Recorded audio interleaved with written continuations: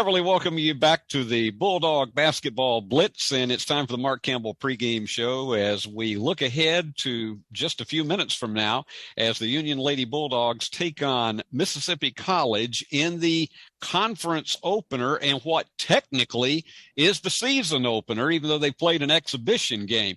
Mark, before we get into tonight's game, tell us a little bit about the fact you were originally scheduled to play in a classic down in Puerto Rico.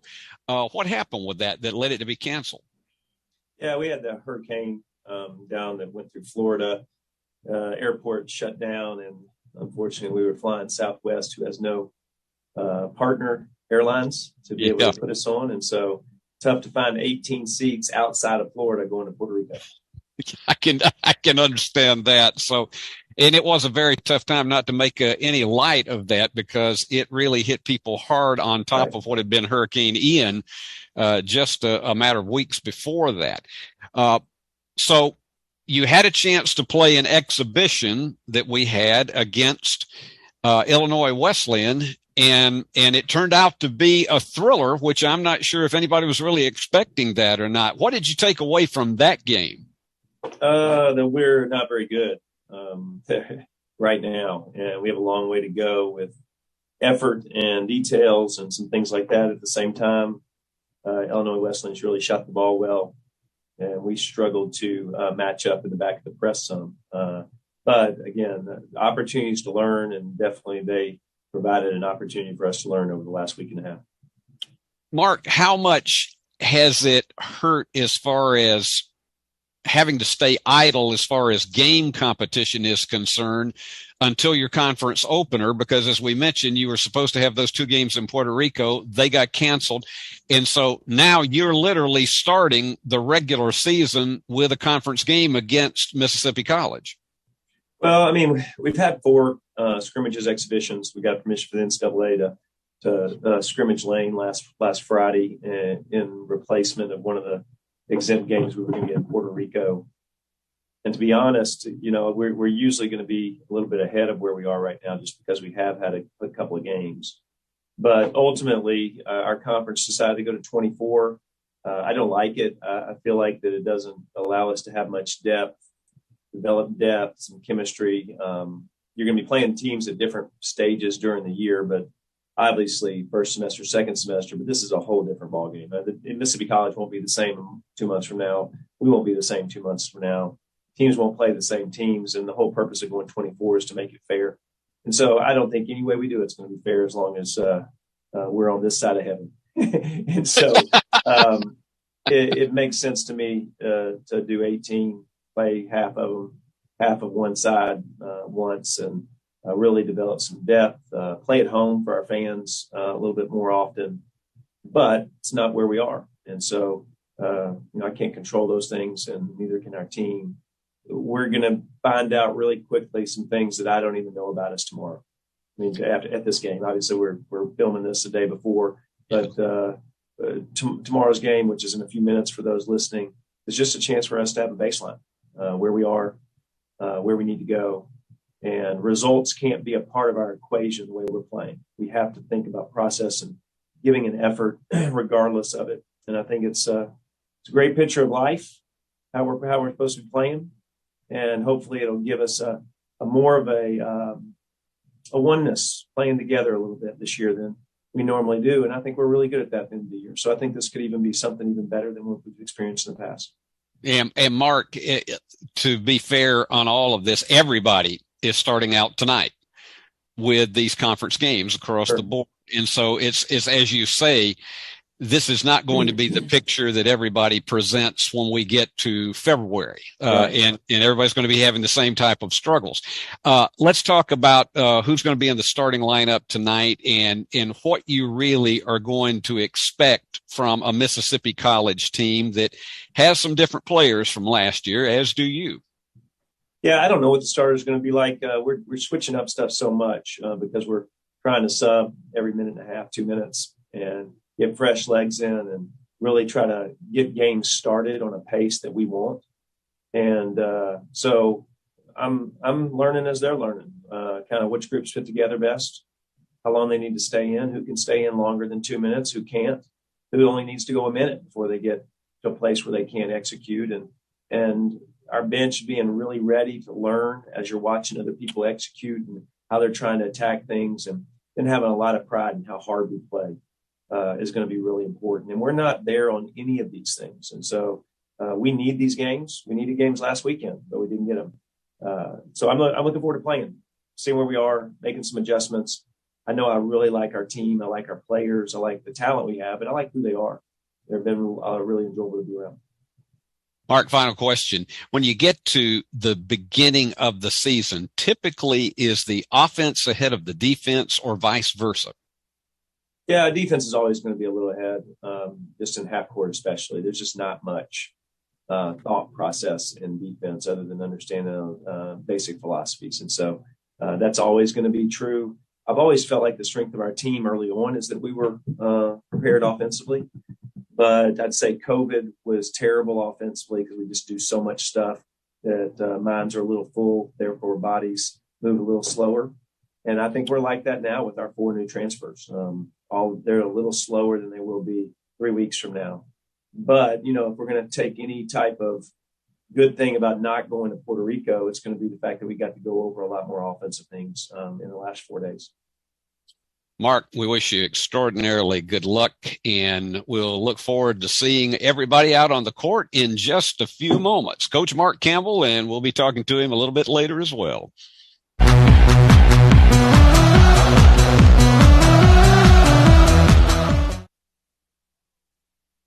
So let's set up the starting lineups for tonight's game between Union and Mississippi College. First off, for the Lady Choctaws, they'll be starting a 5'9 junior, Gabby Bunch. She's from Laurel, Mississippi.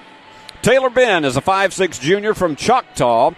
And then Kaya Julian, she is a 5'8 junior from Greenwood, Arkansas. Carly Hedspeth is a 6-foot graduate transfer from Grenada, Mississippi. And then Maya Bobo, she's a 6-foot sophomore from Saltillo. Now, the Lady Bulldogs lineup, there's going to be 3 changes that we've just discovered off of this, so I'll let you know where we are with all of this. They'll be starting tonight Shanique Lucas, who is the senior 5'8 from Papua New Guinea, but her sister is also going to be starting tonight, Keisha Lucas. She's coming in as a freshman, also from Papua New Guinea, and so it's been a long time since Union has had 2 sisters on the same team. I guess probably since we had the Henson sisters back in the early O's. Shiley Morrison is going to be in the lineup tonight, and she is a 5'6 sophomore from Fort Hays State, from Gravette, Arkansas, is Lauren West that's a transfer from Fort Hays State. And Naomi Van Vess is not going to be in the lineup, and we'll check the rest of these after we go down to the floor for tonight's preliminaries, our invocation, and the national anthem. I'll tell you more when they bring the starters out onto the floor.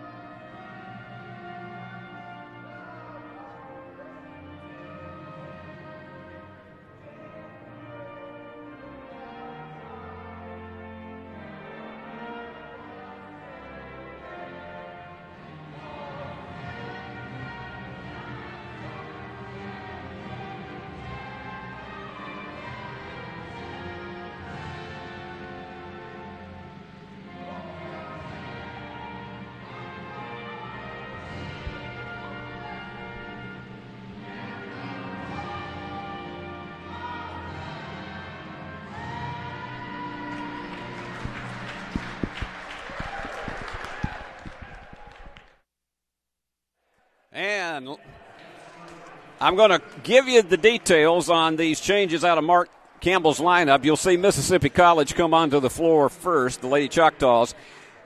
Let me give you the revised starting lineup. Shanique Lucas is in the lineup. Keisha Lucas, her sister, is also going to be starting, so it's the first time they've played together in a long, long time. And then Samaria Thompson, who, if you hear us call her Bug, you'll know that that's Samaria because that's her nickname on this team. Samaria is going to be starting. She's from Dyersburg. She's a senior, goes 5'6", has some wonderful minutes, particularly defensively last year. And then Bethany Dillard is in the lineup, 5'10" sophomore from Maumelle, Arkansas. And then another new starter to the lineup tonight is Lauren West. No, pardon me, not Lauren. It is, I'm going to get this straight eventually, Allie Winnan. Allie is a 6'2" freshman from Cleveland, Ohio. And there is Shanique coming on. And here comes Bug.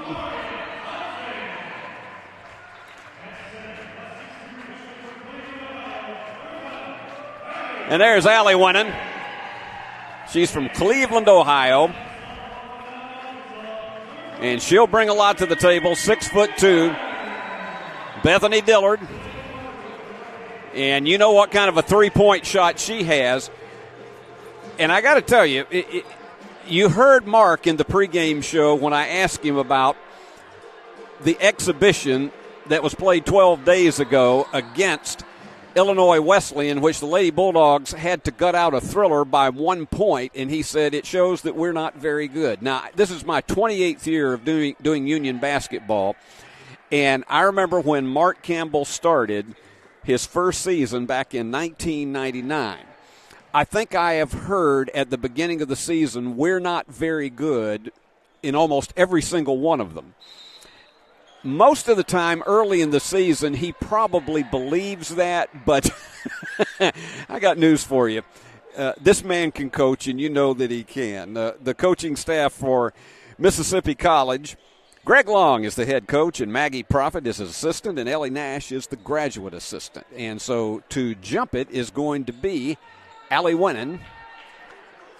And let's see who we've got on the other side here. This is going to be Desiree King that is jumping.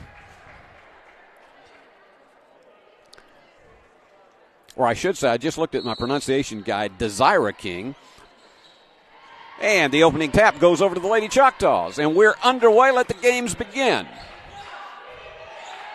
Now, this is a team, Mississippi College, and you see just like that, they had an opening underneath. And scrambling hard for the rebound was Winnan, and she snatched it away.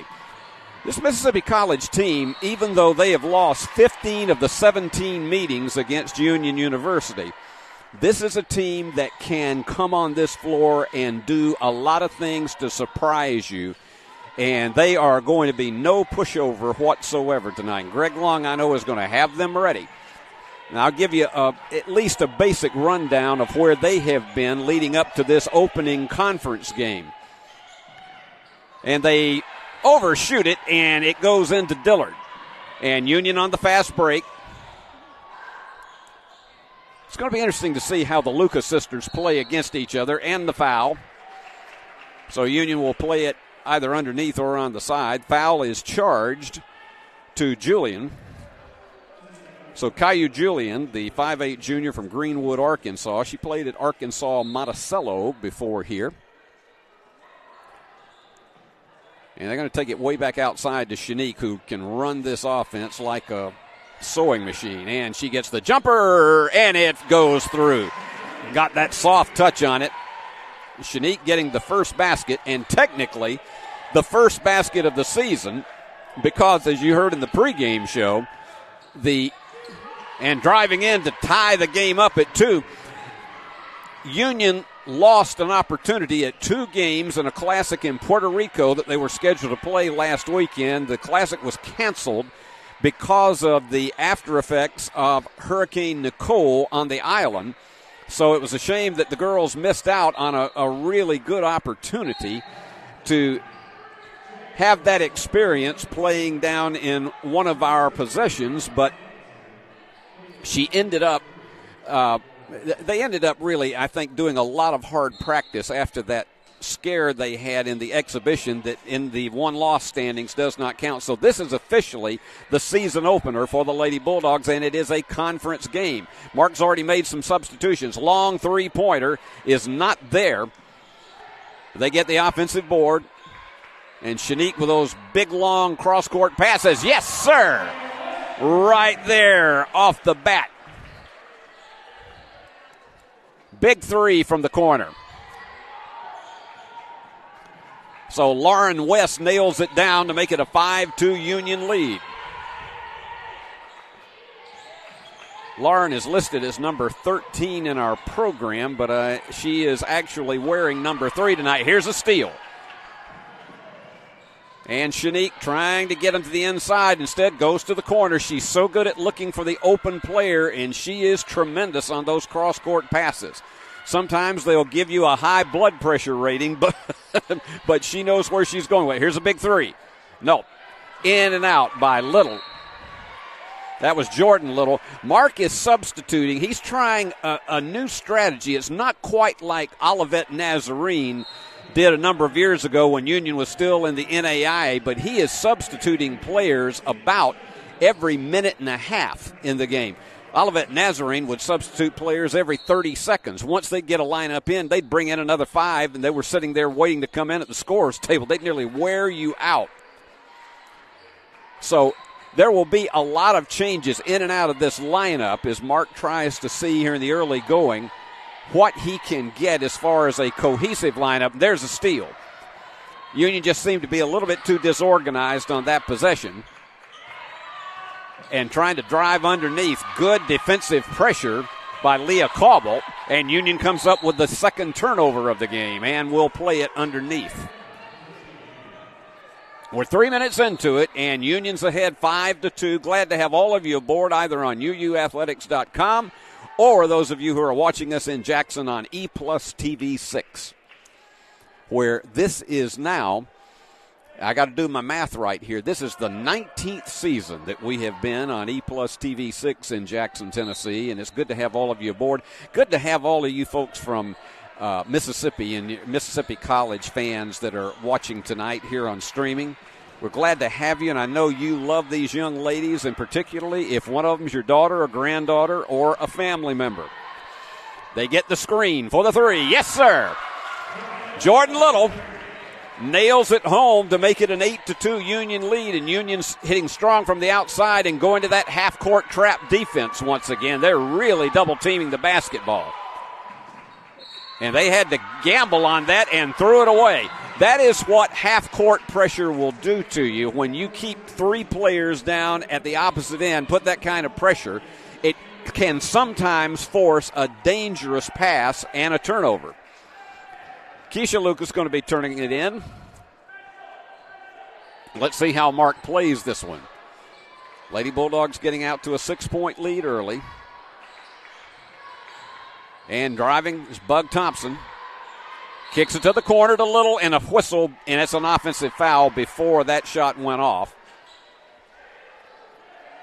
And it appears that it was called against Cauble. It looked as though she held up. It was either Leah Cauble or, no, I think it was Leah. And I'll check it in just a second.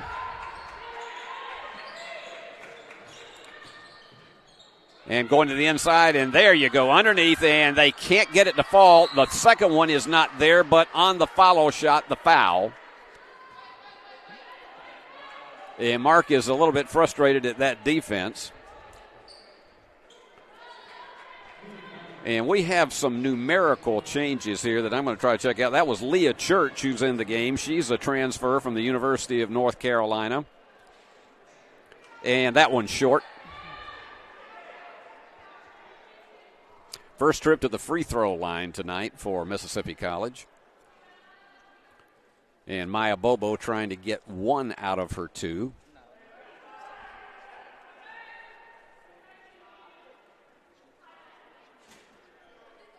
And here's her second opportunity, we think.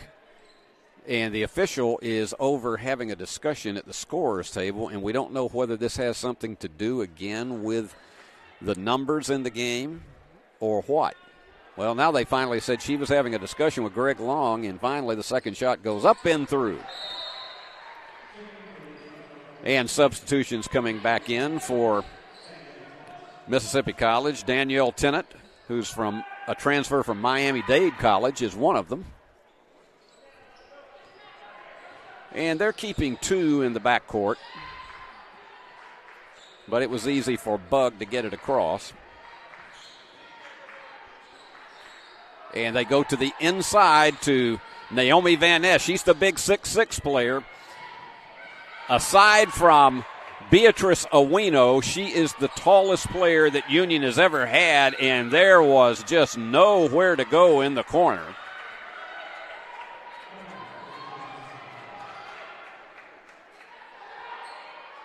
And Mississippi College will play it with 24 on the shot clock. And again, they're going to that half-court trap and knocked away again by Leah Cauble. Leah's defensive ability was really underrated last year because she did a lot of things like you just saw. And they're having to hurry to get it down the floor. And 10-second violation. And that's one thing you lose sight of, and that's another thing that the half-court trap can do. You may lose sight of the fact that if you've had 6 seconds in the backcourt and you get it out of bounds and you get the ball back, you've only got 4 to get it across midcourt. Getting close to the halfway point of this first quarter. Union still on top, 8-3. Thompson takes her time with it. Now 10 on the shot clock. Inside to Van Ness, and she is fouled. And that's one thing that's going to be, and it is Sky Vaughn from Pontotoc, Mississippi, who commits the foul. That's one of the key things that is a traditional Mark Campbell offense, to get a player who has that size advantage down low and lob it into her. And as we say, Mark just substituted another entire unit, 4. We thought a 5th one was about to get in, and they are. Finally, the official says, okay, we're going to let Anna McCready get back into the lineup. And Anna gives you some size, too, because she's 6'3". I think she grew some from last year. Anna setting a screen. And we're under 5 minutes to go in the first quarter.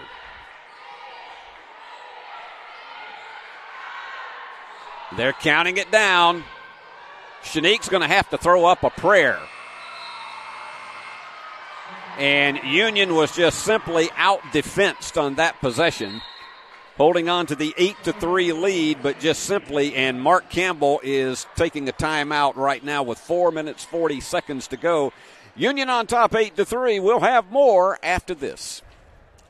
We realize you have a busy lifestyle, and at the Bank of Jackson, we're here to help you fulfill all of your financial needs, personal and business loans, mortgages, online banking and bill pay, and so much more.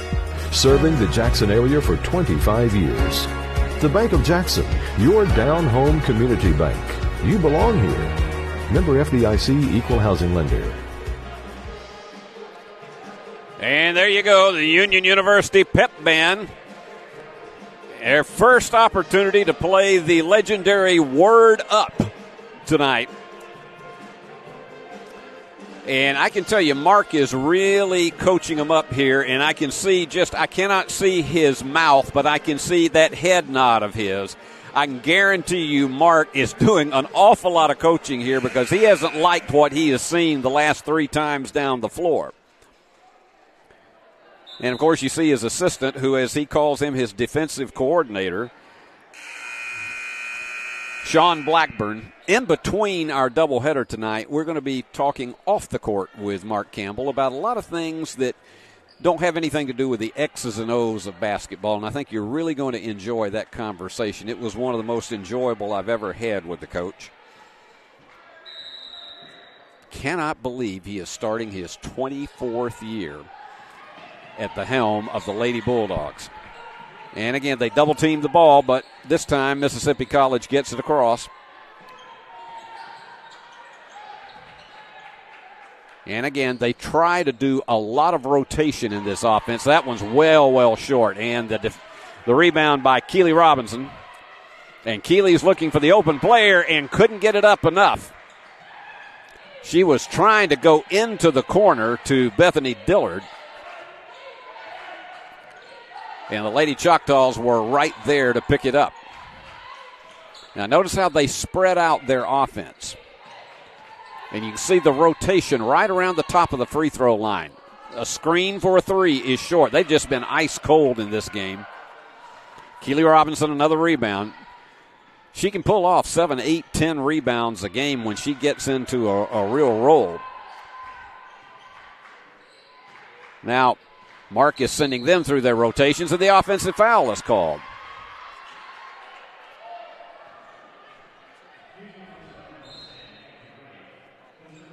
And Mark is going to send back in Allie Winnan, the freshman at 6'2". This is one of the tallest teams that Mark Campbell has ever had at Union. It is the opening conference game and the opening official game of the season for the Lady Bulldogs. There's nothing on the record, almost, and it is tapped away by Winnan.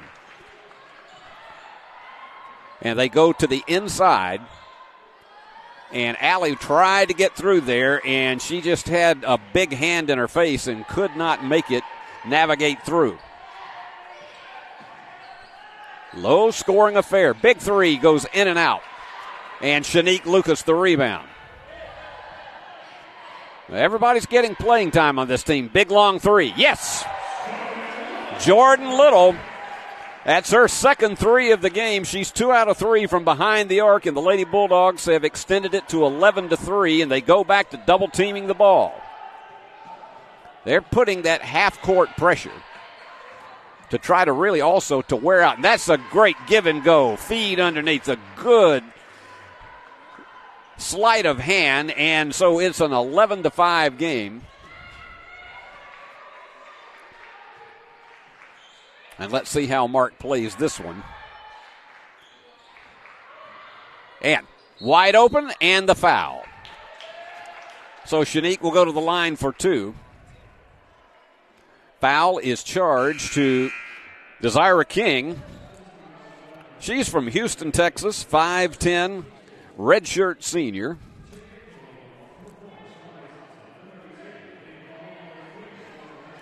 So at the line is going to be Shanique Lucas. She is money in the bank from the line. She has been for all 3 years of her Union career and now her senior year.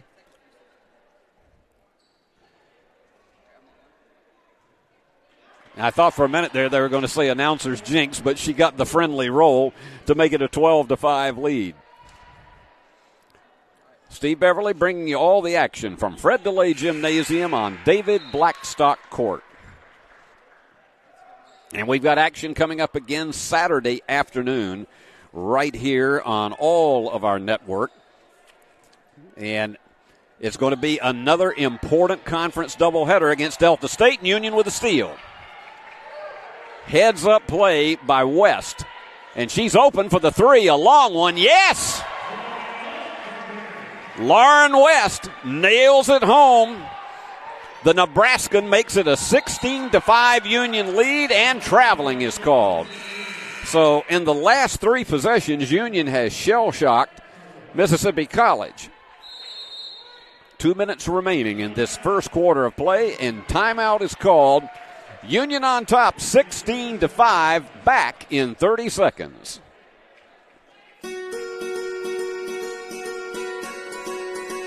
Buying a home is a major milestone, and at the Bank of Jackson, we want to help you achieve it. Our mortgage specialists can assist you with conventional, VA, FHA, or construction loans, as well as USDA and THDA development loans. Serving the Jackson area for 25 years. The Bank of Jackson, your down-home community bank. You belong here. Member FDIC, Equal Housing Lender. So far tonight, Jordan Little and Lauren West with 6 points each. They've had 4 3-pointers between them and Shanique Lucas with 4. For Mississippi College, it's Maya Bobo with 3 and Julian with 2. And they have held them to just 2 field goals in this first 8 minutes of the first quarter. Union ranked number 4 in the nation in NCAA Division II circles. Sometimes old habits are hard to get away from, even though Union has been, for more than a decade, a part of NCAA Division II. Going to the line after the foul is Allie Winnan. I'm going to tell you, this young lady, they expect to bring a lot of physical play to this Lady Bulldog team. 6'2" freshman from Cleveland, Ohio. Nails the first one, 17-5, Union on top. So far, this is starting off as the complete inverse of the way it was for the exhibition game on homecoming Saturday against Illinois Wesleyan. That game, and here's your steal. This is it. Goodbye, goodbye. Left-hand layup is there, and Lauren West with 8. She is taking command of this game. It's 19-5. And trying to get by Allie Winnan underneath.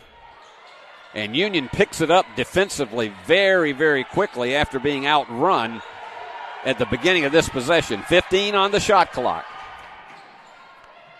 And a nice little floater going through. Julian now with 4 to make it a 19-7 game. Open for the 3. No. Bounds off a little bit to the right, but Bug Thompson with the offensive board. And once again, it is West. Too high, and Union with another offensive board, and Winnan underneath draws the foul. She was not going to be denied an opportunity, and the foul is charged to King. And that's Desira's second of the contest. She will check out of the game. So Allie Winnan going to the free throw line. 1 out of 2 so far tonight. She's had 2 rebounds. Glad to have all of you aboard as we start this season for real. We'll have the men's half of the doubleheader immediately afterward. I want to thank Alexander Bitterling for doing a tremendous job on the exhibition game back in 12 days ago here. And she's a lefty, and she puts it through. And so this is our first opportunity, along with many of you, to see a lot of these Lady Bulldogs. A little bit more of a line drive shot, and it goes out of bounds, and Union will play it. And you got to know that she feels absolutely terrible about that because she was sliding on the floor trying to come up with that rebound, but Union will get an opportunity. Up 20-7, Shanique Lucas comes in, and Leah Church comes out. Everybody has played on this roster. And from the corner, big 3 again. Yes, you could see it the minute it left Leah Cobble's hands. Union is just letting it fly from 3. 7 out of 12 in the game so far for 58%. And Union giving all kinds of problems, but the foul, trying to get that one and trying to slap it away. The foul is charged.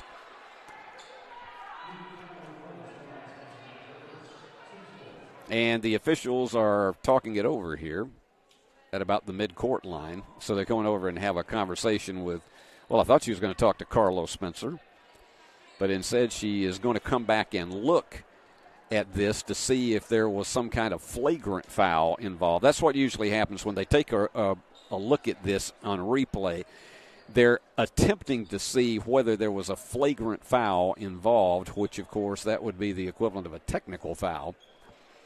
Union on top 23-7, and we got a half a minute left in this first quarter of play. The men will tip off at approximately 7:30 this evening on our Bulldog Network on uuathletics.com and eplustv6.com. And for some of you who may be watching us in Canada tonight, it is nice to see you as that combo strikes up once again. Not quite as large of a band as we've had the last few years. We got 7 in this. And they're now having a discussion, and we'll find out what we're going to try to find out what the story is. Anyway, the ball's going to be played over where you see the official going with the ball now, over in the, I guess you would say, central northeast corner of the court as we view it. Getting set to check in is Keely Robinson. And she'll spell Allie Winnan for a bit as they've now reset the clock at 32 seconds. That foul was charged to Samaria Thompson. And so back we go. Gabby Bunch, one of the starters tonight, she'll toss it in. Young lady from Laurel, Mississippi, another one of the community college transfers on this Lady Choctaw team. And almost stolen away, knocked out of bounds, and you could see the tremendous defensive pressure by both Thompson and Shanique Lucas. Well, I've been impressed with the play of Lauren West here in this first quarter of action. And here's a steal. Here goes Lucas. Down the stretch she goes. It's a 25-7 Union lead. Just thoroughly dominating this team. And another steal. And it's there, and the foul. That's the experience of Leah Cauble, who just absolutely, the senior knew exactly where that ball was going to go, and she didn't take her eye off of it and has a chance for a three-point play. 27-7 in the first quarter. Leah has a tremendous skill set, and you just saw it right there defensively, and she didn't really – here's the thing about it. She didn't even take a dribble when she stole that ball. She just put it immediately back up and got the perfect geometry on it, 28-7. Can they pull off a third steal? I don't think they're going to try that hard because we are so late and the quarter ends. A total domination in the first quarter by Union as the Lady Bulldogs lead 28-7. We'll be back for the second quarter of action right after a message from one of our fine sponsors. Are you looking for a Christian college or are starting the college search process? I want to take a second to tell you about my school, Union University in Jackson, Tennessee. Union is a private 4-year university known for its rigorous academics, Christ-centered community, and the success of its graduates. My favorite part about Union is the faculty. The professors here are so intentional about helping students grow not only academically, but also spiritually. You should check out Union for yourself. Come for a visit. I know you'll love it. At Union University, you'll be transformed.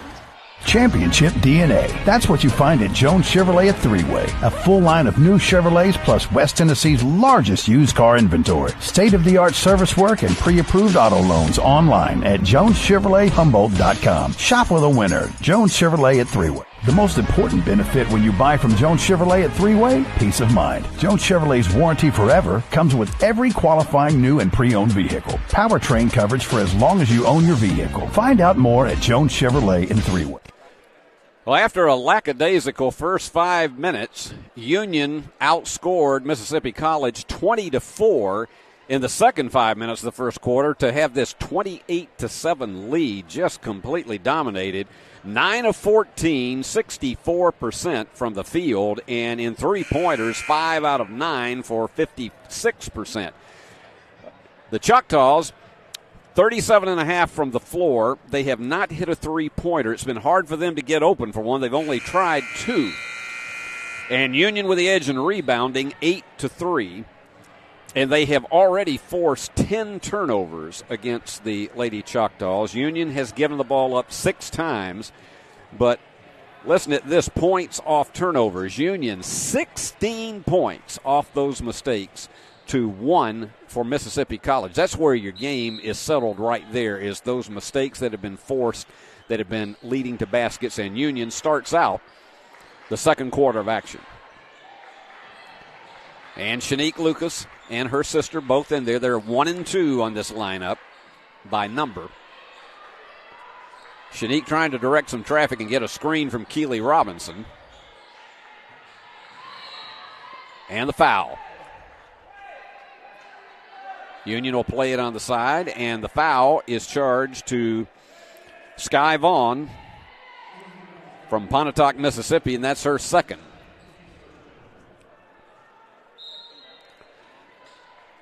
So Union to lob it. That's another one of their trademark inbounds plays, but a lot of times that's supposed to lead to one that goes right back down the corner, and Leah Cauble says no problem. Big three for Leah, and she now has 9 to lead the game.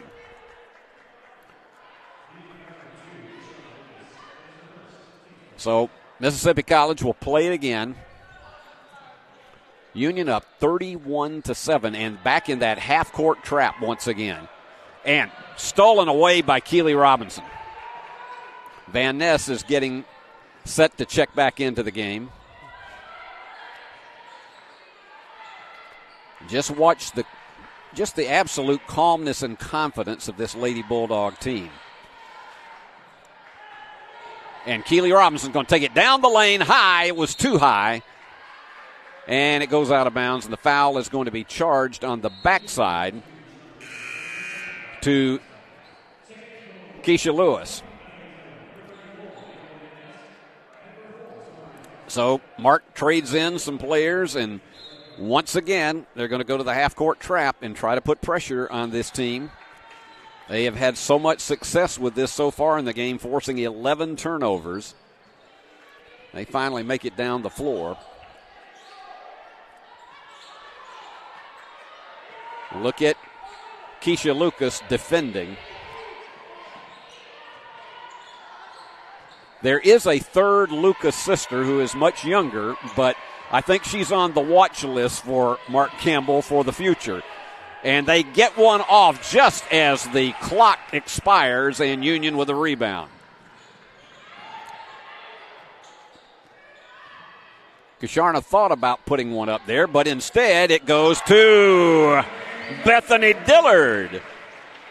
The threes are falling like rain here tonight. 11 out of 16 for the Lady Bulldogs. 34-7, and it goes out of bounds, and it is Union's ball. 12 turnovers now for the Lady Choctaws. Checking out is Keisha Lewis, and coming back in is Lauren West. And got some balanced scoring here. Cauble with 9, West with 8, Little with 6. And I'll check the others. Shanique Lucas with 6. You don't have a lot of points from the inside players right now, but they haven't needed them because they've been so strong on the outside. Let's see if they try to lob it into Van Ness again. No, instead of drive in, and just not up enough for the layup for Bethany Dillard. Now they double team the ball once again. They've been doing it all night long. 7.5 left in the first half. They are so quick to pick up where the ball is. They're going to go against Van Ness, and she tries to force it home, and Van Ness blocks it. Young lady from England, she shows her talent. And sets a screen, gets right back down on defense. Nope, that one was short. But the offensive board for Lauren West.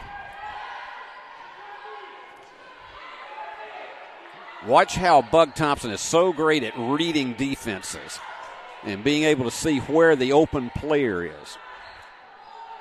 Got to hurry. Van Ness, yes! There's no way you're going to stop her when she has that much of an advantage that far down low. 36-7. And Mark sends in a whole new unit. Everybody stays fresh the way that he's doing this, and I've never seen him actually employ this kind of philosophy that every 2 to 3 minutes a brand new unit comes in. In the first quarter, it was about every minute and a half, but everybody gets playing time and everybody gets an opportunity. And the offensive foul is called. So Union will play it. That is turnover number 13, and Union has converted those into 16 points. Coaches like to see that you get at least 1 point for every turnover you force. Now, Union's ahead of that now. It tried to get it to the inside to Winnan, but it just couldn't lob in high enough. So that's turnover number 7 for the Lady Bulldogs. And wide open underneath, and a nice job on the layup. Finally breaking a long dry spell. 6 minutes remaining in the first half. It's 36-9. Both these teams, their first conference game of the season. For Union, its first official women's game of the season. And there you go, wide open, nobody after she left her defender. Allie Winnan with 4. 38-9. And again, they've got 4 back playing, and that one's going to be one that I'm sure that Leah Church wishes she had back.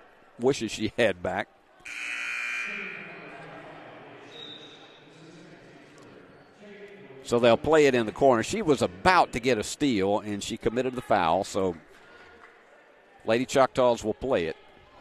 And Union's going to keep 2 back this time. Mark gives you so many different looks defensively.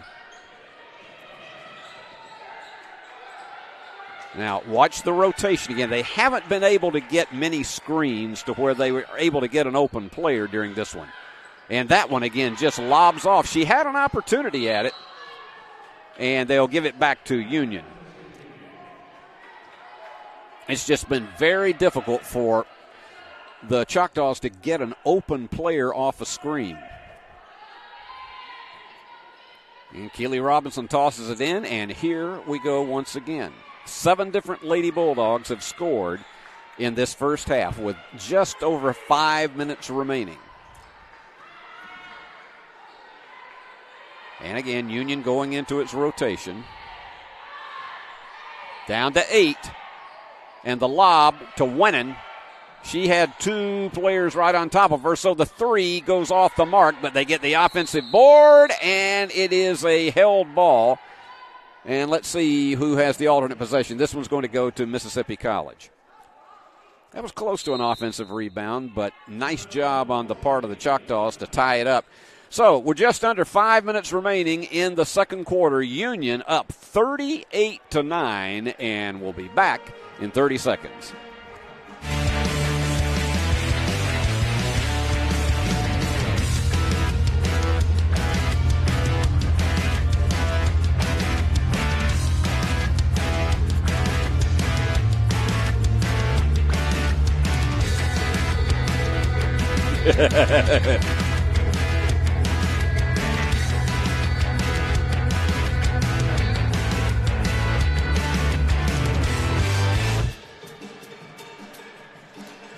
And it's good to see a good turnout here tonight for this opening game. Not a lot of students here, and I'll tell you why. Because Union starts, technically, when classes end tomorrow, Union starts Thanksgiving break. A few years back, when I was still a professor at Union, they expanded from 5 days to 9 days for Thanksgiving break. Started the semester a little bit early, and I got to tell you, everybody looks forward to that break. And what happens, I'm probably not supposed to say this, but I'm going to say it anyway.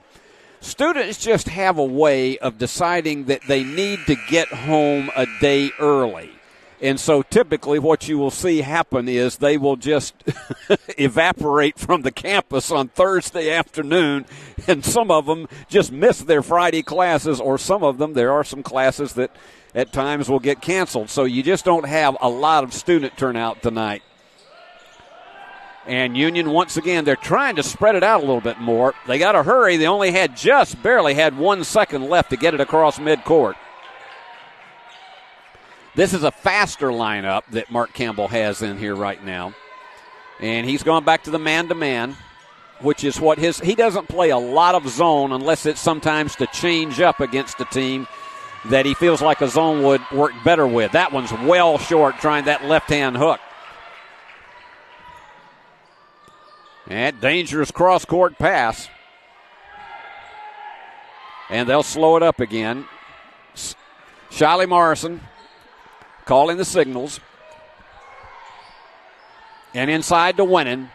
Turnaround, yes, and the foul. That young lady is just a freshman, and that's a move that a lot of times you don't see until somebody gets in their junior year. That was just a beautiful fake right. She turned left, put the bank up with her left hand. And again, a complete turnover of players except for Winnan. 40-9 is our score. And Winnan with 6 in the game. She's 2 out of 3 in field goals, 2 out of 4 from the free throw line, and a chance for a 3-point play. And the line drive goes through. 41-9. Union by 32. And again, making life miserable defensively, but that one's a good, fast-paced travel up the floor, but the shot is no good. And so many times that's going to be a foul, and it looks as though that's going to be charged to Bethany Dillard. So the Choctaws will play it on the side. That is the 4th team foul of the quarter for Union. Union's got a couple of players with 2 fouls, Keisha Lucas and Leah Church. They slow the tempo down. They're trying to stay in the discipline of their offense. It's just when you play up against a defensive juggernaut like this, and that one again, she had the range on it, and it just completely went right. Lauren West.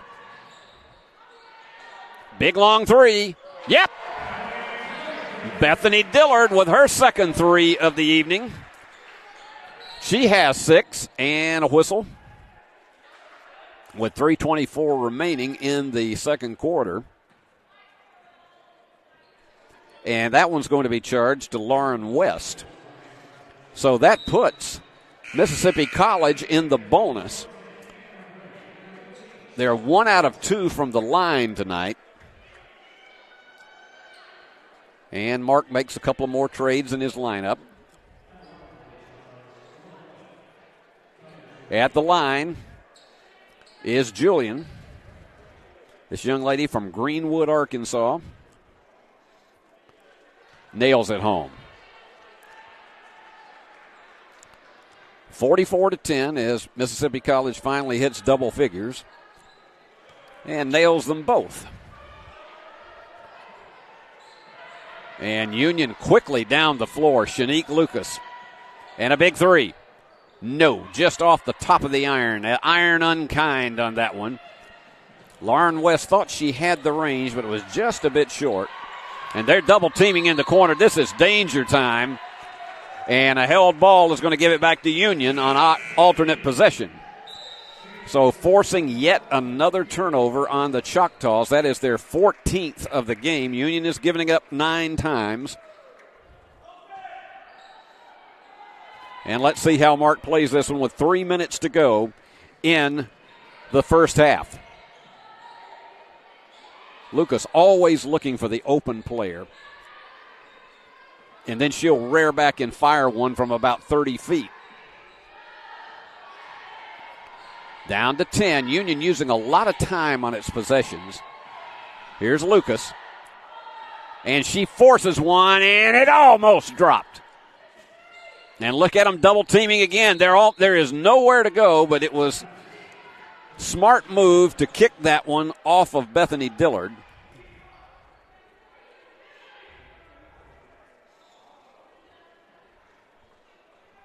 And here they go, Union with 3 players back down in the backcourt. They've been doing this half-court trap all night long, and it has worked.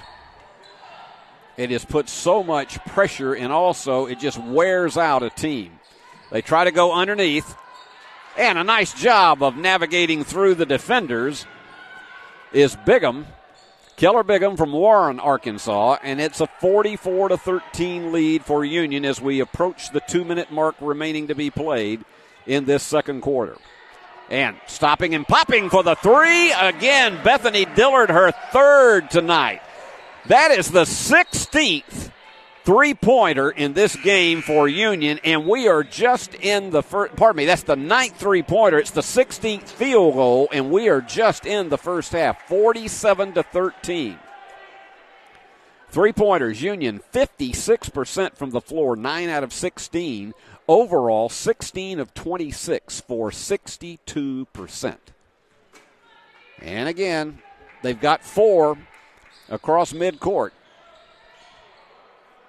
This has been surgical the way this defense has operated tonight.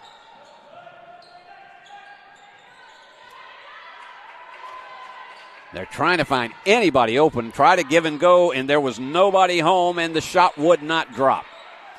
5 of 17 from the floor for Mississippi College.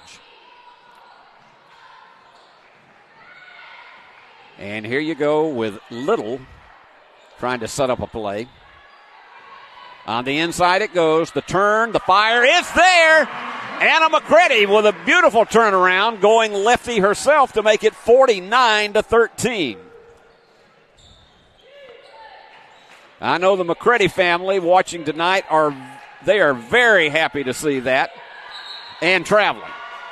That was defense of Anna McCready that forced her into that change of the pivot foot, and she just dragged it and was called for traveling. Lady Bulldogs have forced 15 turnovers here in this first half of play. And getting set to toss it in is Leah Church. Graduate transfer from the University of North Carolina, just like Naomi Van Ness. You understand why Tar Heels play such great basketball. From the corner, the three is there for Jordan Little, her third. The 10th three-pointer. And they tried to go long ball, and it just simply was too far. It almost went back into the concession area, and so Union will play it. That was an unforced error. And so the Lady Bulldogs have just been a machine here in this first half, up 52-13. Inside to Van Ness. Trying to take her pivot. And goes for the layup. All she had to do is do a 180, and that's 4 for Naomi. 54-13. Backdoor play works. That's one of the few times the Lady Bulldogs have been beaten on the back door tonight, and it'll be an opportunity for a three-point play.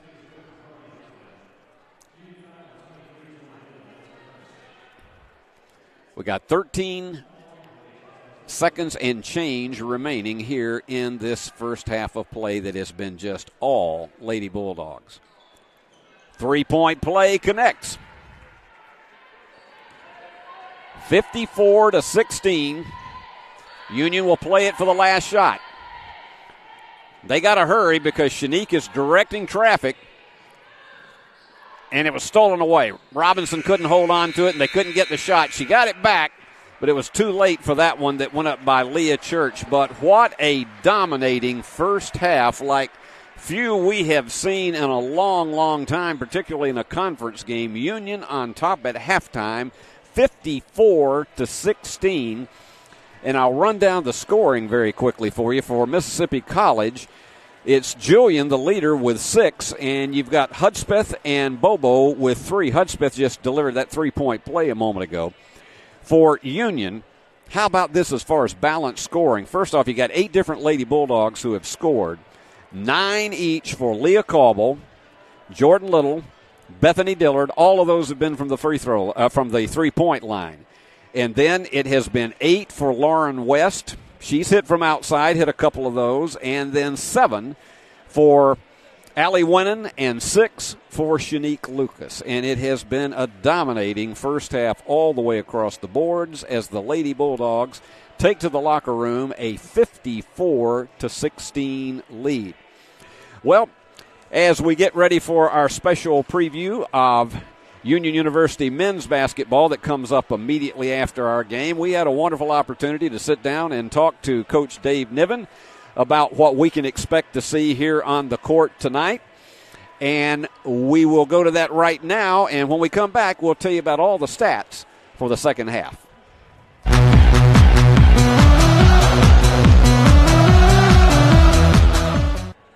Well, it's halftime here with the Lady Bulldogs against Mississippi College, and that gives us our opportunity to visit with Coach Dave Niven to preview our men's game that comes up immediately afterward. And Dave, good to be with you again. And you've had a couple of opportunities to, after the exhibition that was done on homecoming day, you had a couple of opportunities to really get into some game action with your team.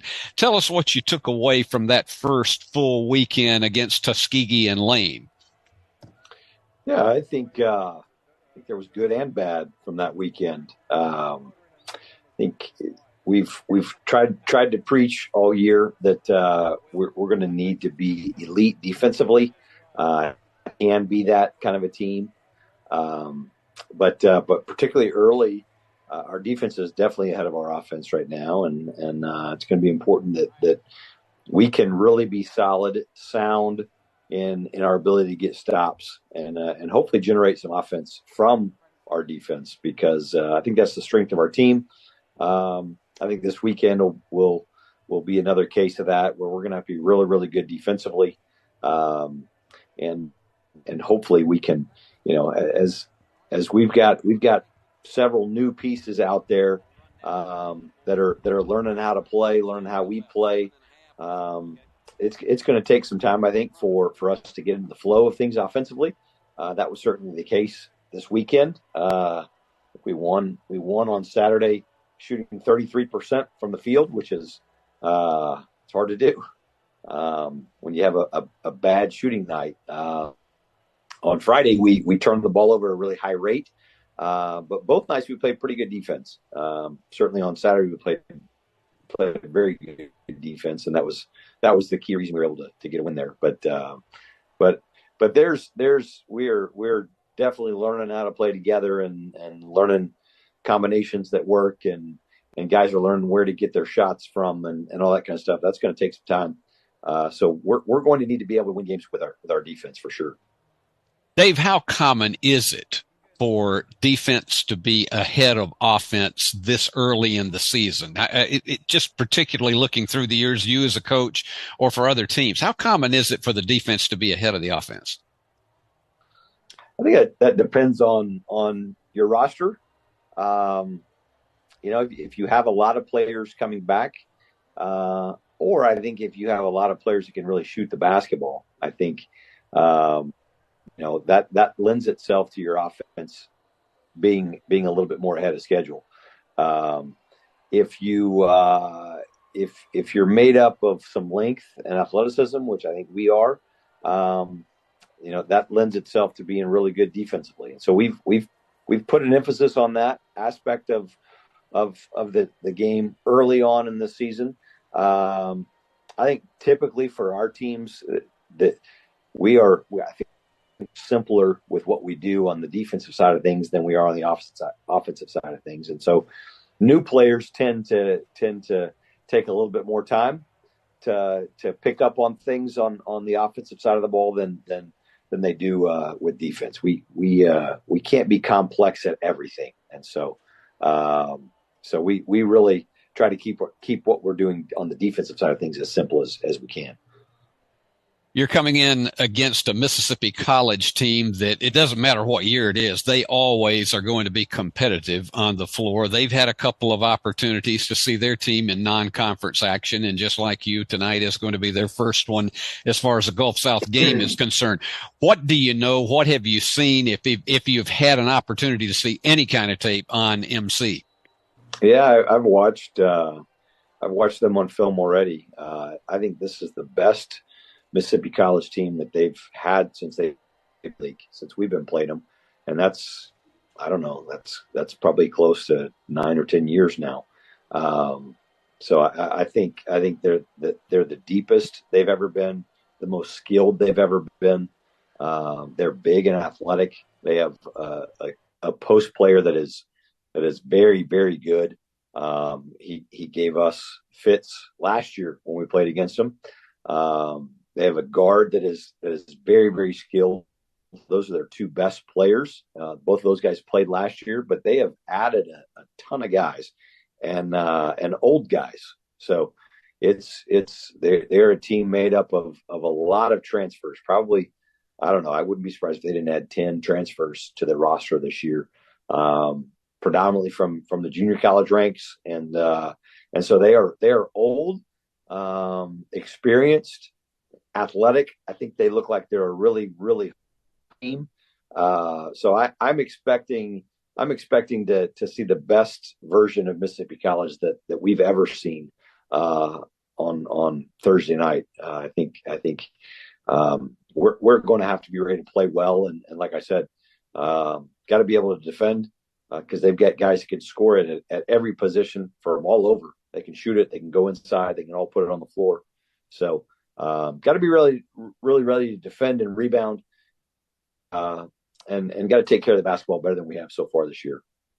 We talked just a little bit about this in our first meeting, and I wanted to just get you to stress a little bit more about this. How difficult is it to, right now, here we are, November 17th, and we're going into the conference race. That's something that in previous years, you might be waiting until late October or, say, back in the NAIA years, January. How tough is it right now with just 2 games under your belt plus an exhibition?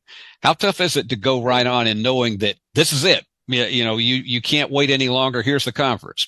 Yeah, but I don't think anybody likes it, but we're all in the same boat. So, hopefully there's a little bit of an advantage to being able to start it at home. Hopefully that'll play itself out on Thursday night, that we do get to be at home. I do think this lends itself in the year to teams that have experienced guys that have played a lot together. I'm not sure either team really qualifies for an advantage in that aspect. We probably have more guys that have played together than they do. But we've also got some freshmen we're relying on, and they've definitely got the advantage when it comes to age and experience of college basketball. So I think that is a push. It's going to come down to who plays better. And for us, that means defense. That means taking care of the basketball, getting good looks. I'm confident we'll shoot the ball better than we did this past weekend. It was we had a hard time getting the ball to go in, particularly on Saturday. But our defense helped us win that game, and like I said, I'm confident we'll shoot it better than we did. Hopefully that'll play itself out. Well, Dave, we wish you an extraordinary amount of good luck tonight. We'll look forward to seeing you as soon as this women's game is over, and hopefully bring home a victory. And we'll also be visiting with Dave during halftime of the men's game. So let's go now to the court as we continue right after this message with tonight's Union Lady Bulldogs game against Mississippi College. It's all online, and I can take the courses at any time that I want. I can do my homework at any time I want.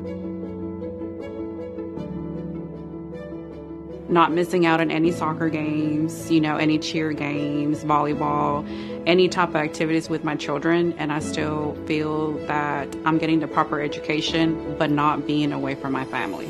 If I really want to accelerate my program, I can do that at Union. If I need to slow down a little bit because other things are coming up in life, I can slow it down as well. I can work at my pace.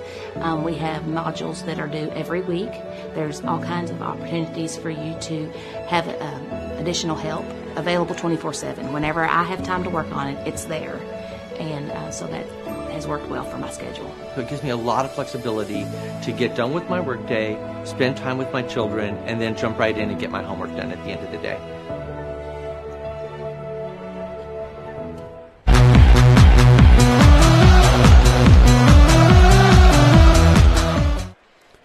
And you can see all of the action of the Union Bulldogs in the men's half of this doubleheader approximately 7:30 this evening, immediately after, I should say 27 minutes after the close of this game. That's how much time. I still don't know how they decided 27 minutes was the number that had to be, but that's a conference rule. So we will be back 27 minutes after this. We got about 4 minutes before we'll be tipping this off again as the Lady Bulldogs begin to come back onto the floor after thoroughly dominating Mississippi College 54-16, and it's not that you had just one team. This team is so deep this year, and to see so far in this game, I'm doing a count here very quickly, we have had 13 Lady Bulldogs to play. That's just unheard of. So I tell you, it is amazing to see what they did defensively in that first half. Let's look at your halftime statistics, brought to you by Worthy Road Studios, West Tennessee's #1 location for outstanding video production, including Union University basketball, high school football and basketball, and such a tremendous array of other special events in our community. Here are your halftime statistics. Look at this. Lady Bulldogs, 19 of 29 for 66% from the floor. That's just amazing this early in the season, because this is the first official game. Mississippi College, 33% from the floor. They're 6 out of 18. They just have not been able to get players open. Three-pointers. Look at what the Lady Bulldogs have done here. 10 out of 17 for 59%. 0 out of 3 for the Lady Choctaws, and it's just simply been they have not been able to get players open for long-distance shots with any degree of proficiency. In free throws, Union is 6 out of 8 for 75%.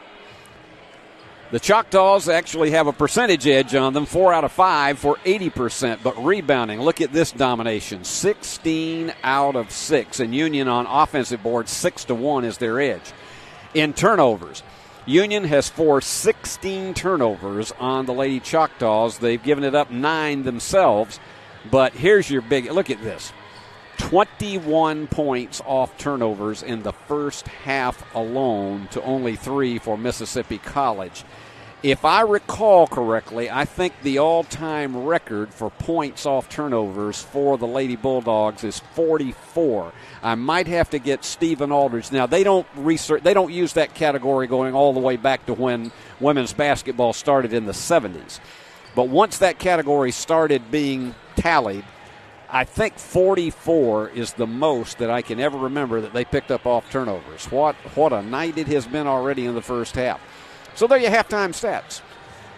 Ably brought to you again by our director, Christopher Reasons, and our executive producer tonight, as always, is the incomparable Paul Schultze. And we have a wonderful crew that is bringing you all the pictures tonight, and I'm very proud to be a part of all of them again, and proud to be part of Union University basketball on television for my 28th season. And it is just so much fun here. I've never lost my zest for this, and it is so much fun. Remind those of you who are watching on E+ TV6, I'll be with you Saturday and Sunday night from 7 to 10 p.m. with Steve Beverly's TV Classics, the old shows that just bring so much enjoyment to us. And then starting next Wednesday night on Thanksgiving Eve, it'll start at 6 o'clock, and we go 103 hours with a Thanksgiving marathon of Steve Beverly's TV Classics, only to be interrupted by Union University basketball on Thanksgiving Saturday afternoon. So hope you'll join us for that. About ready to go back to the court for the start of our second half. Let me remind you, we will be here against Delta State in the second conference game of this very young season. That'll be Saturday afternoon, coming your way at 1:45 will be our airtime, and then the games will tip off at 2 and 4. And then we're right back here on Tuesday night in a non-conference game. It's one of the last of the non-conference games that you'll have all year.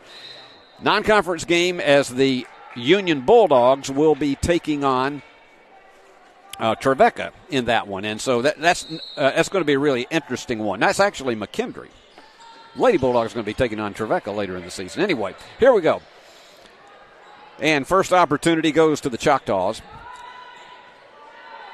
Trying to see if they can unlock this pressure defense that Union has had, and also the fact that they just keep substituting players over and over and over again, and to keep people fresh.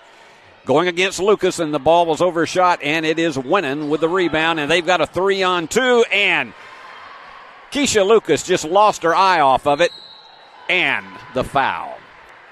That was one of those backdoor fouls after that occurred, and they're going to charge that one to Shanique Lucas, who tried to reach in and get a steal.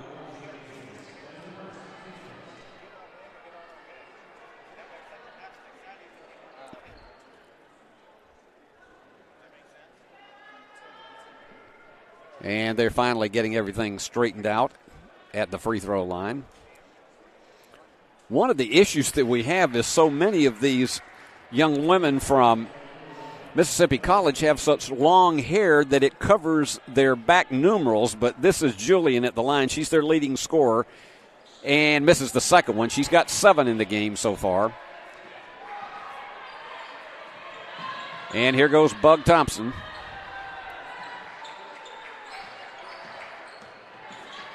And they kick it to the corner for the 3. Oh, yes. Bethany Dillard with her 4th 3 of the game. She's now the game's leading scorer with 12, and Union still with that high-pressure, all-court defense. And that time they beat it and yet could not deliver the layup. And here goes the Bug. From the corner, the 3. No, in and out.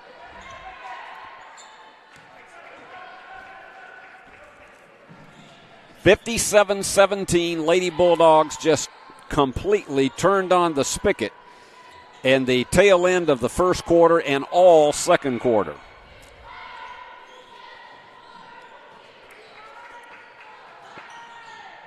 Down to 8 on the shot clock, and it's stolen. And here goes Lucas with it. Turnover number 17. And a whistle.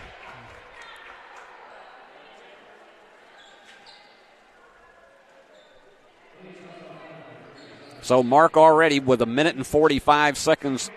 That's all that's gone, and Mark already is bringing in a new 5. All right, Shanique is going to toss it in. Keely Robinson's going to be going at the post.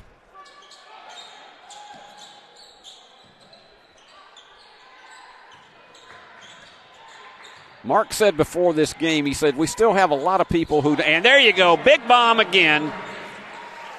That's Leah Caldwell with her 4th 3 of the game. She has 12. 60-17. And that's the offensive. No, they are going to call that one on Jordan Little. Oh, that was a bang-bang play, but they call that one on Jordan Little rather than it being an offensive foul. And I can tell you, Mark didn't exactly like that call. But when you're up by 43, you don't get into a major debate. And checking back in is Shiley Morrison, the young sophomore from Gravette, Arkansas. And they're working one-on-one against Shiley. She did a good job. It's got a mismatch underneath with Shiley taking on and going down to the deck hard. And that one's going to be charged to Lauren West. That's her first foul of the contest, and Union's 3rd of the quarter already in just 2 minutes and 18 seconds that have expired.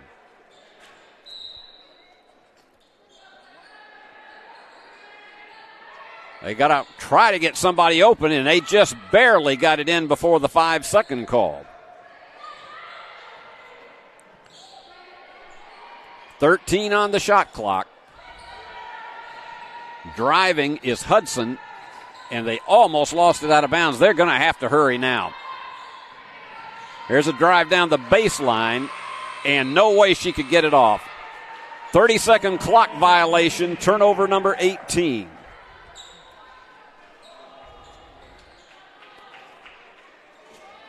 What an evening this has been for the Lady Bulldogs under any set of the circumstances. They were up 28-7 at the end of the first quarter, and then at halftime they took a lead of 54-16 to the locker room, and now 60-17.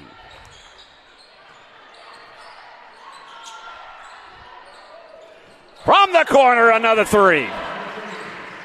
The bombs are dropping tonight. Leah Caldwell's 5th 3-pointer for the Lady Bulldogs. That's 13, and on the drive, the foul.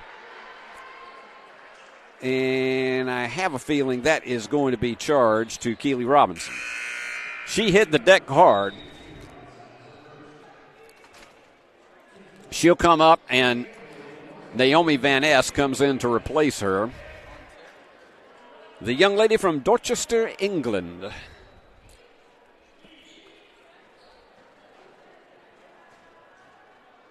So far in the game, you've got 8 Lady Bulldogs that have scored. That one's off the back of the iron, unfortunately.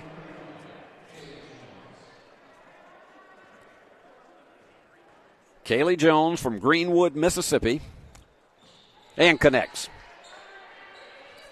63-18. Shiley's going to try to drive it home, look for the open player. They'd love to lob it in, and there you go. And it was lobbed too wide. It was knocked out of bounds, so it's going to be Union ball. And checking back in is Leah Church. And coming out is Leah Cauble, the game's leader with 15 points. She is 4 out of 5 in three-pointers. That's a trademark Mark Campbell play, and she's open for the three. Yes!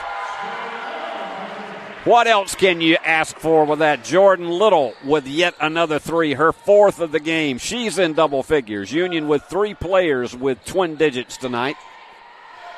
66-18. And we still got 6:15 to go here in this third quarter.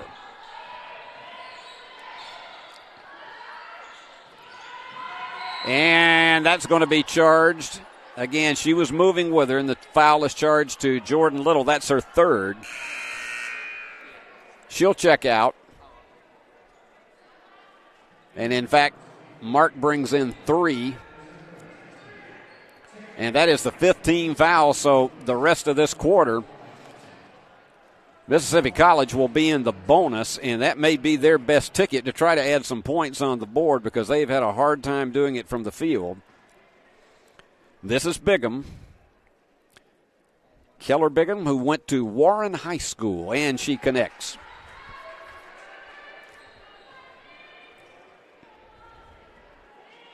Keller is a freshman at 6'1". They have a lot of hope for her in the future.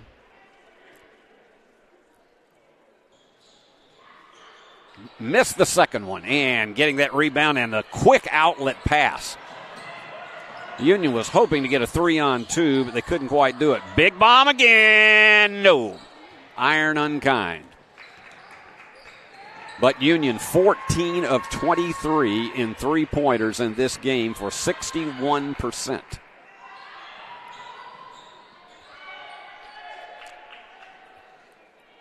And they slow the tempo down once again. Delta State comes in here Saturday afternoon. It'll be interesting to see what that always storied program brings to the table against this Union ball club on its own floor. And Van Ness with a rebound. Almost a foul, but they didn't call it. In the corner, it is Keisha Lucas, and it goes off to the right. Keisha looking for her first official points as a Lady Bulldog. Knocked away, and turnaround is not there. That was excellent defense on the part of Van Ness. Going for another big bomb. No. Iron unkind again. Went up to the top of the glass. Almost stolen, but it's going to be a foul on Jordan Little, and if it is, that is her 4th.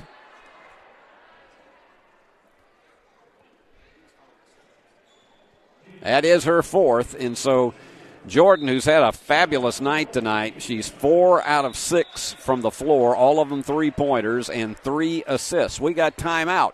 4:47 remaining in the third quarter. Union on top, 66-19, back in 30.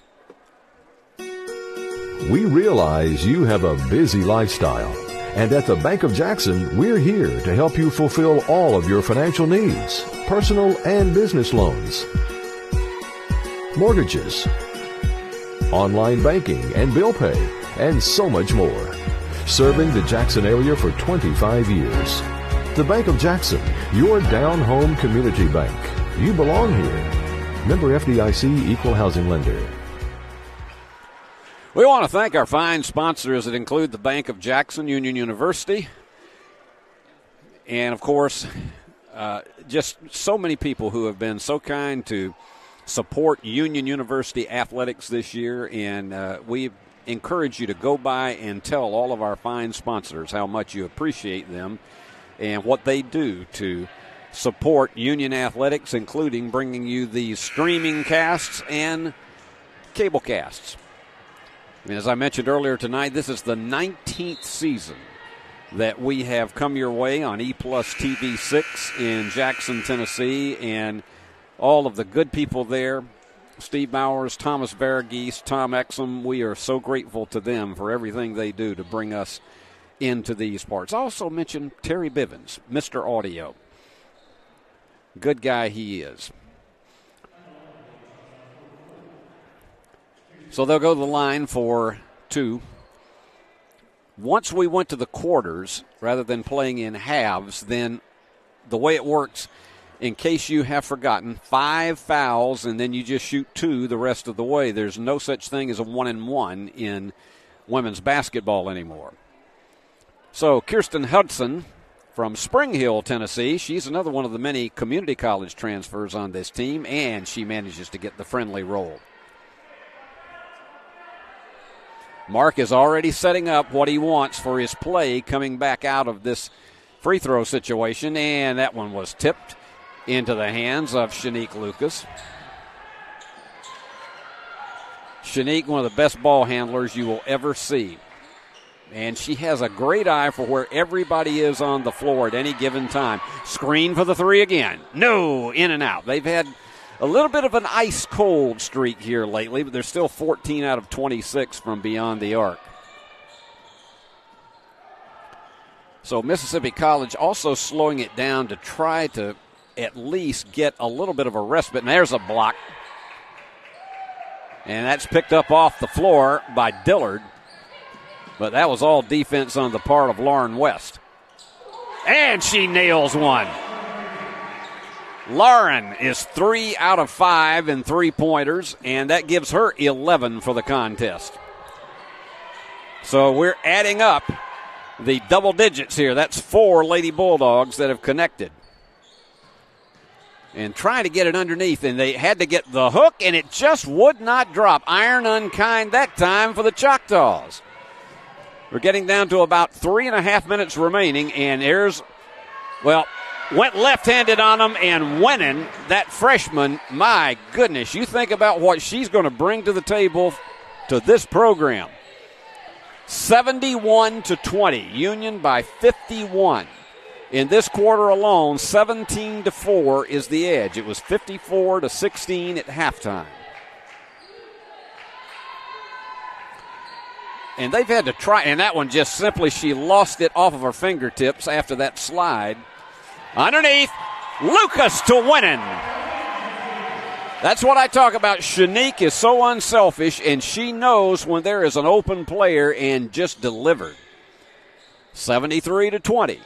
We got 2:45 remaining here in the third quarter of play, and timeout called by Greg Long.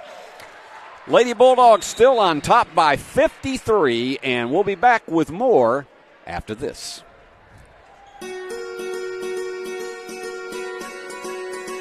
Buying a home is a major milestone, and at the Bank of Jackson, we want to help you achieve it. Our mortgage specialists can assist you with conventional, VA, FHA, or construction loans, as well as USDA and THDA development loans. Serving the Jackson area for 25 years. The Bank of Jackson, your down-home community bank. You belong here. Member FDIC, Equal Housing Lender. Well, so far, Caillou Julian is the leading scorer for Mississippi College with 7, but for Union, you got 5 players now in double figures. Leah Cauble, the leader, with 15, Jordan Little with 12, Lauren West and Allie Winnan with 11 each, and Bethany Dillard with 12. How about that for a combination? Unbelievable the way they have just dominated this one tonight. And this is certainly a different performance than what Union saw in the exhibition against an Illinois Wesleyan team that most people had never heard of around here, and they showed up and absolutely were taken to the very final second before winning it 86-85. Somebody was left wide open, and that was just the smartest move by Anna McCready not to try to foul in that case. That was one of the few instances of the Lady Bulldogs being asleep on an inbounds play. Anna is in at the post now. Now, big bomb for the three. Yes! Leah Church with her first three of the game. For Union, the 16th three-pointer in this game. 76-22. McCready, and she does a good job defending against that jumper. And let's see who comes away with the juggle. Good job by Keely Robinson. And she made down the stretch she goes, and she can't make it work. Keely had the opening, just could not get it high enough off the glass. Less than 2 minutes to go here in the third quarter. This one's been over for a long time, but driving in and drawing the foul. Foul is going to be charged to Shiley Morrison. That is her first. We'll be visiting, as we mentioned. We got a new feature this year that won't be on every telecast, but it will be on many of ours off the court. And we'll be talking in between games with Coach Mark Campbell about a number of things that are really different about Union University basketball. Not X's and O's, not offensive sets, not defensive alignments, but more about what it's like to have relationships with players and from the coach's eye. So we'll be bringing that to you between games. 76-24. And once again, it is Keisha Lucas. And on the bounce pass inside, Union will play it on the side. It's only the second team foul of the quarter on the Lady Choctaws. So Shiley will toss it in, and got another replacement coming in for Greg Long. Back into the contest for him is Danielle Tennant. She's from Kingston, Jamaica, transferred from Miami-Dade College.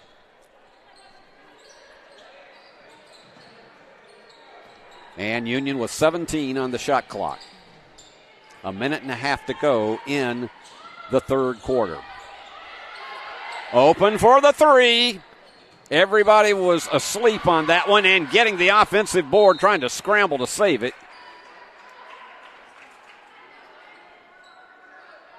And Lucas tried to grab it in there, and instead this one's going to go back in the other direction, so the Lady Bulldogs better adjust their alignment. Well, let's see. It seems like there was some disagreement as to who was going to get the ball, but instead Shiley Morrison's going to toss it in. Almost stolen away. And look at this drive. Not quite there, but the foul, Keely Robinson, was not going to be denied. And if she connects on even one of these free throws, it is going to be, she'll be the 10th Lady Bulldog in this contest to score. And 13 have played. Oh, off the mark. 70 seconds remaining here in the third quarter. Oh, she just tossed that one a little bit left. And here they go. They got a 3-on-2 and hitting the deck hard. In that instance, a nice little hook shot that goes through in traffic. Good job on that one by Taylor Ben. And another turnover, and Mark's not going to be happy about that despite this big lead. He does not like to see his team suddenly get sloppy. And a double spin move, nothing there, and they can't get the follow shot. Can't get the third one, and finally it is Robinson who comes down with it, and she's going to try to beat everybody down the floor and takes it all the way up too high. She curled that one up too high, and I think Mark wanted her to look for somebody who was open. And I got a feeling they're going to try to play for the final shot of the quarter. 76-26. We're down to 12 seconds. And a big three. Nope. Off the mark. And Union's not going to be able to get one off in that length of time. So third quarter comes to an end. Lady Bulldogs 76, Lady Choctaws 26. Again, a dominating performance by the Lady Bulldogs. They had the edge in that quarter, 22-10, and we'll be back in 60 seconds. Are you looking for a Christian college or starting the college search process? I want to take a second to tell you about my school, Union University in Jackson, Tennessee. Union is a private 4-year university known for its rigorous academics, Christ-centered community, and the success of its graduates. My favorite part about Union is the faculty. The professors here are so intentional about helping students grow not only academically, but also spiritually. You should check out Union for yourself. Come for a visit. I know you'll love it. At Union University, you'll be transformed. Championship DNA. That's what you find at Jones Chevrolet at Three-Way. A full line of new Chevrolets plus West Tennessee's largest used car inventory. State-of-the-art service work and pre-approved auto loans online at JonesChevroletHumboldt.com. Shop with a winner. Jones Chevrolet at Three-Way. The most important benefit when you buy from Jones Chevrolet at Three-Way? Peace of mind. Jones Chevrolet's warranty forever comes with every qualifying new and pre-owned vehicle. Powertrain coverage for as long as you own your vehicle. Find out more at Jones Chevrolet in Three-Way. And we appreciate the good folks at Jones Chevrolet at Three-Way and our friends from the Bank of Jackson for their great sponsorship of Union University basketball. We thank them one and all. Lady Bulldogs up by 50 as we approach the final 10 minutes of action. Our men's half of the doubleheader comes your way 27 minutes after this one is over. And as I say, we'll be going off the court with Coach Mark Campbell immediately after the game is over and we give you the post-game wrap-up. And here we go, Lady Bulldogs with another new 5 back in there. Mark has probably exchanged the lineup 15 times, if not more, during the course of this game. That one was just a little bit tipped away, and a foul is called on the attempt to retrieve it on Jordan Little, and that's going to end her night. So Jordan winds up the game with 12 points. She was 4 out of 6 in three-pointers, but got a couple of these ticky-tack fouls during the game, and so she'll wind up watching from the bench for the rest of the way. Picking up the tempo a little bit and open for a 3. And it's there. That is the first three-pointer of the game for Mississippi College. And underneath, Van Ness has it blocked, but she was fouled. Now, I'm going to tell you, this young lady who's guarding her, and that is Yasmin Mosey, she just reached up real high and tried to knock that one away, and did, but she also committed a foul on the backside. So we get to see Van Ness from the free throw line. And just off the back of the iron. The 6'6" players I mentioned, only Beatrice Awino, who went 6'7", was the only player we've ever had that is taller than Naomi on this Lady Bulldog team in history. 77-29. A little more than 9 minutes remaining. Shanique Lucas playing that strong defense as she has all game long and all career long. 15 on the shot clock. Van Ness is going hard against Tennant. And that little curl layup between the defenders works very, very well for Gabby Bunch. Her first basket of the evening. Open for the 3. Yes, ma'am. Bethany Dillard with 15. That is her 5th three-pointer tonight, and Union's 17th. They're 17 of 30 from long distance. 80-31. And that's going to be a reach-in foul. And that is charged to Samaria Thompson. And that is her 3rd foul. And so here comes another 5. Mark just shuttles them in and out. Everybody gets playing time, and everybody gets an opportunity to be able to be fresh when they come in.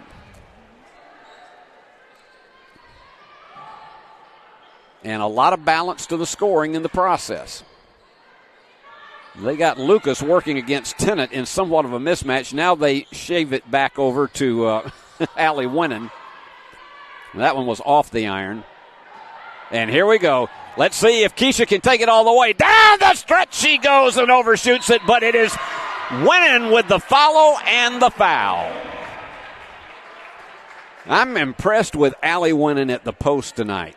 Now, she has only played 13 minutes, and she has scored 13 points, and this has a chance for 14 right now.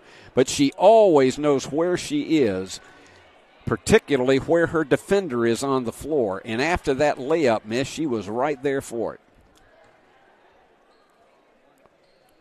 And the line drive goes through. She has 14 in tonight's game. Union has Dillard and Cauble with 15, and they're still going back to that half-court trap. They made it over with about 2 seconds to spare. 83-31. This is a game that I don't think any of us really imagined was going to be this far out of sight. And you got an offensive foul is charged to Danielle Tennant. Tennant goes 6'6" herself, and she's going to be trouble for some people during the course of her career. She's a junior, and as I say, she's a transfer from Miami-Dade College. 7.5 to go. And I think we have traded offensive fouls, unless I am mistaken. I haven't seen the signal as to who. I could not see the signal as to who that was on, so we'll move on with it.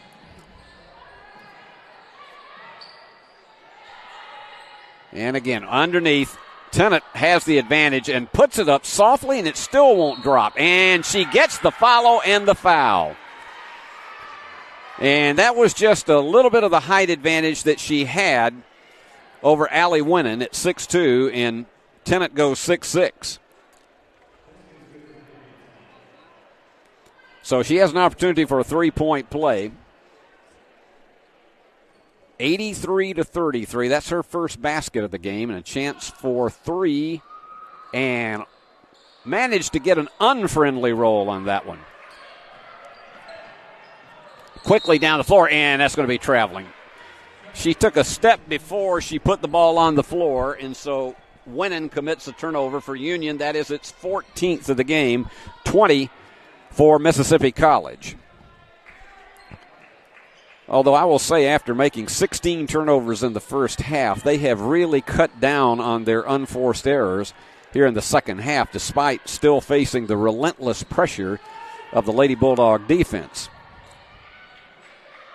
Tennant is calling for it. You got a real battle going down underneath between her and Winnan. Three is off the mark, but she's up for that rebound. And again, that was two. Can she scramble to receive it? Let's see who has it.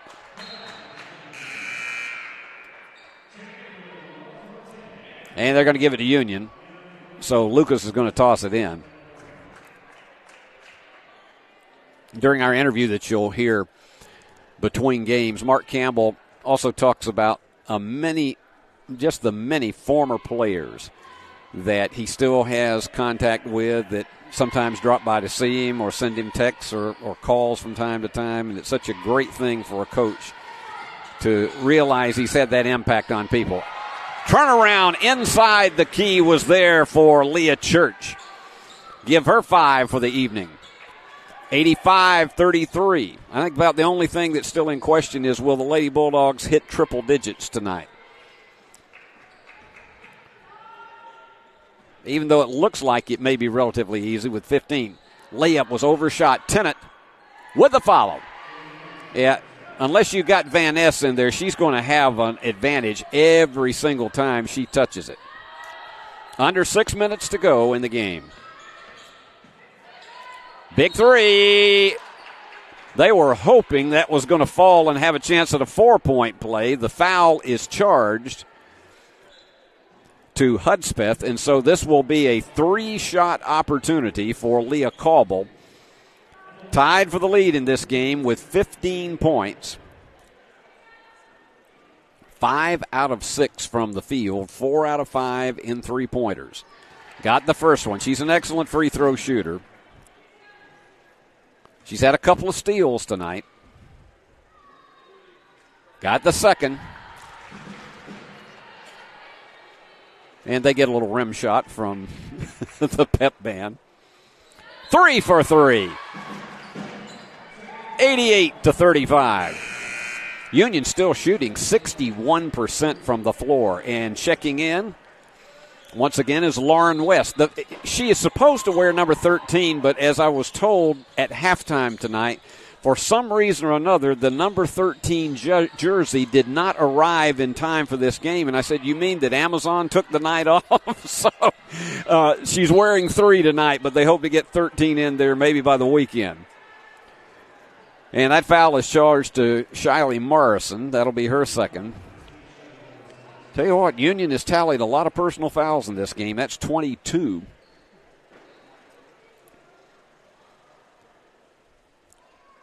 Ten out of 16 from the free throw line. That has been its real strong suit tonight. Make it 11 out of 17 for this Lady Choctaw team.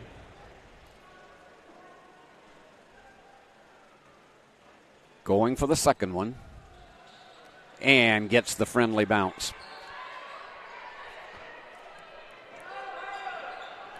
88-37.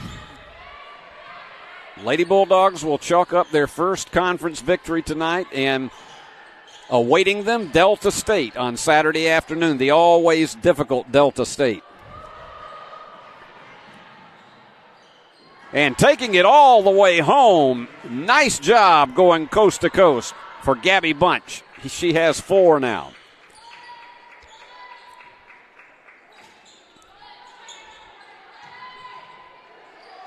And Union running and McCready at the post. They're running these rotations. They try to she's going to give up some size, but that hook just did not fall.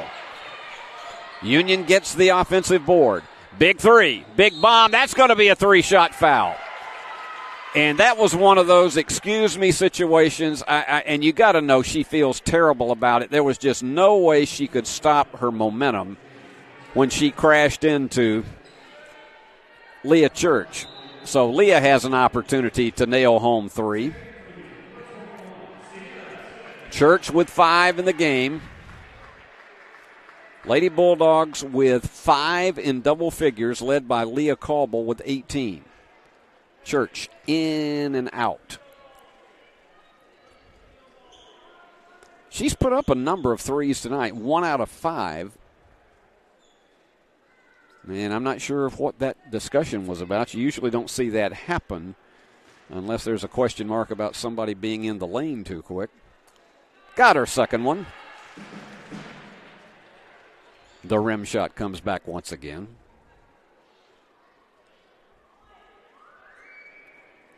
And the young lady from North Carolina puts it through. It's a 90-39 game, and Tennant will check back in. And we've got timeout on the floor. 4 minutes, 50 seconds until this one is in the books. Union comfortably ahead, 90-39, back in 30 seconds.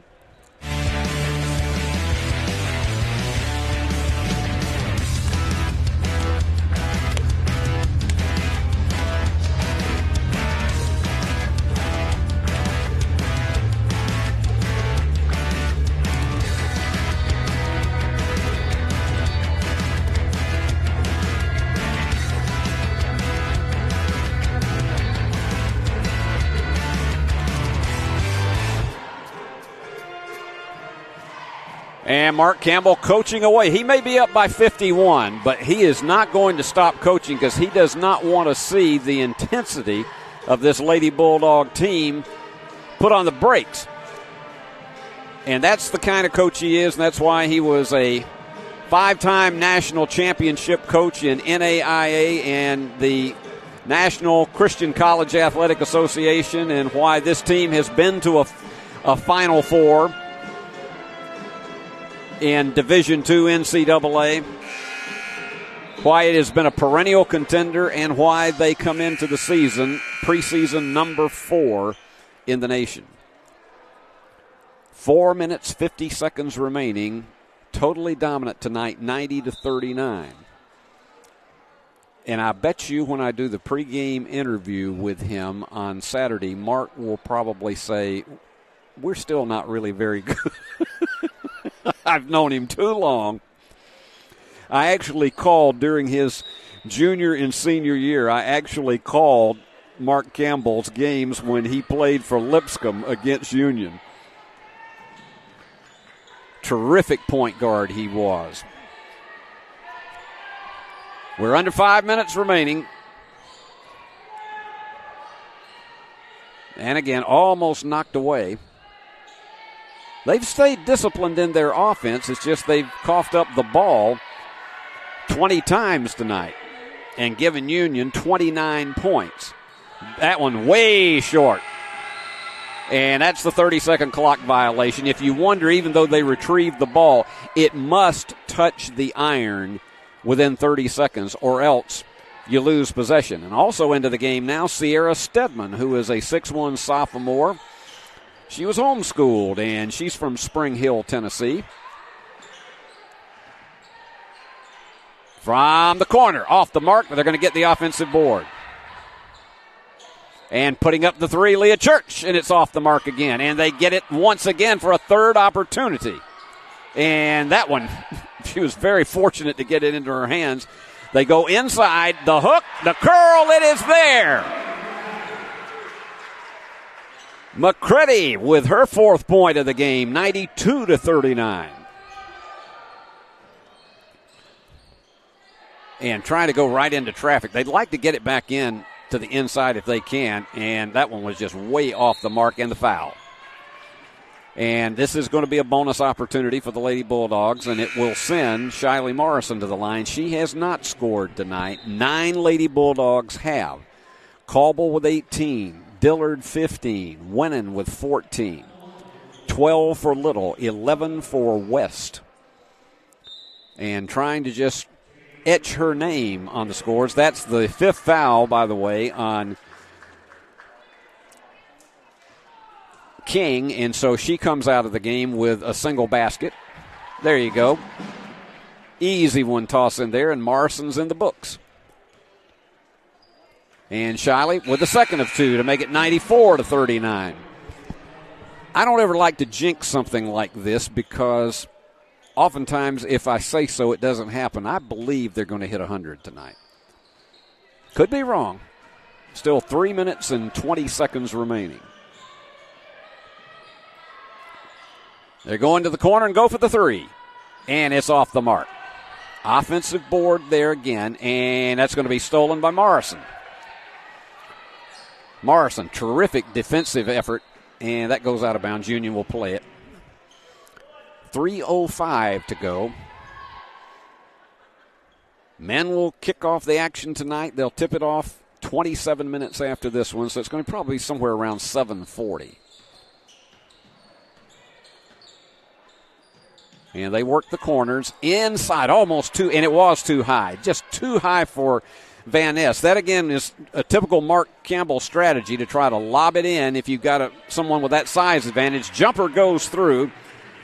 Nice job on that one for Ivy. Carly Ivy with her first basket of the game.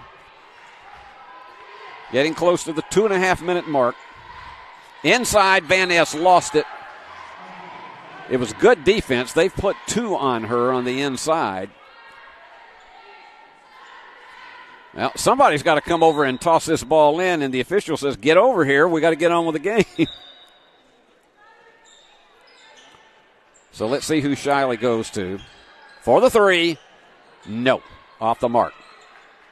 Van Ness could not come down with it. Well, I'm going to say no, I don't think they'll hit the 100 now.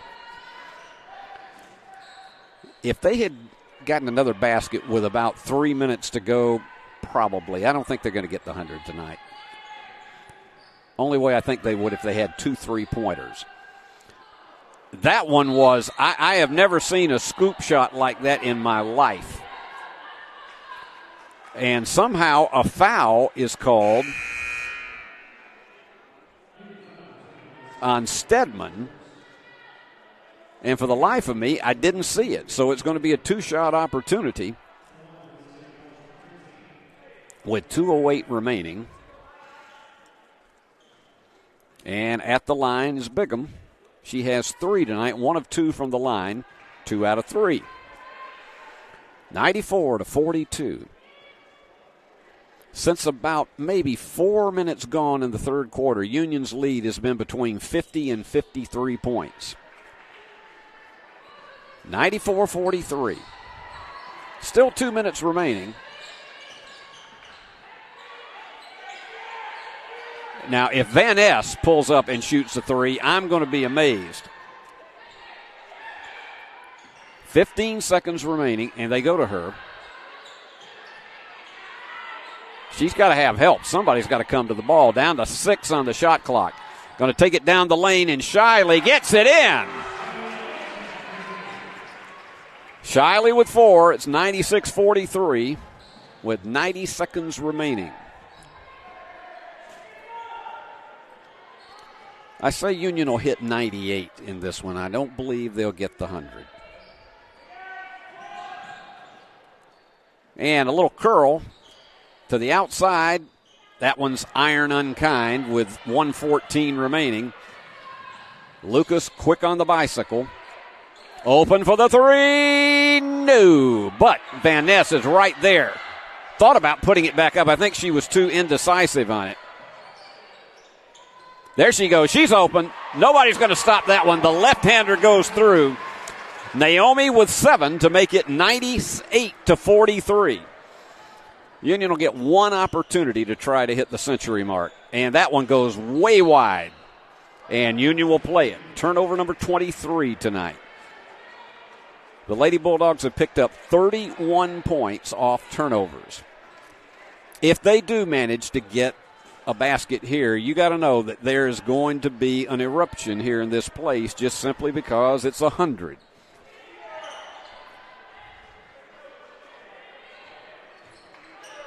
And here they go.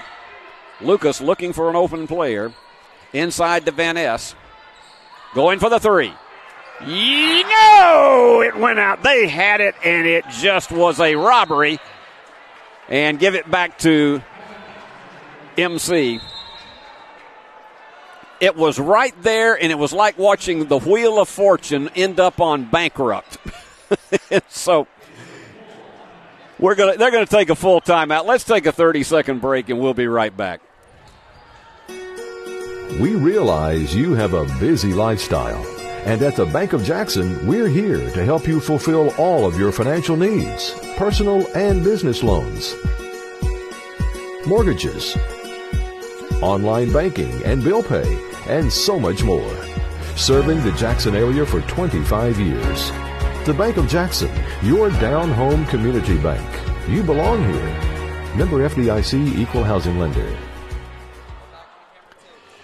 And Mark Campbell still trying to tell his players what he wants on defense, despite the fact that this one's been long over.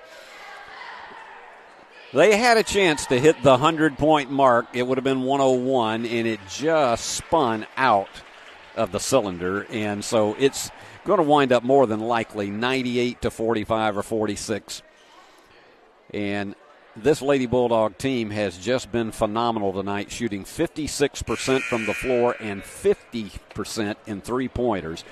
A lot of the night, they were in the 58 to 60% range. There have been 17 out of 34 from long distance. They've dominated the rebounds 38-23. And with 20.9 seconds remaining,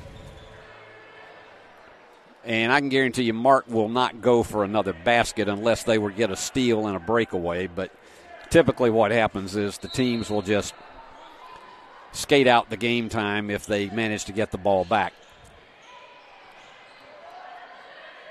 And just the defense is it is just completely closing down this Mississippi College team with 8 seconds remaining. And they just can't get anybody open. She's going to try to work against Keisha Lucas, and that's it. Van Ness gets one final rebound, and we are done. 43, a complete domination by the Lady Bulldogs. And as I mentioned, in this game tonight, 14 Lady Bulldogs played.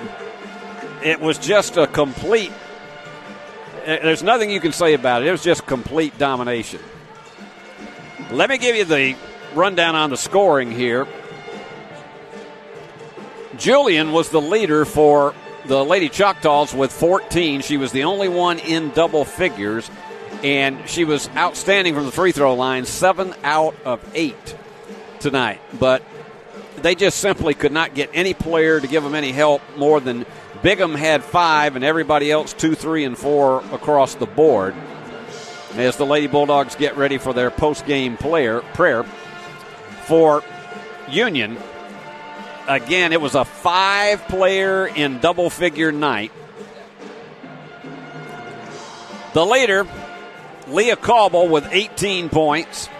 She was 5 out of 6 from the floor, 4 out of 5 in three-pointers, perfect from the free throw line, 4 for 4, and she had a couple of steals.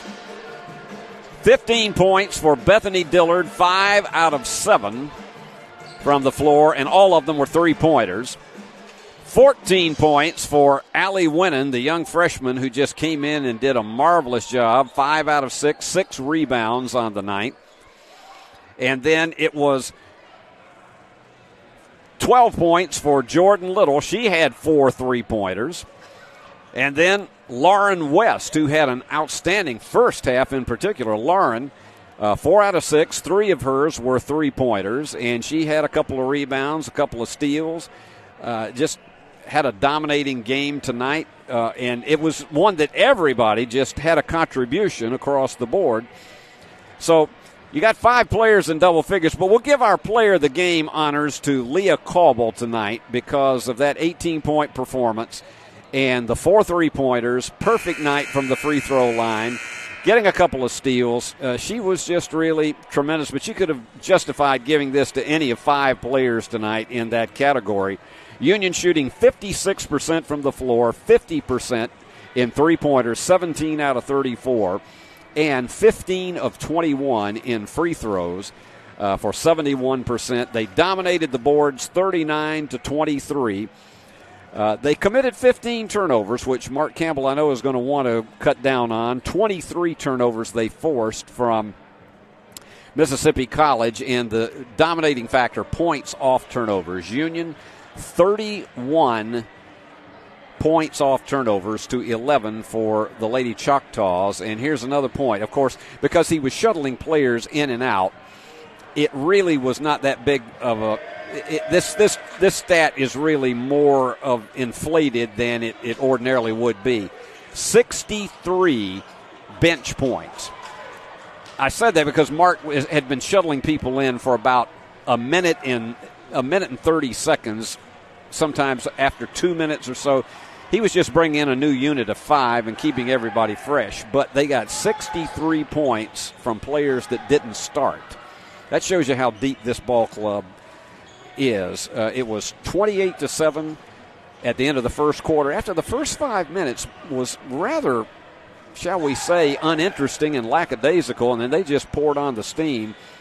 And we're ahead 28-7 at the end of the first quarter, 54-16 in the second, 76-26 at the end of the third quarter, and coasted home to victory by 55, 98-43. A thorough domination, but I guarantee you they don't have time to celebrate this one because Saturday afternoon, Delta State comes right back in here, and we know what these two teams have had a real history since Union has been a Division II ball club. I guarantee you Delta State, even though this is early in the season, they'll come in very well prepared for Union. I'm sure they'll see the tape of tonight's game, and they'll have an extraordinary, I think it'll be an extraordinary contest, and we'll have that for you Saturday afternoon. Now, you see the Mississippi College Choctaws out on the floor doing their warm-ups for tonight. Let me also remind you that we will be with you at 1:45 is our airtime Saturday afternoon on uuathletics.com, as well as E+ TV6 right here in Jackson, Tennessee. So we'll have that for you, the doubleheader with Delta State. And 24-game conference schedule, so there aren't going to be many non-conference outings. There will be one that we'll have for you, a men's game on Tuesday night at 6 o'clock. 5:45 will be our airtime right here on our network. But almost every game this season is going to be conference games, and that's just the way it all turns out now. And so Union gets off to a good start in the conference, winning it 98-43 over the Lady Choctaws of Mississippi College. Well, as I mentioned to you that we are going to be doing some special features in between games. Sometimes it'll just be a mere conversation with our coaches, our players, but to get more insight into them, more than just what it is to coach a game, but also the relationships they have with players, memorable moments that they have had. And so our first off-the-court segment is going to be with Coach Mark Campbell that just won yet another opening game of the season and now starting his 24th year at the helm of the Lady Bulldogs. And tonight we talk about a lot of relationships with former players, how he goes about building relationships with a new team every year and how he looks for that cohesion and what it means as part of a Christian university to be able to share the gospel with his players. All of that is coming up right now as we go to Off the Court with Coach Mark Campbell. Steve Beverly's TV classics can cure what ails you. I watched and it got rid of my hemorrhoids. Staying awake at night? Just watch TV classics. My daughter watched and she went right to sleep. Do not watch Steve Beverly's TV classics at 5, 6 your stomach. Do not watch if high drama leads to emotional distress. And do not turn on TV 6 Saturday or Sunday at 7 hillbillies give you a gallbladder attack. Ask me, doctor, if Steve Beverly's classics is right for me.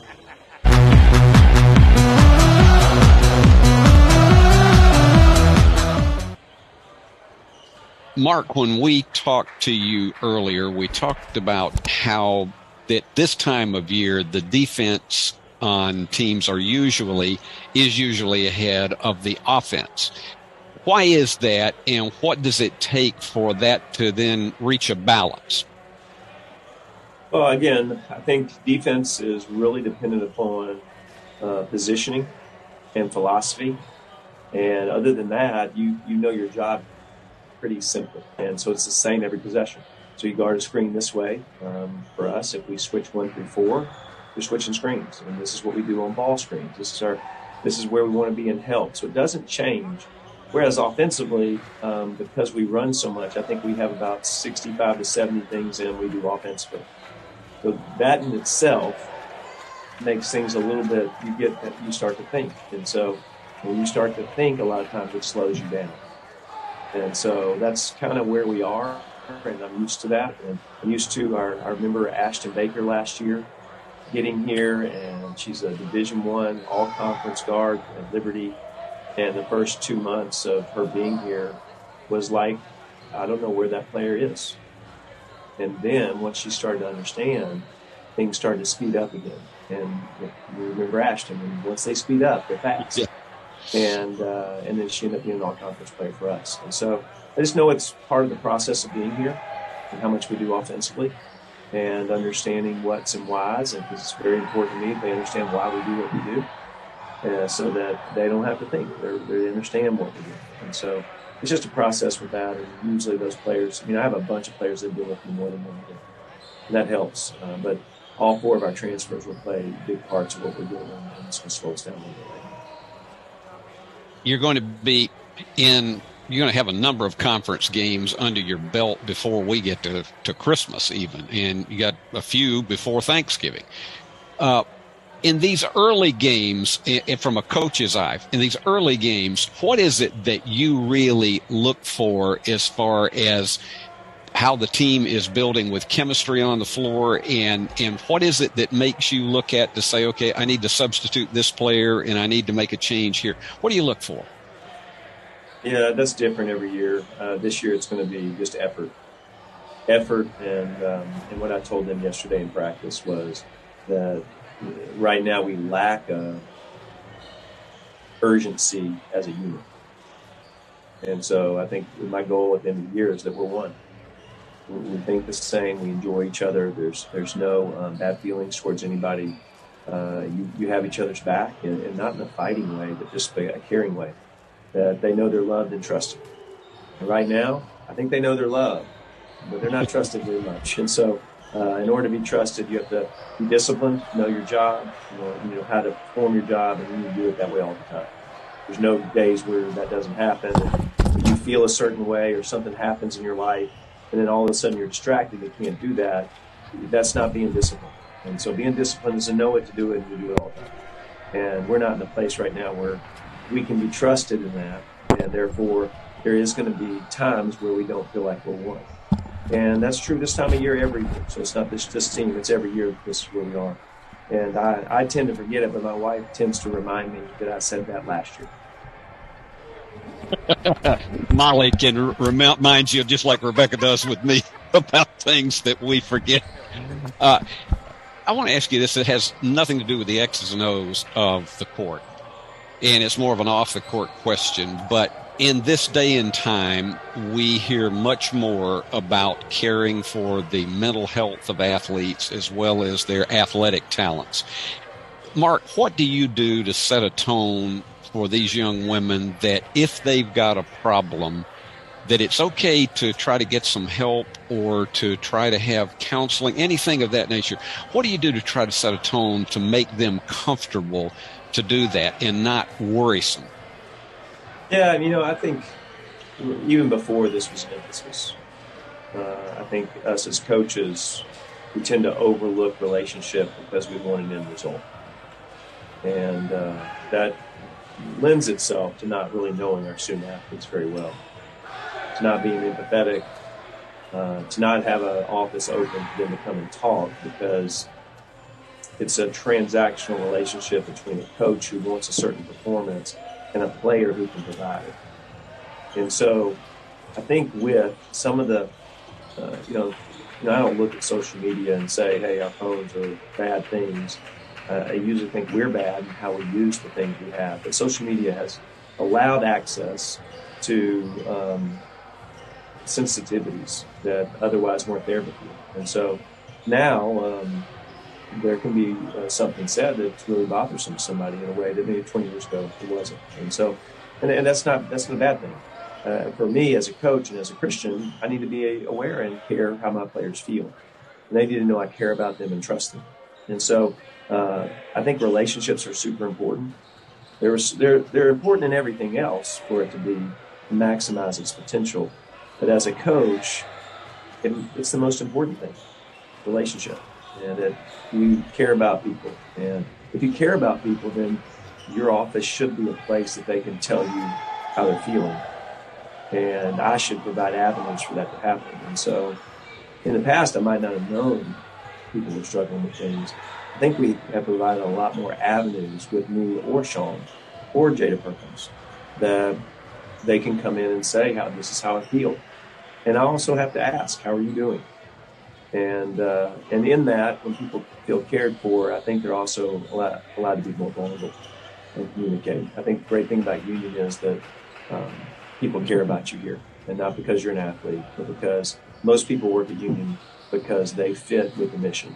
It's the reason why we're here. And so if that's true, then I think that students here feel loved and cared for, and therefore I think they'll seek help and communicate in most circumstances when they're not doing well. And I'll be aware that just watching them and how they're different, and I can be aware of it and say, hey, things haven't been normal, how are you? And we have free counseling on campus, which also helps with that too. That's extraordinarily true. And I will readily tell you that one line that you said in an interview with me, and also that I saw you in a contact with an athlete once before, that I stole with my students when they came in as prospects, is that if you come to Union University, not only will you get a good education, but we will do our best to love you. And I think that is so important about as you say, the mission of this university and what it stands for. in so many ways. You mentioned your staff there just for a moment, and tell us about them, because a lot of times the assistant coaches, the graduate assistants, they go overlooked. Tell us about those that are working with you on the staff, and give us just a thumbnail about what they bring to the table.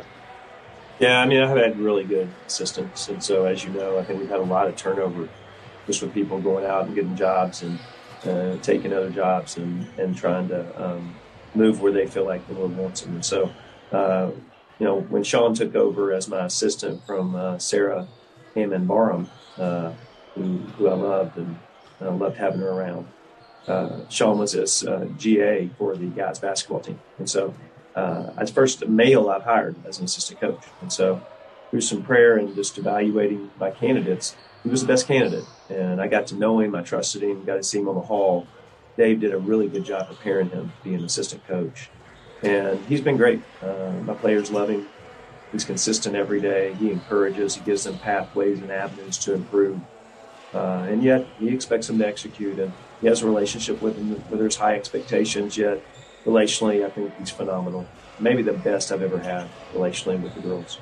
And so, obviously, he's married to Chris, who's our volleyball assistant. And so I think their life has been wrapped around these young people in our athletic department. So he's been great. He does a great job individual workouts. He keeps me, I've enjoyed, first time ever I've been able to watch film with my assistant in my room. How about that?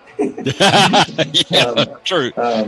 And so that's been cool to be able to do that and hang out with somebody I enjoy being around. So, and then Jada Perkins has come back, and she played 4 years for me. Has been working around Jackson since then.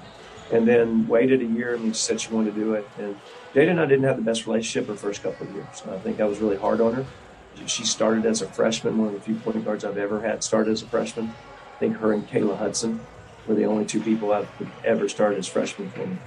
And I think that's a difficult position to have the heat of me on, because I'm wanting to be confident in a lot of ways. So I think it was a lot for her those first couple of years. And then things she saw at the end that we do care about her, that I was trying to push her and trying to make her come out of her personality some. And so I've already seen that. She was a quiet person.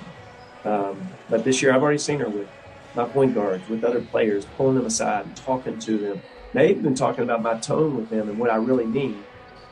And so she's been really good. I'm really looking forward to seeing how that's going to continue to grow over the next year and a half. Mark, there's one thing about it. Basketball is a long season. I mean, you start in mid-October with your preseason workouts and your challenges there, and then season starts in November. And it's a long journey all the way till you get to March. How do you try to work with this team? Because one of the things you've always stressed is enjoy the journey. How do you work with them so that it doesn't at some point in the season become a drudge, that they really do enjoy the journey as they go along? Yeah, I think it just goes back to relationships. Do you have good relationships? I'm pretty funny. Not that I'm a comedian. I'm just saying I think I'm really funny with them. I mess with them just like I would my own daughters and sons. And I think they know that I care about them. And I think they know Sean cares about them. And so that goes a long way to enjoying whatever process is.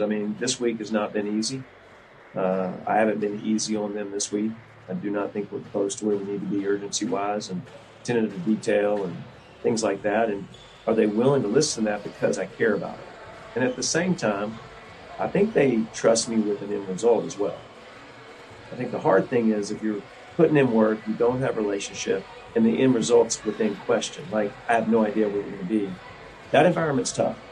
I don't think that's the way they feel. And so today this year we're watching The Chosen, the series, and we're watching it as a team. And so today is the first episode of The Chosen. So we'll spend 30 minutes talking about that today.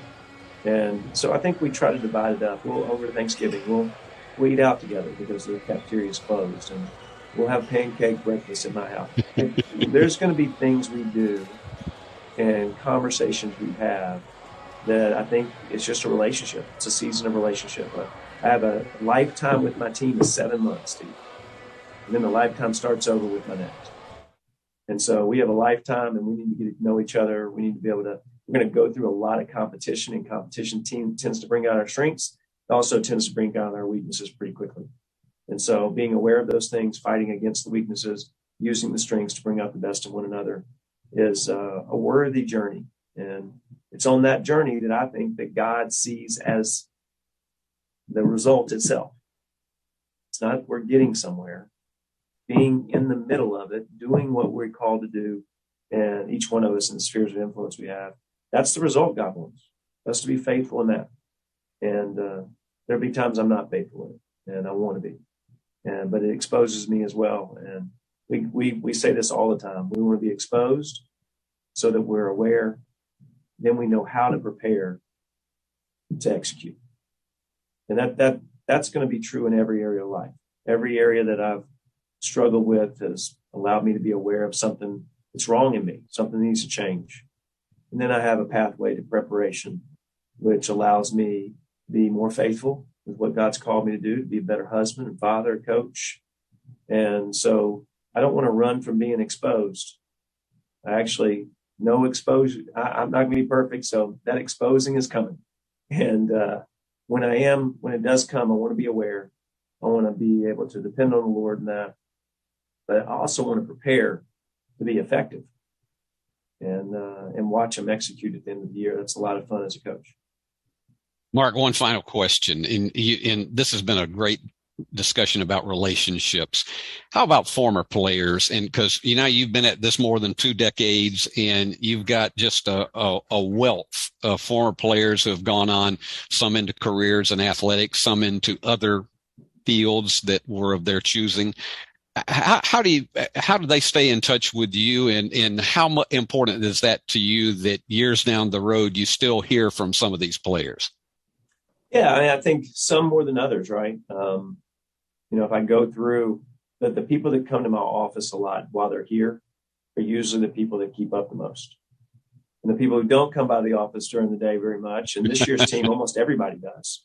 I had years in 16, 17, 18, where, not even half the team would come to my office on a weekly basis.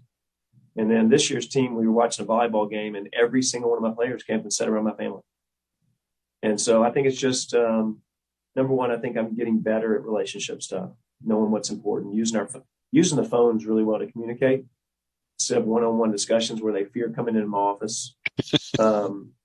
And using my office as a place of enjoyment instead of a place where I have a serious conversation with them. And a friend of mine helped me with that. A friend of mine said that the only serious discussions they have with anybody in their member of the family is in the office, in their home. Everywhere else is a place of peace and enjoyment, and thought that was really wise. And so, today I got a text from Mary Catherine Way. And obviously went to Mary Beth's dad's funeral a couple of weeks ago, Haltom. And I love hearing from them. Alicia Limcool sent me a text a couple of weeks ago telling me something about the church her and her husband started. Amy Phillimley, we talk to her probably every month. And obviously Kayla Hudson Irvin, every month I'll talk to her. And then other people, it's once a year because I try to get in touch with everybody on their birthday every year. And so some it's longer, shorter. I want to be whatever they need me to be at this point in their life. There might be a time that somebody needs me more than they need me now. There might be a time when somebody wants to have a closer relationship. April Pearson wanted to have lunch a couple of weeks ago. We didn't work out, and we're trying to do it in the next month. So that part's fun to me. I see Meg Griffin Netherly all the time at different places. She's teaching on campus. Heard something great about her today.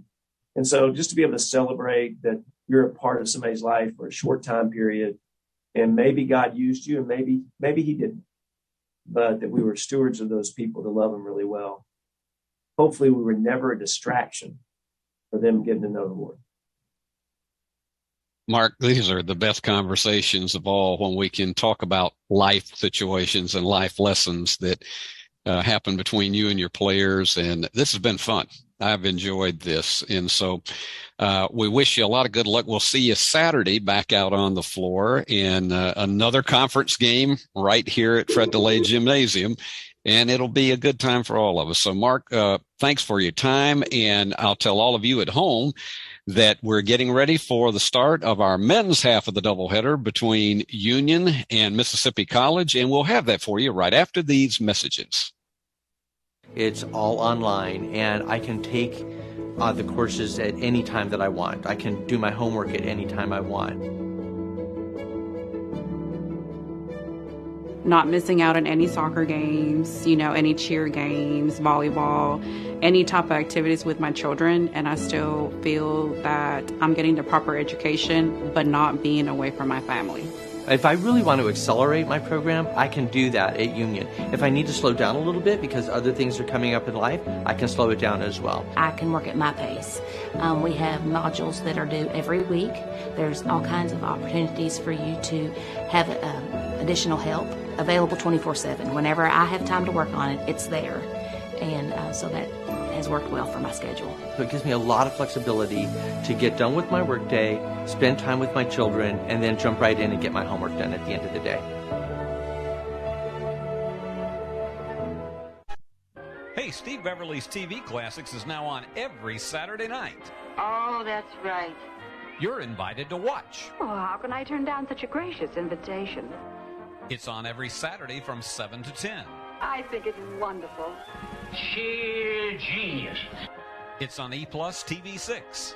People do seem to like my smile. Watch Saturday night, 7 to 10 on E+ TV6, where our reruns are the best. They sure are.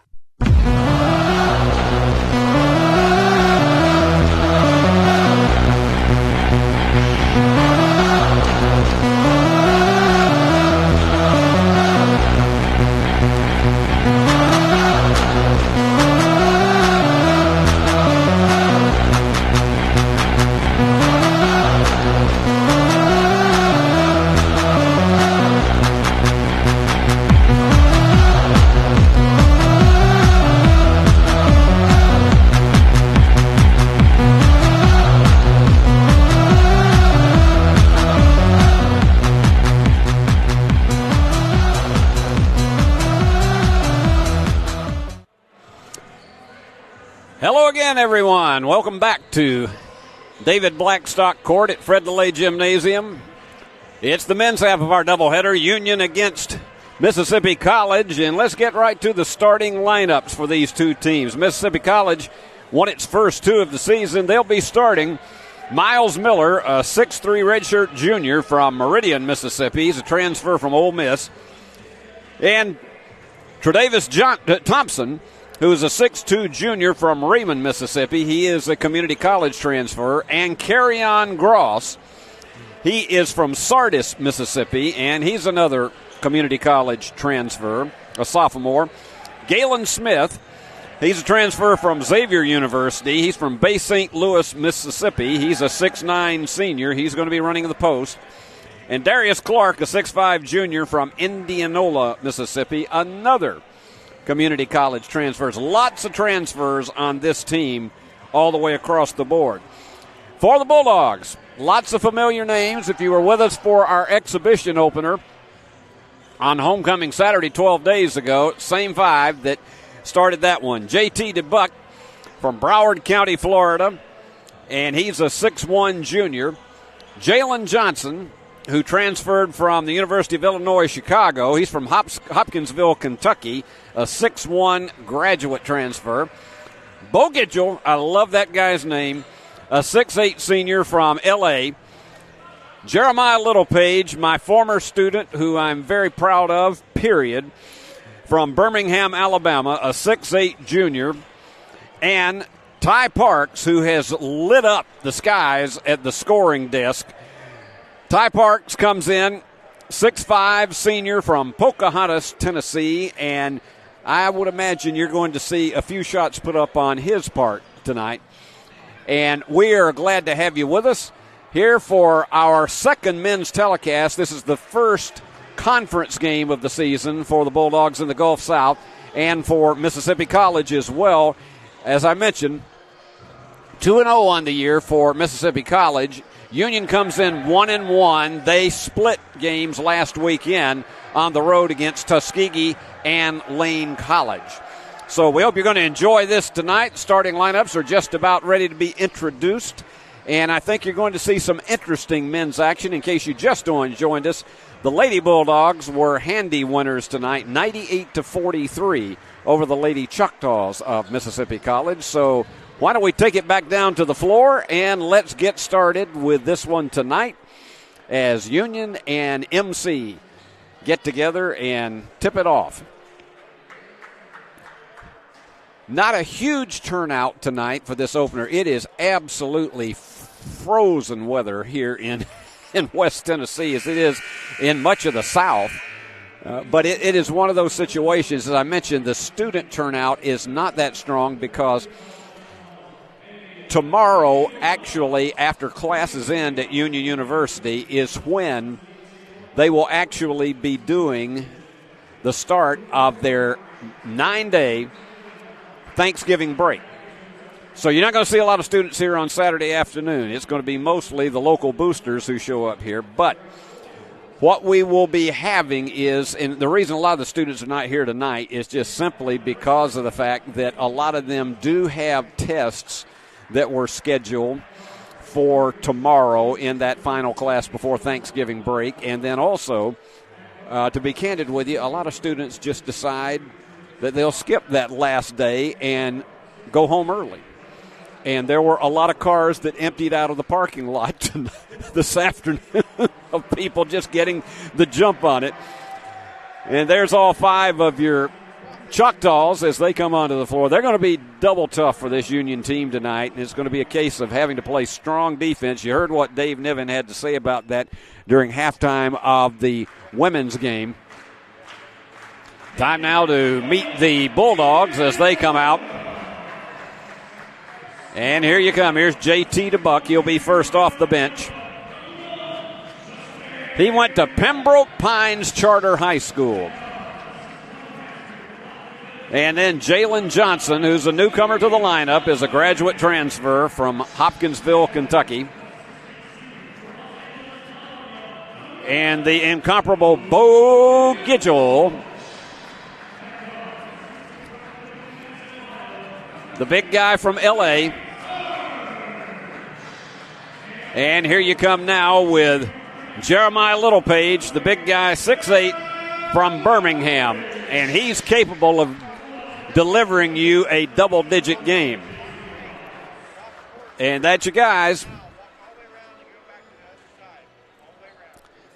And we are about set to go with the first official men's telecast of the season. I again want to thank Alexander Bitterling for doing a terrific job on our homecoming day exhibitions against Illinois Wesleyan, where the women just barely got out of it, 86-85, and then the men immediately after that. Alexander always just does such a tremendous job at everything he does. And last Saturday, he and I did the Salute to Veterans Parade in 31-degree weather in downtown Jackson, Tennessee, and had a great time doing it. So it's going to be Bo Gidgel jumping it against the 6'9" Galen Smith. And ladies and gentlemen, let the games begin. Bulldogs with the tip. And you're hearing chants of defense already from the Mississippi College bench. That almost got away, and Gidgel's in all kinds of traffic and somehow came away with the hook. He had 3 guys on top of him and was having to retrieve the ball and managed to get that one home. Bulldogs with the first score. Going from the back of the key. It's there, the 3 from Galen Smith. This guy's 6'9", but he can hit from outside. Trust me, you'll see him try to put several up tonight from behind the arc. Trying the answer shot, and that one way off the mark for JT. Mississippi College is one of these teams that they don't allow a lot of second shots. He fends off his defender, and the miss for Blayton Williams, and here we go. Back down at the opposite end. And they dish it off on the inside, trying to get it again. The fall away gets there. Bo Gidgel with 2 impressive shots to begin this one and give Union the lead at 4-3. They're expecting a lot out of him this season as a leader. Fall away is not there, and here goes Union on the bicycle. And finally, Jalen Johnson slows it up. And all the way home, the give and go. And already having a hot night is Gidgel. 6-3, Bulldogs on top. We're not even 2 minutes into it. Lane Sarver in on defense and knocked it away, and Union comes up with it. First turnover of the game.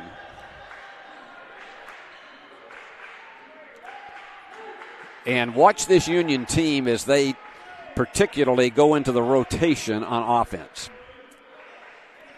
They have so many weapons that they can go to, but this is a very deep Mississippi College team, believe me.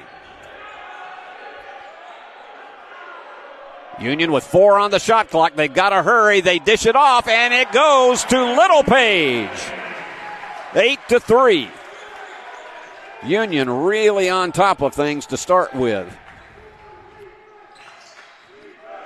Chance of defense from the Bulldog bench. This is a very quick, lightning-fast team. And a beautiful 3 from the corner goes through for Ankarion Gross.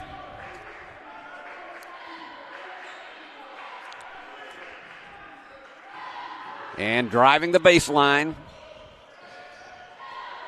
The floater is not there, and it's the offensive foul. Well, JT tried to drive that one home and was hoping to get an opportunity at least a 2-shot foul, but it didn't go. And Union's going to get into a bit of a half-court trap here on defense. They'll switch up defenses during the course of the game just to try to give a lot of different looks to their opponents. And over there double-teaming the ball, Sarver back down deep into the floor. And the jumper. Off the mark, and it's Gidgel the rebound.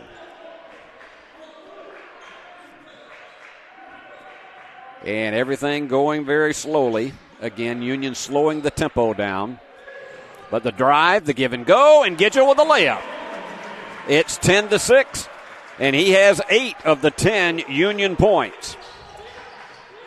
Starting out very, very impressive tonight. And let's see what the call is on this. And Gidgel goes to the deck hard.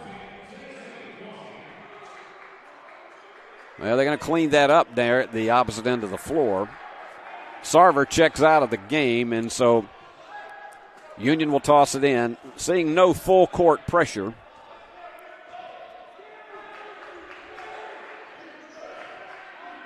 Slowing it down, again, very deliberate, is DeBuck, but this team can really crank it up. Littlepage fakes, spins, and can't get the layup. And you see 4 hands helping Galen Smith back up to his feet.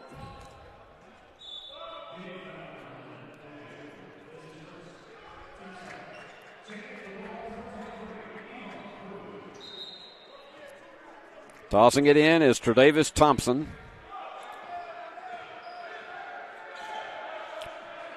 Now running more of its patterned offense. This team can go fast on you if they decide to. That was a high kick off the glass that just didn't go. And a little bit out of control. And a good job of calling a timeout there. Nice job of recovering where he was by Jalen Johnson. And so let's take a 30-second break. It's Union 10, Mississippi College 8.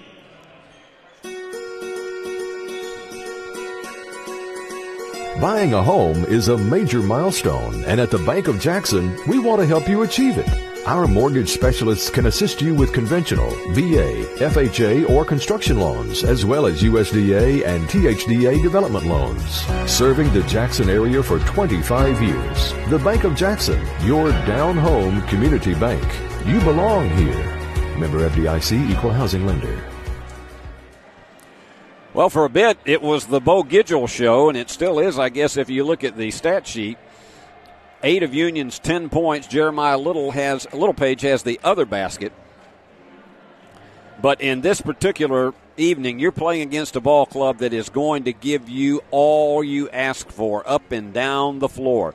This Mississippi College team has been so tough in the series between these two schools. They've met 21 times, and Union has won 18 of them. They've won the last 2 and 8 of the last 10 in the series. The last time they met was last February, and Union won 87-63, and they had 6 players in double figures in that game. But I tell you, this Choctaw team has loaded up with so many transfers here.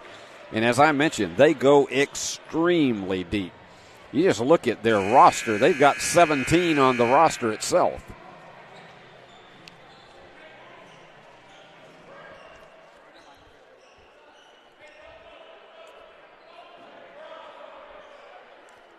So ball goes to the Bulldogs just across the midcourt stripe. And J.C. Clossey's in the game now. He's a veteran for this Bulldog team, a senior from Franklin, Tennessee. I tell you, these guys have so much experience on this team this year, and they're used to this offense. Very, very strong. That one trying to drive that one home. Pass was a little wide. It was knocked out of bounds by Ann Carrion Gross.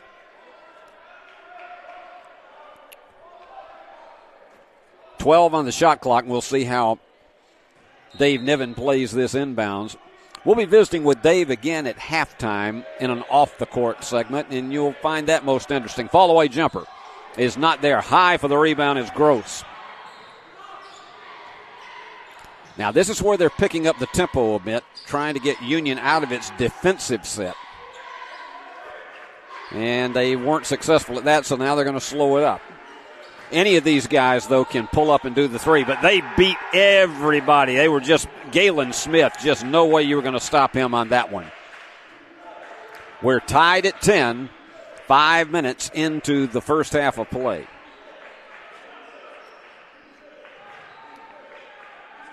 And again, trying to give that give and go, and it just didn't go. But from the corner, the three, it is there. J.T. DeBuck delivers through the heart. And Union back ahead, 13-10. You got a lot of big battles going down underneath. Turnaround jumper is short. Here goes DeBuck. He thought about carrying it all the way and is charged with the offensive foul. So already that is 2 on JT.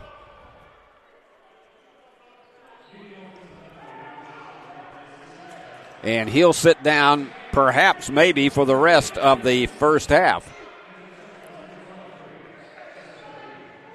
And we've still got 14-22 to play, so that is a big blow for Dave Niven's Bulldogs to lose your starting point guard.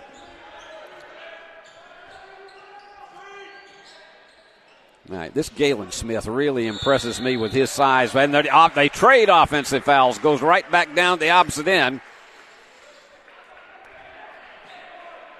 And let's see who they charge that one to.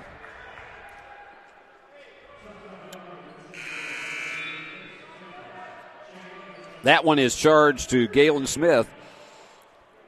So they trade turnovers.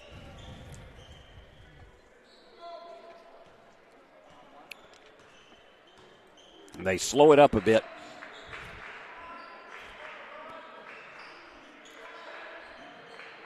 You got a big battle going on between Thompson. That one's off the iron, unkind. You got a big battle going on between Tre'Davious Thompson and Jalen Johnson. They are almost going do-si-do with their shoulders locking up.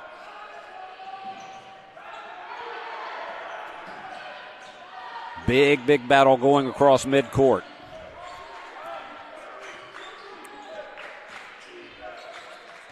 They kick to the inside between the defenders. Nice job of weaving his way through for the layup. Cutting the lead to 1 at 13-12. On the inside, almost a travel. Little Page between two defenders. Could not get it to go and no foul call. That was great court awareness, and it overshoots the basket. Union now on the bicycle. And Johnson goes all the way down, and the foul. And that one is going to be against Miles Miller, the redshirt junior from Meridian. And Cowboy Curling finally makes his first appearance on the court tonight.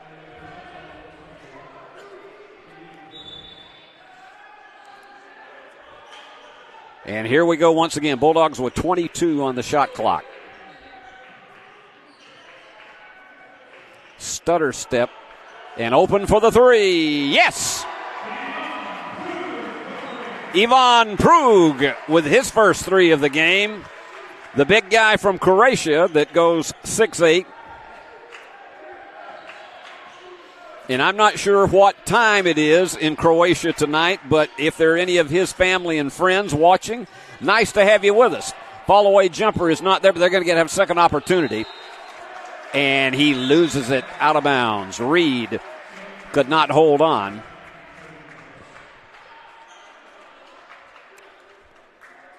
So Bulldogs forcing the turnover. A 16-12 lead.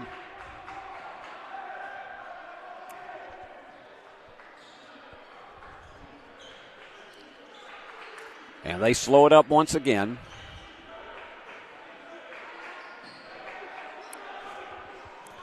Big three goes off the mark. Here's that fast break down the floor and a kick outside. The three is not there. Now you're going to watch it try to match cards with that speed, but thinking better of it was Johnson. Remember, JT DeBuck, the point guard that started tonight, is on the bench with 2 fouls. Jumper from inside the arc is not there.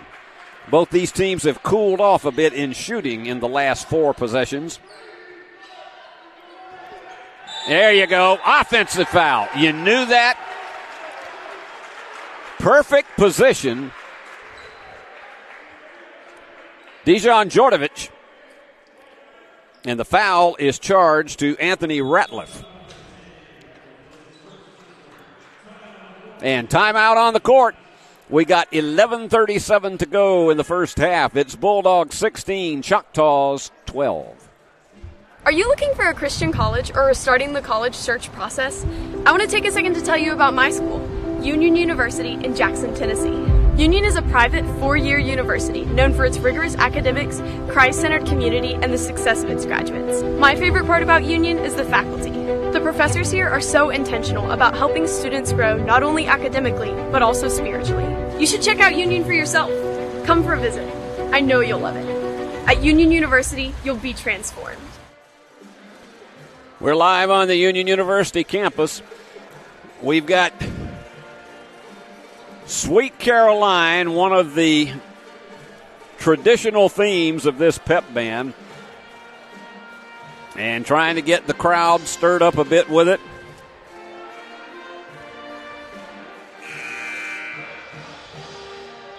And you heard the bop, bop, bop, which is part of the lyrics of that song, in case you wondered. Bulldogs up 16-12, early going. Union 7 of 14 from the floor, 50%. The Choctaws are 5 of 13 for 39. And each team with 2 3-pointers in the game. Union trailing in rebounds to Mississippi College 8-7 at this stage. Turnovers. The Choctaws have committed 4, Union 2. So it's been a relatively error-free game for the most part. And Union with an opportunity to go up 6. Chance of defense coming up again from the Choctaw bench.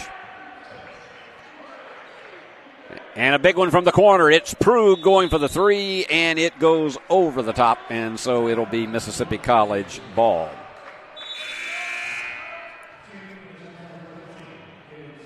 Galen Smith checks back in, and going out is Ratliff. And here we go again. We haven't really had any score in the last 5 possessions between these two teams. And again, Union playing strong man-to-man defense.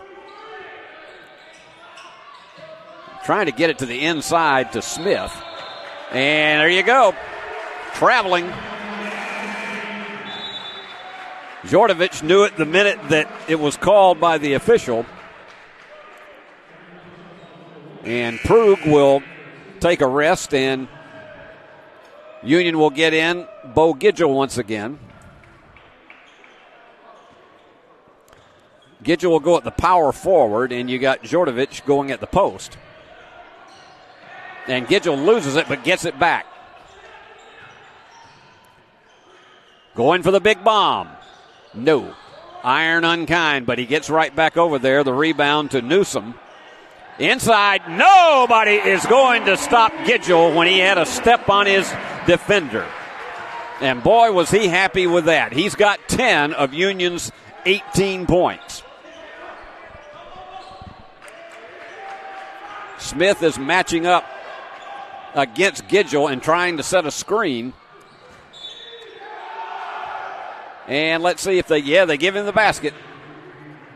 McCrary, B. McCrary, the junior from Little Rock, and one of the many transfers from community colleges. He went to Seward County Community College.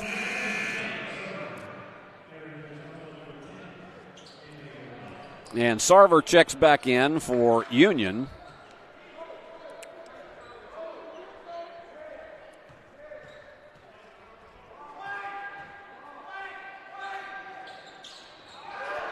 In and out. That's a tough one to miss, and so it's an 18-14 game, and Union slows the tempo this time, but don't be surprised if they try to lob one inside to Jordovic.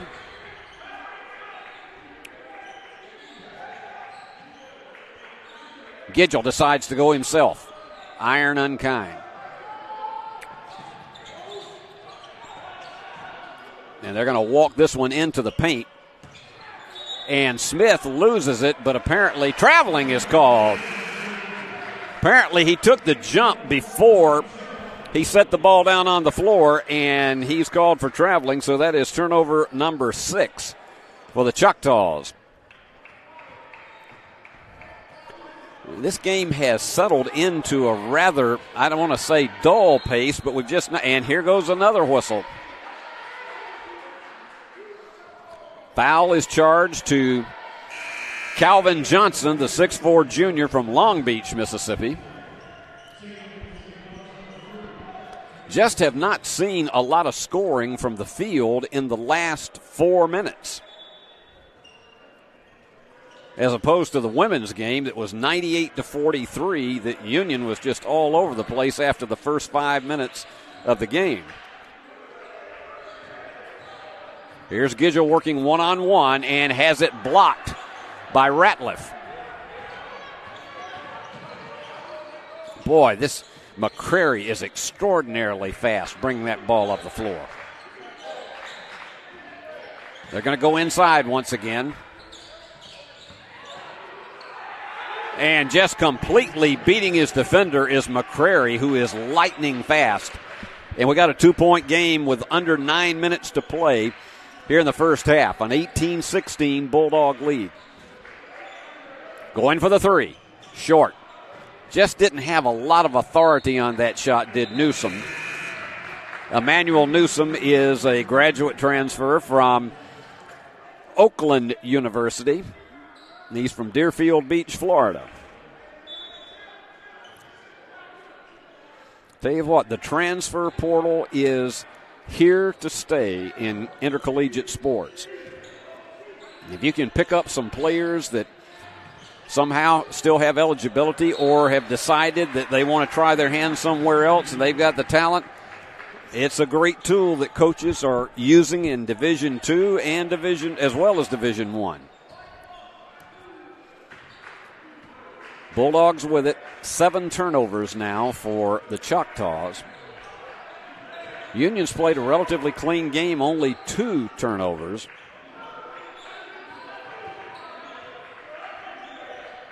Dave Niven has done a lot of substituting here in the first half. Down to 6 on the shot clock. High layup is not there. and picked back up. And Union will slow it down again with 13 remaining on the clock. Spin move. Little Page gets it off the iron. It doesn't go. And Bulldogs will play it. And timeout is called. 7:46 remaining. It's Union 18, Mississippi College 16. Back with more after this. Championship DNA. That's what you find at Jones Chevrolet at Three-Way. A full line of new Chevrolets plus West Tennessee's largest used car inventory. State-of-the-art service work and pre-approved auto loans online at JonesChevroletHumboldt.com. Shop with a winner. Jones Chevrolet at Three-Way. The most important benefit when you buy from Jones Chevrolet at Three-Way? Peace of mind. Jones Chevrolet's warranty forever comes with every qualifying new and pre-owned vehicle. Powertrain coverage for as long as you own your vehicle. Find out more at Jones Chevrolet in Three-Way. Reminder that we're back here Saturday afternoon. 1:45 will be our airtime. Cowboy Curling doing his act right there. I think he's trying to do it in tempo to the music. We'll be back here 1:45 Saturday afternoon as Union takes on Delta State in a Gulf South Conference doubleheader that is always interesting, both men and women. It should be a dandy of a contest across the board. Delta State started conference play tonight 0-1, and we don't have any scores from around the conference tonight. And then looking over on the women's side of things, Delta State is 1-2 as they were going into tonight's action. So they have been double tough for the Bulldog team on this floor for about the last 10 years. It doesn't matter what the records are. They are going to be immensely difficult. As this Mississippi College men's team is for the Bulldogs. Going for the three. No, off the mark. Scrambling for it. Union will get it back with another 20 on the shot clock. And then we'll be right back here Tuesday night as the Bulldogs take on an old foe of McKendree that they played for years in non-conference action, and one of the always tough teams to play in Middle America. Big three. Yep. Jalen Johnson finally connects on one, and the Bulldogs are up by 5. So that's Johnson's first three of the evening. Let's see if MC comes up with an answer shot. Goes off the foot that time of Newsom. Dave Niven has shuttled lineups in and out. And you're going to hear him also at halftime talk about his staff, his assistants and graduate assistants, and what they mean to this program. Fall away is short. Dominating the boards once again, which is critical for this Union team against the Choctaws. Fall away jumper. Not there. But Union with another opportunity tipped away, and they say it went off the hands last of Sarver. So a big reprieve for the Choctaws. Checking out of the game is Ratliff. I know they want to get Galen Smith involved in this much more. He's got 7 of the 16 points that Mississippi College has. Now they're going to spread out the offense. And just as I said that, Smith goes down and overshoots the layup. They go inside to Little Page. He had a step, and he falls away and nails it. That's 4 for Jeremiah. Union, its biggest lead of the contest at 23-16. Dish off, and there's your answer shot from Galen Smith. He's got 9. He's going to be tough to stop all night long, particularly if they run plays like that. All right, let's see what kind of play Dave Niven calls. Littlepage is going to try to go down the baseline and hooks it, and it's short. Miller on the rebound. It's going to be a one-on-one play, and quickly down to nail that one is Thompson. Tredavis with his first basket of the contest, and they have quickly closed the 7-point lead down to 3, and there's a steal. Losing a balance down at the opposite end of the way. What a block there was by Sarver. And Union picks it back up. It's going to be, let's see if they allowed him to call the timeout. They say no. It's a jump ball, and alternate possession will go to the Choctaws. But scrappy defense on the part of the Bulldogs as Cowboy Curling returns to the floor. That's his third appearance tonight. I think he has a contract with his agent to allow him to make multiple appearances before he gets to be, before there suddenly is a Union fee involved with that. Underneath. And that is the power of Galen Smith, and it is a 6-0 run on the part of MC to close this to a 1-point game at 23-22, getting close to the 5-minute mark of the first half.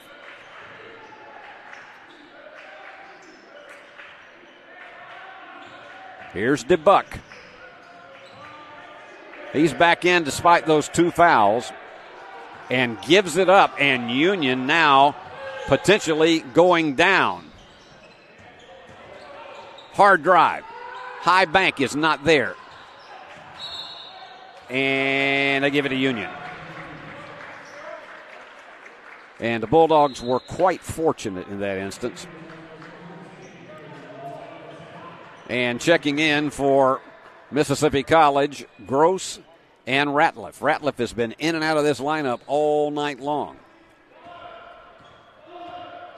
DeBuck to set the offense. Now, they're doing a lot of changing positions. The 3 was off the mark. You almost had the idea that Gidgel just didn't have the range on that. And so they go down all the way, and Mississippi College takes the lead at 24-23 on that one by Ratliff. They've given up 8 in a row, has Union. Big one from the corner. No, but it's going to be a 3-shot foul. Despite the fact that it was an air ball, that was one of those that the momentum just did not stop, and Thompson crashes in to Jalen Johnson, who will go to the line for 3. And those are the kind of things that just curl your hair if you have any remaining.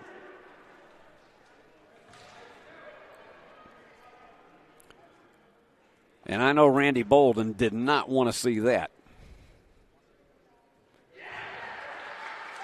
So we're tied again. Johnson with an opportunity for 2 more.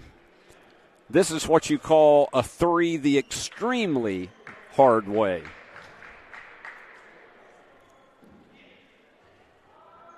Could not get it.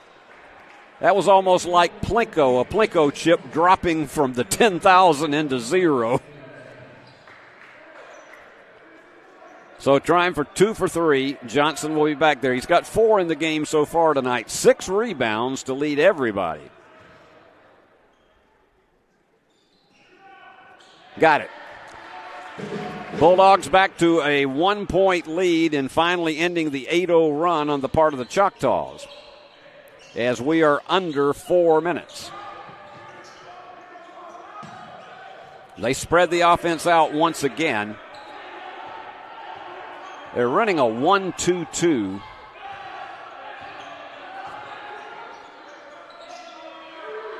Don't be surprised if they try to sneak this one inside to Smith. Inside the arc. That would have been a 2, and Smith with the rebound. And that one was tipped. Nice job of defense on the part of Littlepage.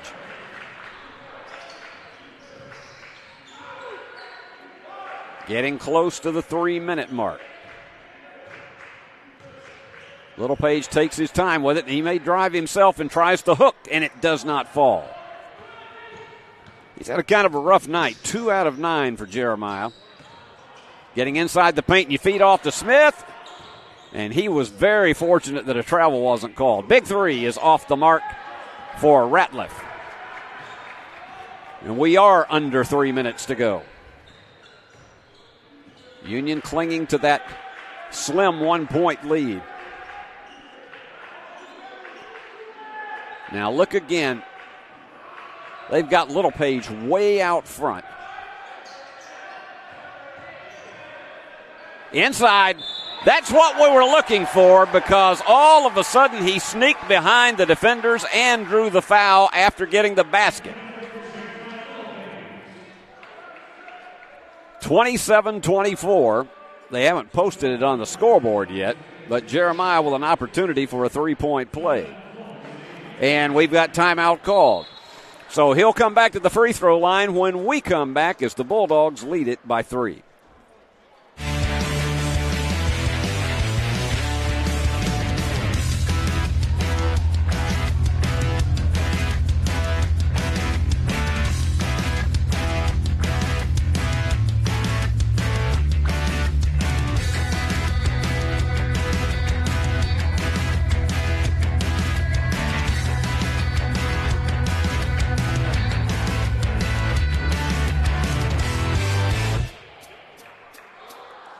This has been one of those grinder games so far. It's not been one of those games in which you have it's not been exceptionally entertaining. It's been one of these games that's just been very workmanlike across the board. Mississippi College with a lead in field goal shooting percentage over Union, 42-37. 3-pointers, they're 2 out of 4. Union 3 out of 12. So the Bulldogs have had a rather icy night from behind the arc. If they'd hit even 3 more of those, this game would be further in the Bulldogs' direction. In rebounding, Union with the lead 19-15.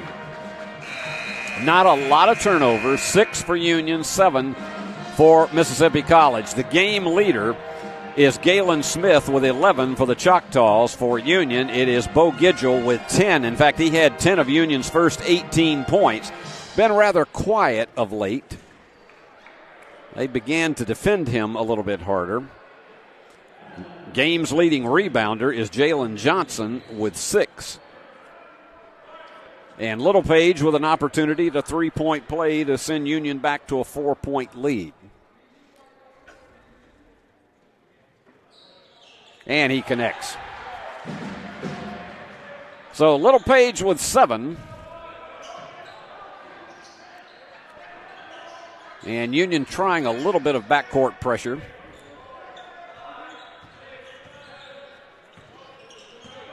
Let's see if they try to work this one in and get it inside once again. Forcing that one home, and that was really just intensity on the part of Thompson. And that one was tipped out of bounds. Union will play it. They were trying a home run pass down the right-hand side. And we got 2:06 to go, and DeBuck will toss it in.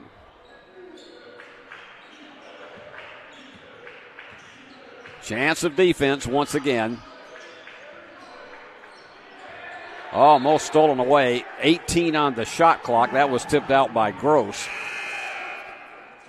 And Carry-On had an opportunity to try to get control of it, but just went off his fingertips, but excellent defense on his part. Now, this is an interesting set on the inbounds play. Seconds ticking off on that shot clock, down to 10. And Littlepage thought about the 3. Instead, is going to take it himself, go down inside, and connect.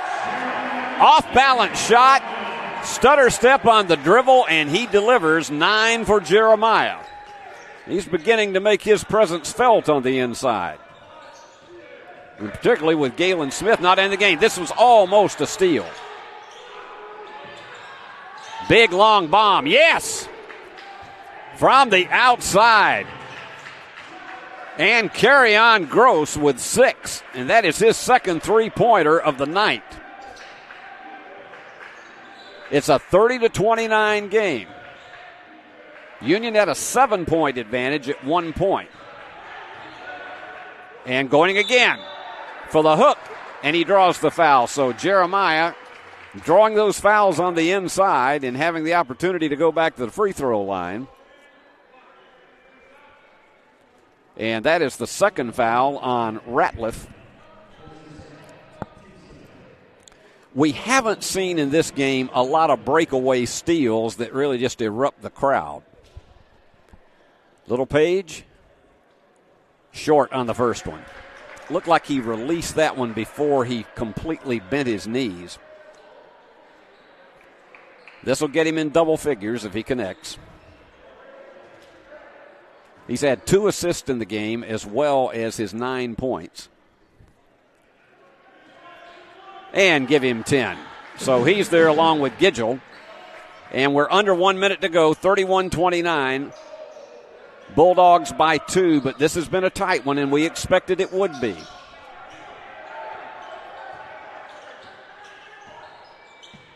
This is McCrary trying to work off the screen.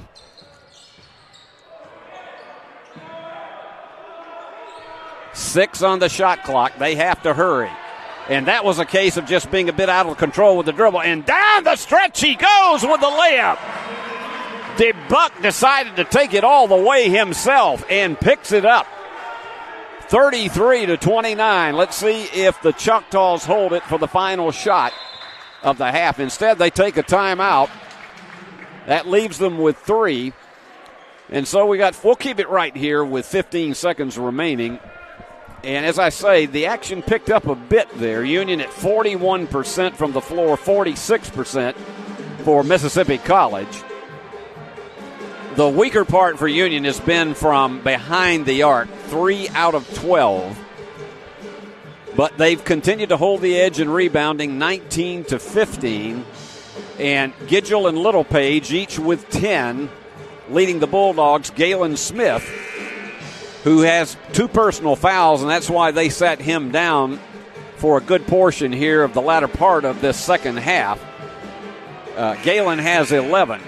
If he can stay out of foul trouble, I think he will make his presence known in the second half. He's 5 out of 9 from the floor. And some of the Union University cheerleaders trying to get some spirit going in the crowd tonight. A number of the Lady Bulldogs have hung around for this one after their 98-43 win over the Mississippi College women. And here we go with 14 seconds to go in the half. Coach Bolden wanted to make sure they had the right play set for this. Down to 4, 3, 2, 1. He's not going to get it off. That was outstanding defense on the part of the Bulldogs. They could not find an open man, and they lost control of where the clock was. And so, no go on the final opportunity for a basket. 33-29, the Bulldogs holding to a slim advantage at halftime. They led by as many as 7 in the first half. Let me give you the scoring. For Mississippi College, Galen Smith, who, as we say, sat down with 2 fouls about midway through, or maybe a little bit more than midway through the half. He has 11 points, 5 out of 9 from the floor, and 3 rebounds. And he's the only player in double figure. And Carrion Gross has 6. Both of his were long bomb 3-pointers, and he's got 3 rebounds as well. So that's your double figures and your runner-up for the Choctaws. Over for Union, Gidgel had 10 of Union's first 18 points, and Little Page had 10, 7 of them down the stretch late in the half. So they traded off leadership for this Bulldog team. Little Page is 4 out of 11, Gidgel 5 out of 9 from the floor. And the leading rebounder is Jalen Johnson with 6. And so that's where we stand here at halftime with Union on top 33-29. I wouldn't be surprised if it's a thriller all the way down to the end.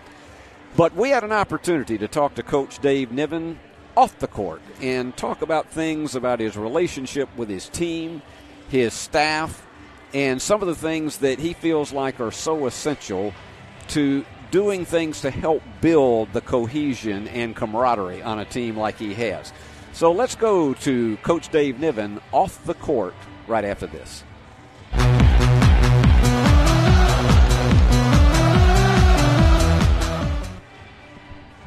Well, by the magic of television and streaming, Dave Niven is in the locker room with the players right now, but we recorded this interview earlier to bring to you here during halftime, to bring you a little bit more insight into the game.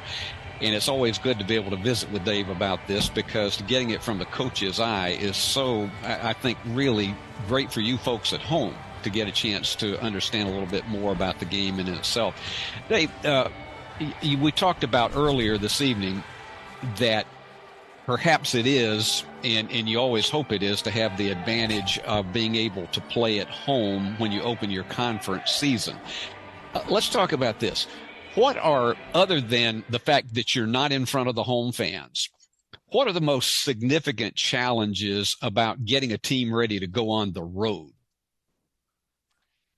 Well, you know, we've for many years, we've been really good on the road. I think we try to keep things as consistent as possible, and try to be in a routine where our players understand what that's going to look like. And so regardless of where we're going, we try to get into town, check into a hotel, give them about an hour in the hotel, and then get on the bus to go to our practice.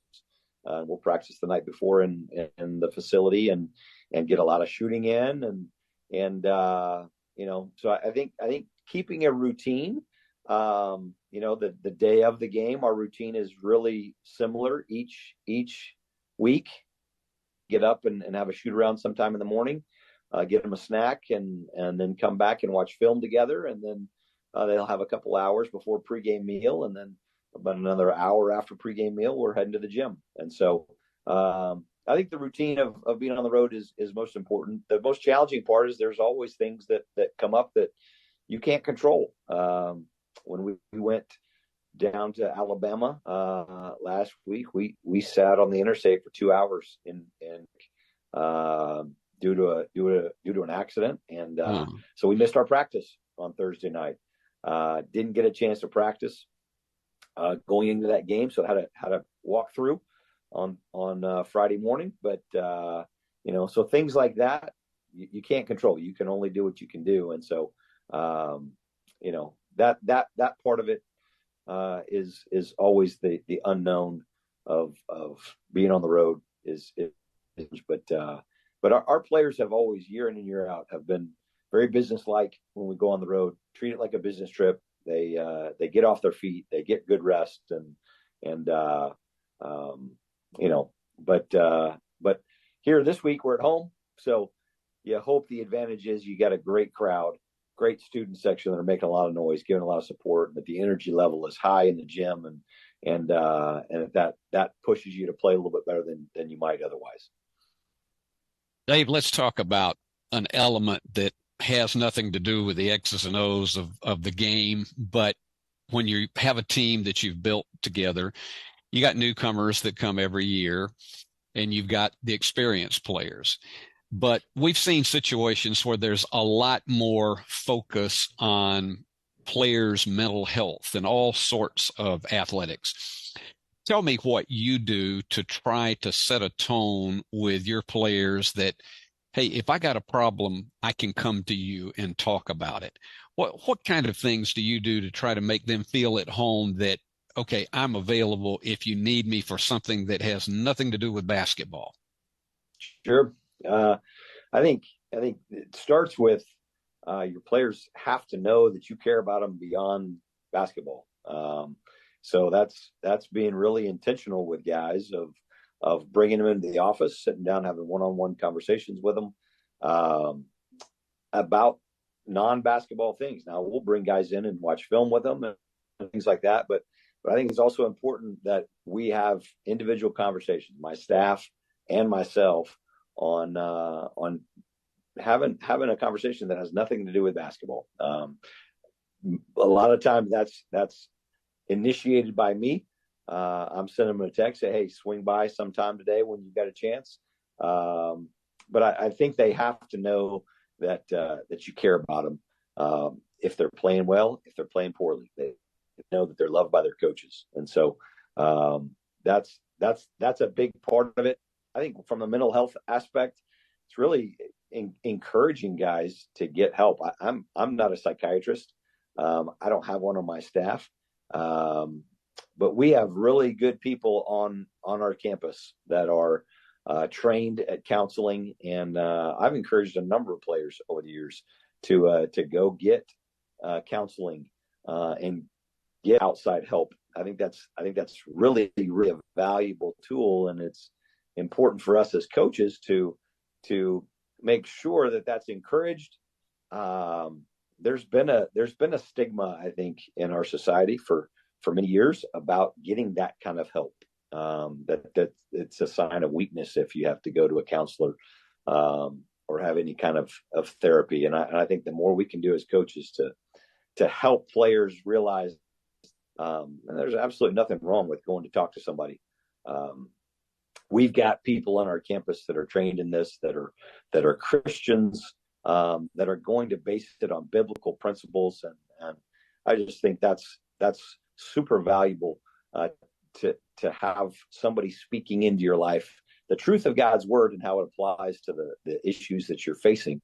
And so for us as coaches, we spend time each week with us as a whole, but also I'm bringing guys in to go through God's word on a weekly basis, to talk to guys about, hey, what do you think this passage of scripture means? And so I think certainly using God's word in the Bible and building principles about our team from that, I think certainly adds to that element as well.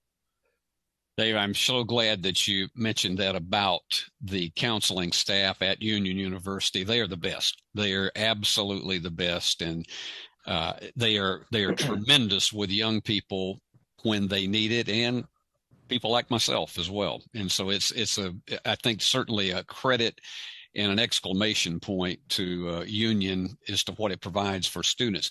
Let me ask you one last thing before we wrap this up, and that is we didn't get a chance to talk about this in our opening game interview, but let's talk about your assistant and your graduate assistant and how they are fitting into the program this year. Tell us a little bit about them, because a lot of times we don't have a chance to really spotlight them.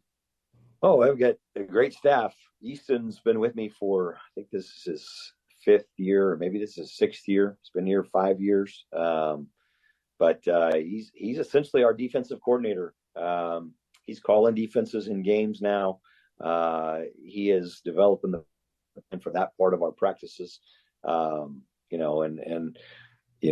I have a lot of trust and faith in him, because that's really what we are hanging our hat on right now as the strength of this team and what we're counting on to win games early on. So he's done a great job. He's a great recruiter. He's a tremendous guy relationally with our players. So he is as good as I could ever hope for in this position. I would love to sign him to a lifetime contract and let him take over when I retire someday. I think that's going to be hard to do, but he's phenomenal. And then you've got J.C. Hawkins, who's back for his 6th year at Union, which is awesome as well. He played for me for 5 years, and just the understanding of who we are and what we're about, added with the relationship he has with our team, and he's a relational guy anyways. One of the players that every teammate loved. And that's a unique quality, I think. But that's who he was as a player. And that certainly helps him in the coaching aspect of it. Guys listen to him because they've got relationships with him, and he's a fun guy to be around. But he's a smart player. If you watched him play, he was a smart player, and he's a smart coach. And so he broke down a session of our practice yesterday where we were teaching our guys how to use a ball screen. And he's got a voice that is valuable because he's done it. And our players have seen him. They know what a special player he was. And so man, I'm thrilled to have those guys on my staff. They do a great job. I've got 4 student assistants that are awesome as well, that really bring a lot to our program, are committed to our program. PJ's been with us for, I think this is his 3rd year now. And then I got 3 new guys in Kyrie, Kari, and Toby that are all committed to the program and give us a ton of work and really serve our players well. They are the unsung heroes of Union University basketball, and I know you're proud of all of them and to have them on your staff. Dave, it's always good to visit with you, and we'll look forward to seeing you again on Saturday's game before the Bulldogs and Lady Bulldogs hit the floor, and good luck in the second half tonight. All right. Thank you, Steve.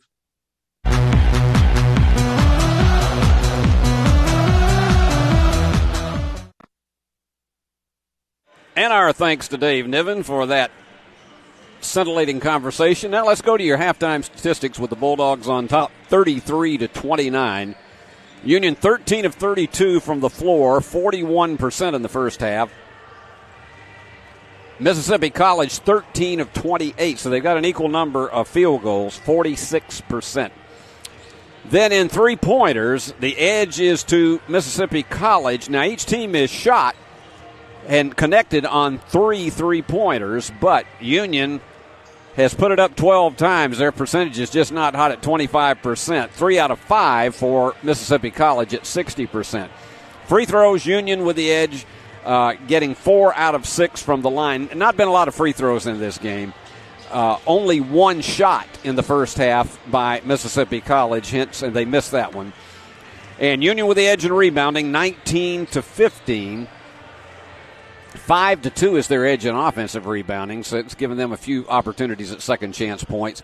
Not a lot of turnovers in this game. Union 6, Mississippi College 8, but here's a big factor.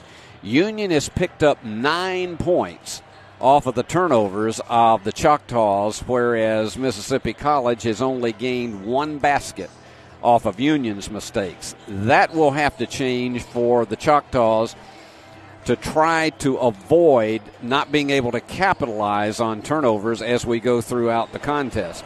So we're at 33-29. Largest lead of the half was Union at 7 with about 4.5 minutes to go in the first half. And we are about 40 seconds away from the tip-off. And Union getting some final warm-up shots in. Gidgel and Littlepage. It's been a game pretty much for the inside players. Gidgel and Littlepage with 10 each, and Galen Smith with 11. So it's not been a game from the outside for either team.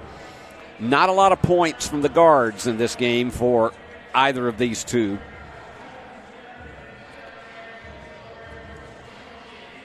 And a reminder once again, we're back here Saturday afternoon, 1:45 will be our airtime as it's Union against Delta State in what is always an interesting doubleheader across the board. And that will be tipping off at 2 o'clock. The men approximately at 4. We'll have it live for you, but we'd sure love to see you come out here to Fred DeLay Gymnasium and see the game on David Blackstock Court. It would be a marvelous thing to see you here in person. I'd love to be able to greet you and say hello. And I want to say again, hello to all of the parents and grandparents and family members of those who are watching from Mississippi College tonight. It's good to have you on board, and I know you're very proud of these young men that are on the floor tonight. Galen Smith is back on the floor after the 2 fouls he had in the first half, and he's going to have a big battle with both Gidgel and Littlepage in the second half. You've got to believe it. And we're underway. Bulldogs with first possession here in the second half. A key thing is really just for emotional momentum is to try to get that first basket. And Littlepage does, going right over 2 defenders, and he is the game leader now with 12. I'll say hi to his mom down in Birmingham tonight. I hope you're doing well, and I hope you have a happy Thanksgiving. Almost a travel. And they kick it to the outside for a big bomb three, and that was way off to the right, but they get the offensive board, and Smith with it, but couldn't hold on, and it's going to be a scramble. And Union gets it away, and no, it's taken right back, and the layup is not there, but the follow by Smith. Now, I can tell you that play was not drawn up that way on either side of the court. But they'll take it, 35-31.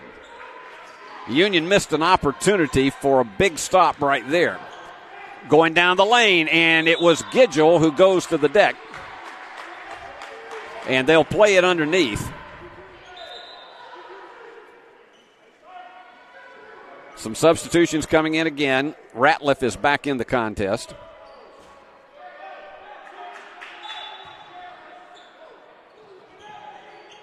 Smith wants to avoid getting that third foul early in the half, or frankly at any time of the half. Littlepage from behind the free throw stripe, and he connects. He has been hot here of late, and he has 14. Union back to the 6-point lead. A little bit of an out-of-control dribble, but the rebound is picked up once again by Littlepage, and here they go. Trying to control the emotional stride on this one as we are in the early part of the second half, and the three is there for Jalen Johnson, her second of the night, and Union with its largest lead now at 40-31. And this MC team just needs to keep its composure. They've rallied back before. They had an 8-point run at one point in the second half, first half, I mean. And they kicked it away. They were trying to do a give and go on the inside to Ratliff, and it just simply went off his chest. Bulldogs were really clogging down inside the paint. Littlepage does it again. Hits again. 16 points for Jeremiah Littlepage, and Union now with a double-digit lead at 42-31. Timeout called by the Choctaws. So the Bulldogs are on top by 11. Let's take this break. We realize you have a busy lifestyle, and at the Bank of Jackson, we're here to help you fulfill all of your financial needs, personal and business loans, mortgages, online banking and bill pay, and so much more. Serving the Jackson area for 25 years. The Bank of Jackson, your down-home community bank. You belong here. Member FDIC, Equal Housing Lender. Well, the Bulldogs have gone on a 9-2 run to start the first 2.5 minutes of this second half, and now have a 4-possession lead at 42-31. And that's the kind of thing that Dave Niven wanted to see, is good shot selection, good decisions on the court, and capitalizing on the other team's mistakes.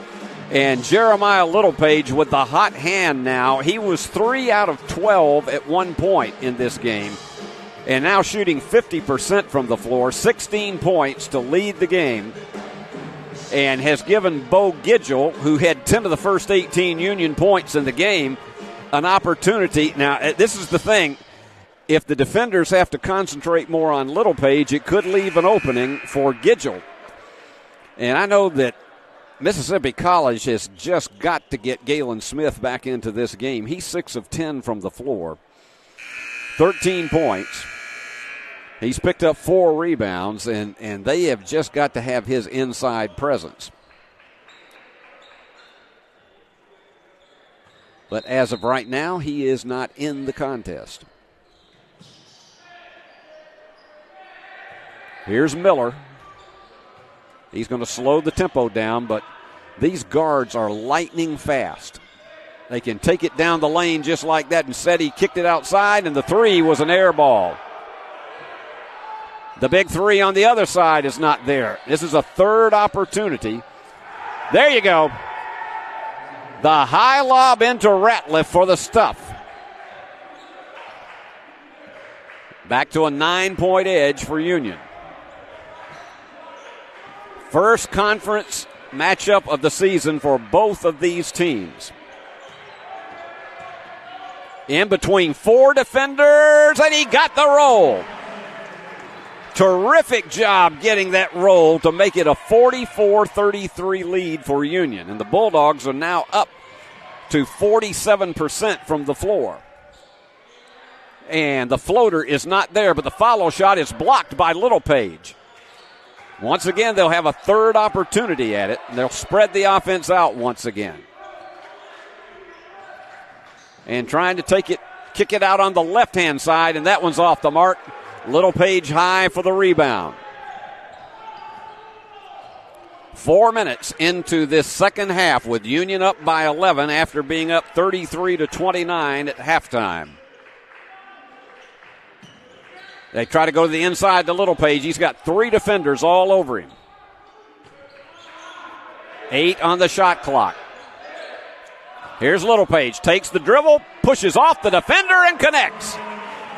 Littlepage with 18 points. He has been Mr. Offense in this second half. Trying to go to the inside. The one-hand floater in and out. They have just gone ice cold. Miller couldn't get it to drop. Here goes DeBuck to set up the offense again. Gidgel wants it. He's calling for it. Littlepage thought about it, faked it, took it to the inside, and he will go to the line for 2.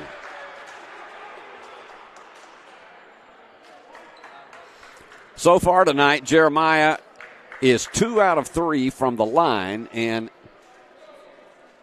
we have timeout on the floor. It is one of our 4 media timeouts here in the second half. Your score is Union 46 and Mississippi College 33. Back in a moment.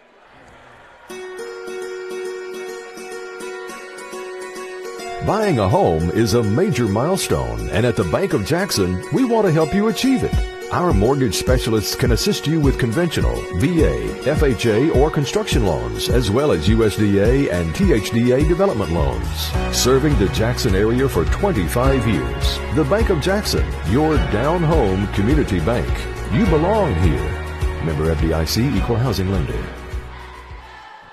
Well, Jeremiah Littlepage is having himself quite a second half here. 18 points, and he's about to go to the line for another 2.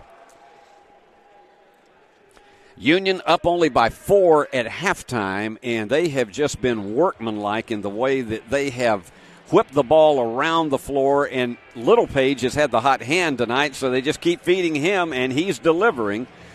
He had 10 at halftime, and now he's up to 18, and he has had 6 of the last 8 Union points here in the second half. Bulldogs shooting 46% from the floor, 43% now for Mississippi College. Lady Bulldogs, in case you just joined us, won it 98-43.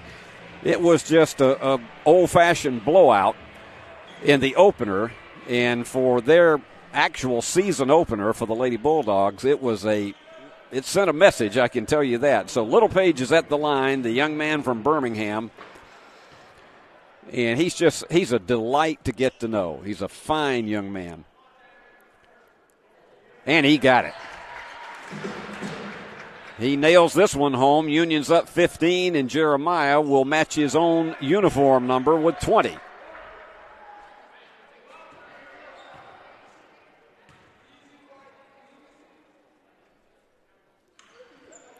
And he connects.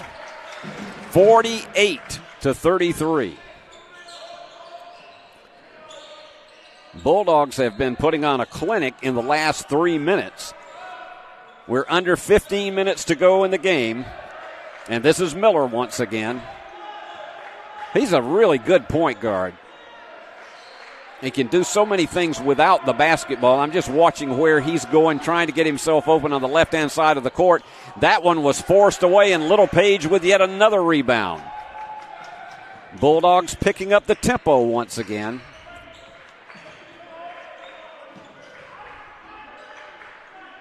And let's see how they play this one. This would give them a better than 5-possession lead. They kick it outside. The 3 for Sarver. Yes!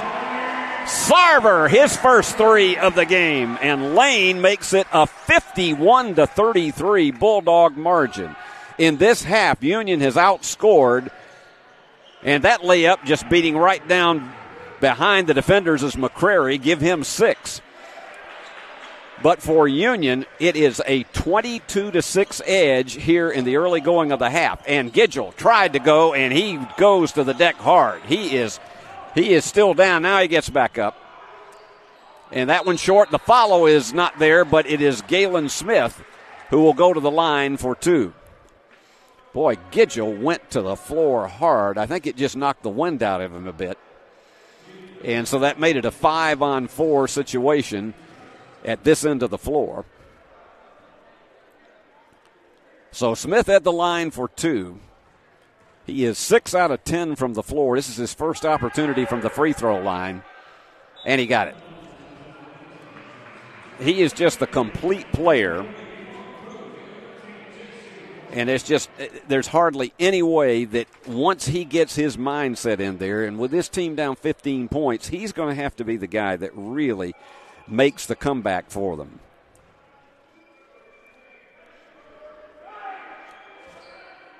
And he picks them both up to make it 51-37.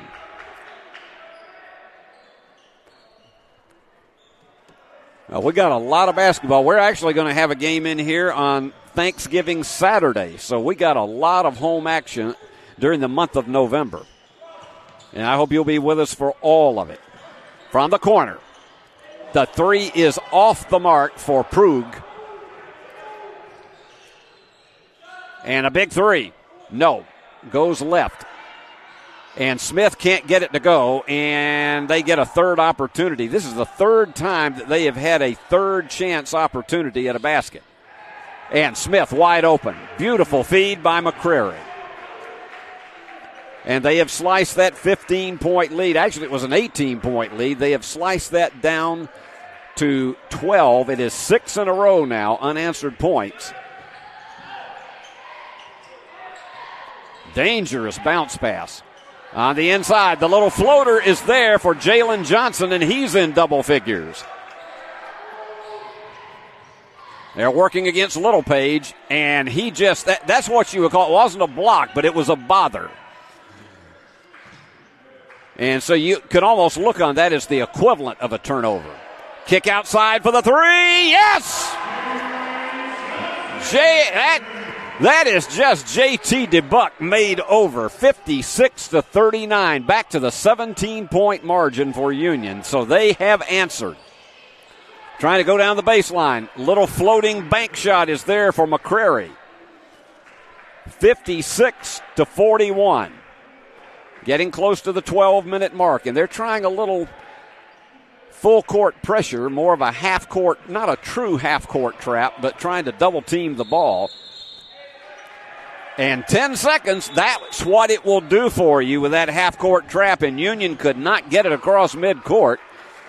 So timeout is on the floor. Bulldogs with a turnover, leading 56-41. More after this. Are you looking for a Christian college or starting the college search process? I want to take a second to tell you about my school, Union University in Jackson, Tennessee. Union is a private 4-year university known for its rigorous academics, Christ-centered community, and the success of its graduates. My favorite part about Union is the faculty. The professors here are so intentional about helping students grow not only academically, but also spiritually. You should check out Union for yourself. Come for a visit. I know you'll love it. At Union University, you'll be transformed.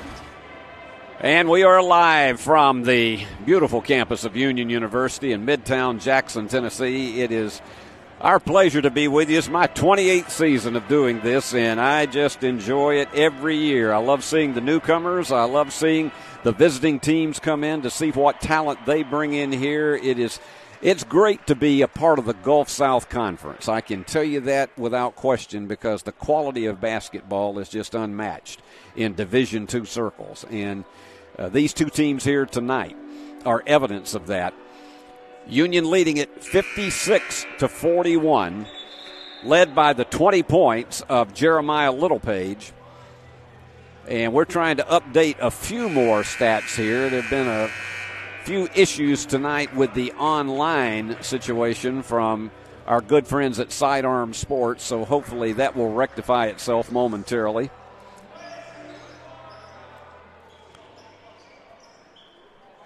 And as I say, you feel like winter weather has hit here in West Tennessee for about the last week, and it's not going away. Saturday, when the game is played this would be a great way for you to spend Saturday because it's supposed to be a high of 38 degrees and a low of 20 on Saturday here in Jackson, Tennessee.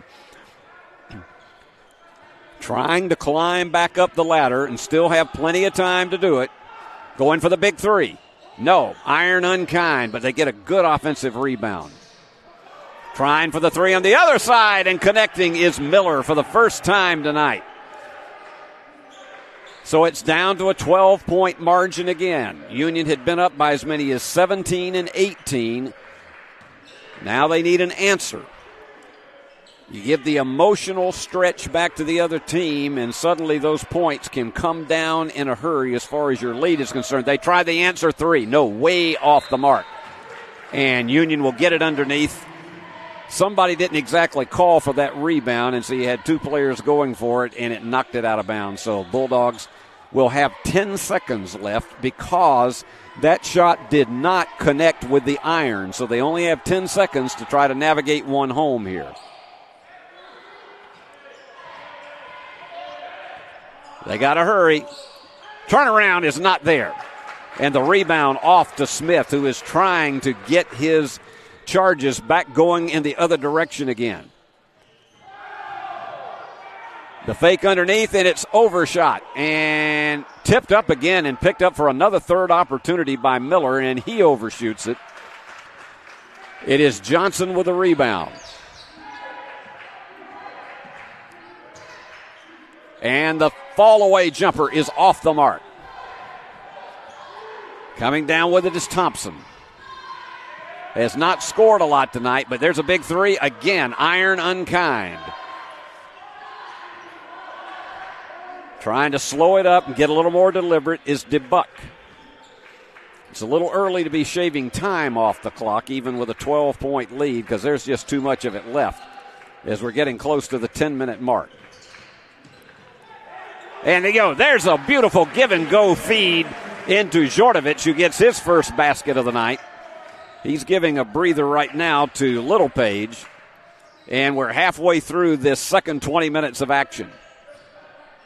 Union by 14, and they get it to Smith, and he was uncontested. And timeout is called. 58-46. Bulldogs lead by 12. We'll have more after this. Championship DNA. That's what you find at Jones Chevrolet at Three-Way. A full line of new Chevrolets plus West Tennessee's largest used car inventory. State-of-the-art service work and pre-approved auto loans online at JonesChevroletHumboldt.com. Shop with a winner. Jones Chevrolet at Three-Way. The most important benefit when you buy from Jones Chevrolet at Three-Way? Peace of mind. Jones Chevrolet's warranty forever comes with every qualifying new and pre-owned vehicle. Powertrain coverage for as long as you own your vehicle. Find out more at Jones Chevrolet in Three-Way. And we thank our good friends from Jones Chevrolet, one of our great sponsors, along with the Bank of Jackson and Union University. It's great to have them on board as we bring you Union University basketball here with our first official games of the season, and we'll be taking you all the way down into March when tournament time comes along. And there's that threesome that we saw earlier this evening. They wanted to hold up signs saying, "Hi, Mom, send money," but they decided not to do it tonight because they're about to hit the Thanksgiving vacation. And trying to give Union a little full-court pressure, and the Bulldogs, and the shot clock has not started. So the shot clock has not started, and so everybody is going to have to do a recycle on this. And I'm not sure whether it was just the north end shot clock or that froze or whether it was both of them. So they're going to call the players back over while they try to solve the clock problem. Bulldogs up 58-46, 9:49 to go in the game, but the shot clock did not start at that point. And with that full court pressure, the Bulldogs were really getting down into time to try to get that one across. And we're back. We can give you our updated stats now. 58-46 Bulldogs lead, and as we said, Jeremiah Littlepage with 20, Jalen Johnson with 15, Gidgel with 10. All of his were early in the game. He had 10 of Union's first 18 points. Galen Smith is the only player in double figures for Mississippi College with 19. He's got 7 rebounds. Miller has come down with 8 rebounds. On the other side of the ledger, the rebounding is led by Jalen Johnson for Union with 8. Bulldogs shooting 48% from the floor. Mississippi College has cooled off down to 38%. And Union now with 6 3-pointers in the game to 4 for the Choctaws. Again, not a lot of, and they're still working on the shot clock in case you wonder what's going on here. Tell you what, let's take a 30-second break and we'll bring it right back here. All right, back after this.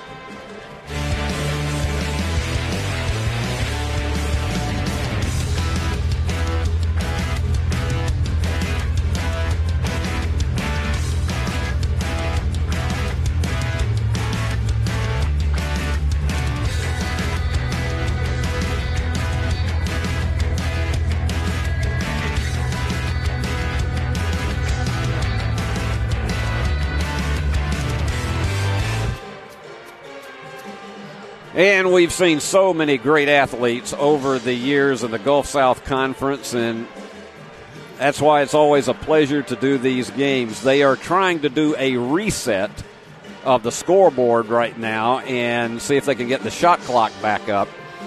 It's one of what I call the Ray Eaton solution to any kind of issue with a computer or with digital electronics. When in doubt, reboot. And so that's what they have attempted to do, but the shot clock is now back up, and it says 25 seconds, so that's where they're going to start it back with 9:49 to go in the game. They're going to start it back. Union will have the ball over on the right-hand side of the floor with 25 seconds left on the shot clock. They only have 5 to be able to get it across midcourt. And again, that 18-point lead has whittled down to 12. And here they go, and DeBuck's going to try to bring it across, but he's got to hurry it, and he makes it. Now they're down to 15 on the shot clock. Not as much time to be able to set up a play. And they're under 10. And the kick out 8, and it was just DeBuck handing it right into the hands of Johnson. So this could be a gift to right here if they get that down. And it was on the drive, the foul, and that is charged to DeBuck, and that is his 3rd. Ratliff has 3 for Mississippi College, and they'll go to the line for 2 to try to cut this down to 10. And it is B. McCrary on the line from Little Rock, Arkansas, the junior. He has a tremendous drive with the ball, and if he hits these 2, he'll be in double figures tonight. Again, off the back of the iron, and he's extremely frustrated at that one. That is only the 4th shot that Mississippi College has taken from the free throw line tonight. And Galen Smith will check back in. Ratliff goes out. Smith is their leader with 19.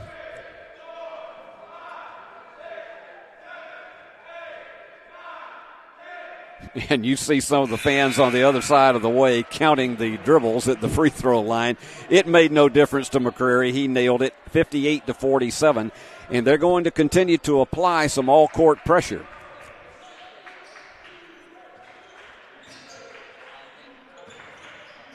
And here they go with DeBuck. Again, quick passes around the perimeter. And defensively, he has nowhere to go there. Littlepage back into the game now. Spins, fires, cannot get it to go. Gets the offense. Well, Gidgel gets the offensive rebound and the foul. Gidgel just went right in between 3 defenders, and the foul was charged to Galen Smith. That is his 3rd. So they'll get Ratliff back into the game. Well, nope. Smith is not coming out. So they're going to have what amounts to about a twin tower situation here. And they're double teaming the ball, and over the two defenders, it doesn't go. And off the hands, and it is going to be Union basketball. And you got to know that is frustrating for Miles Miller. He thought he had that rebound cleanly, and it just slipped off of his fingertips. And so Union has another opportunity with 8:41 to go. Little Page. And on the inside, I don't know how he willed that ball home, but that is all you can say, and he knew it. That little sheepish grin on the face of Gidgel, and that's his first point since midway through the first half. Fall-away jumper. Answer shot is there. Thompson with 6. A 60-49 lead. Still double digits for the Bulldogs. A 4-possession game.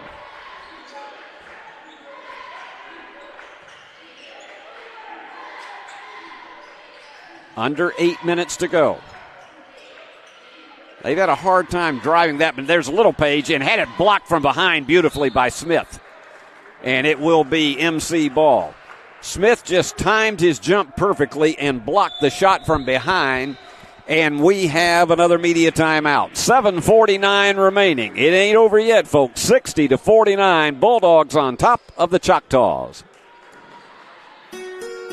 We realize you have a busy lifestyle, and at the Bank of Jackson, we're here to help you fulfill all of your financial needs, personal and business loans, mortgages, online banking and bill pay, and so much more. Serving the Jackson area for 25 years. The Bank of Jackson, your down-home community bank. You belong here. Member FDIC, Equal Housing Lender. Well, as I mentioned to you, there is a lot of basketball to be played in this gymnasium all through the course of November. And we've got Delta State coming in on Saturday, and then you've got a big one with West Georgia the following weekend on the 26th. McKendree comes in as a non-conference team Tuesday night, and then the following Tuesday night, it is North Georgia coming in for what will be the last non-conference game of the season. A 24-game conference schedule, and you've heard the perspective of both Mark Campbell and Dave Niven about playing that many conference games. Mark says definitely he doesn't like it. Dave pretty much adapts to whatever the conference decides to do. There was some proposals, the possibility that you play 12 conference games home and away, and then the others that you would play against opponents that you would play one year, and then the next year you would play them at their place.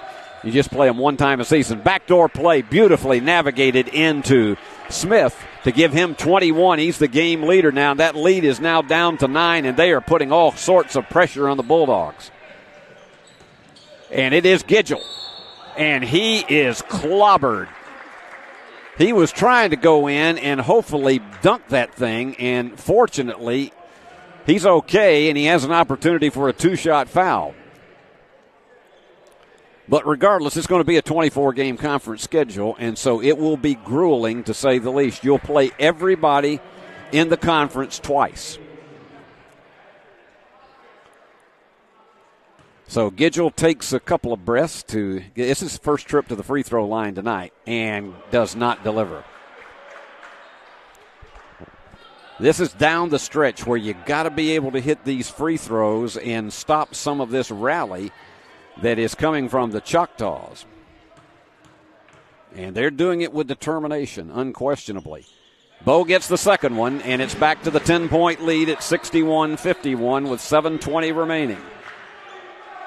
And the Bulldogs trying again that all-court pressure. The gamble that you have when you do that is that you could leave either Ratliff or Smith wide open.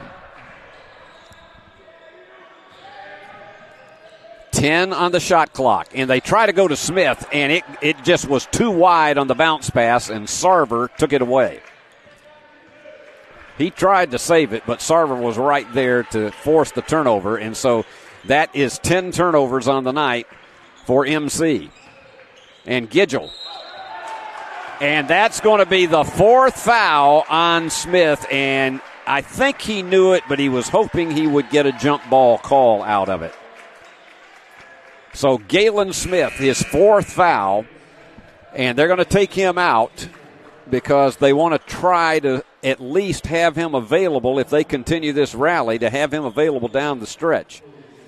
That was a bang-bang play, and so Gidgel goes to the line again. He's got 13 tonight. 14. And this would give Union a full 4-possession lead once again. Lead that at one point was 51-33. Connects. So it's back to the 12-point margin, and Gidgel with 15. He and Jalen Johnson have 15. Jeremiah Littlepage with 20.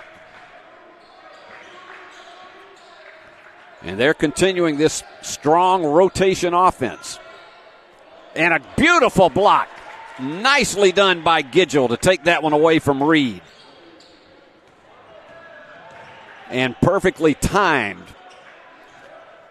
That one was stretching it a little bit too much for Bo. It just simply, you just can't stretch it out that far. And tipping it in is Reed for his first basket of the contest to make it 63-53. Down to the 6-minute mark. Bulldogs have controlled this second half, but you just seemingly believe this Mississippi College team has a second win in them.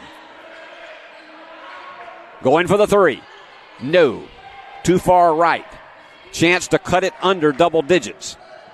McCrary dips it inside to Reed, who has really come on strong here in the last few minutes. It is an 8-point game with 5.5 to go.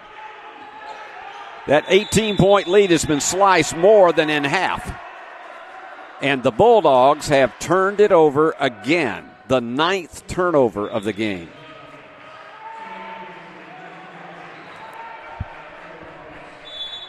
And that bench from Mississippi College is really on fire, and Dave Niven says, let's talk it over. 5.5 to go. The lead is down to 8. Bulldogs still on top. Stay with us.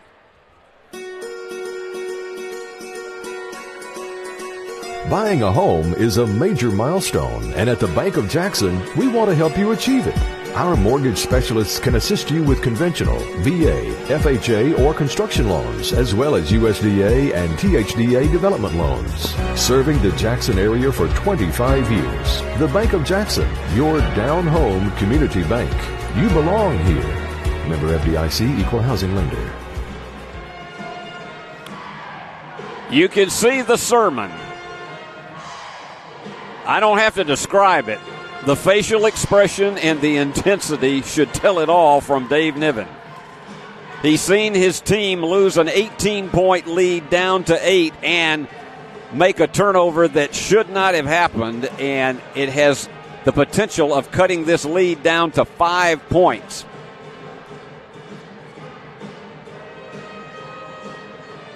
Sometimes I just like to watch and let you have an opportunity to see.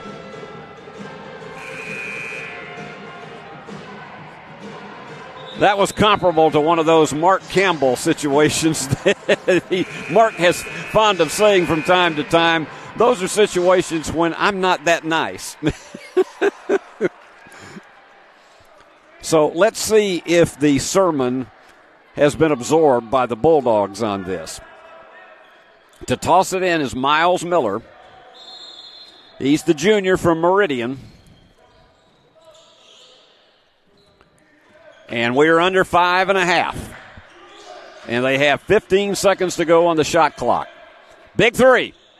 Off the back of the iron, and they scramble to get that offensive board. They can't get it because Sarver finally comes up with it. Working one-on-one. DeBuck very quickly down the floor. They're getting ready to get J.C. Clossy back into the game. And it was stolen right out of his hands. And Carry On Gross came out with that one, and that's off the mark. Underneath, couldn't get the layup, and Little Page with it. So let's see if the Bulldogs change their pattern here. Dave Niven is giving some adjustment instructions. Sarver's trying to set a pick there in the middle of the paint. Little Page is being bumped all over the place and can't get it up. Ratliff bothered him underneath and that was an unforced error. They were trying to get the pass down the floor to Thompson, and his back was turned to it, and it went out of bounds just as they were trying to make a huge, huge comeback here. Still an 8-point lead with 4:22 remaining. So Johnson will toss it in. And JT working against two defenders. The lob to Little Page, but it's a little bit too far away to attempt one of those layups or a dunk. And Gidgell's going to work around, and that was an ill-advised shot. He just had no control on that. That was one of those, I hope it falls, and it didn't. Fall away. Hangs on the lip, and drawing the foul is J.C. Clossy. It's not bonus time yet. That is only the 5th team foul.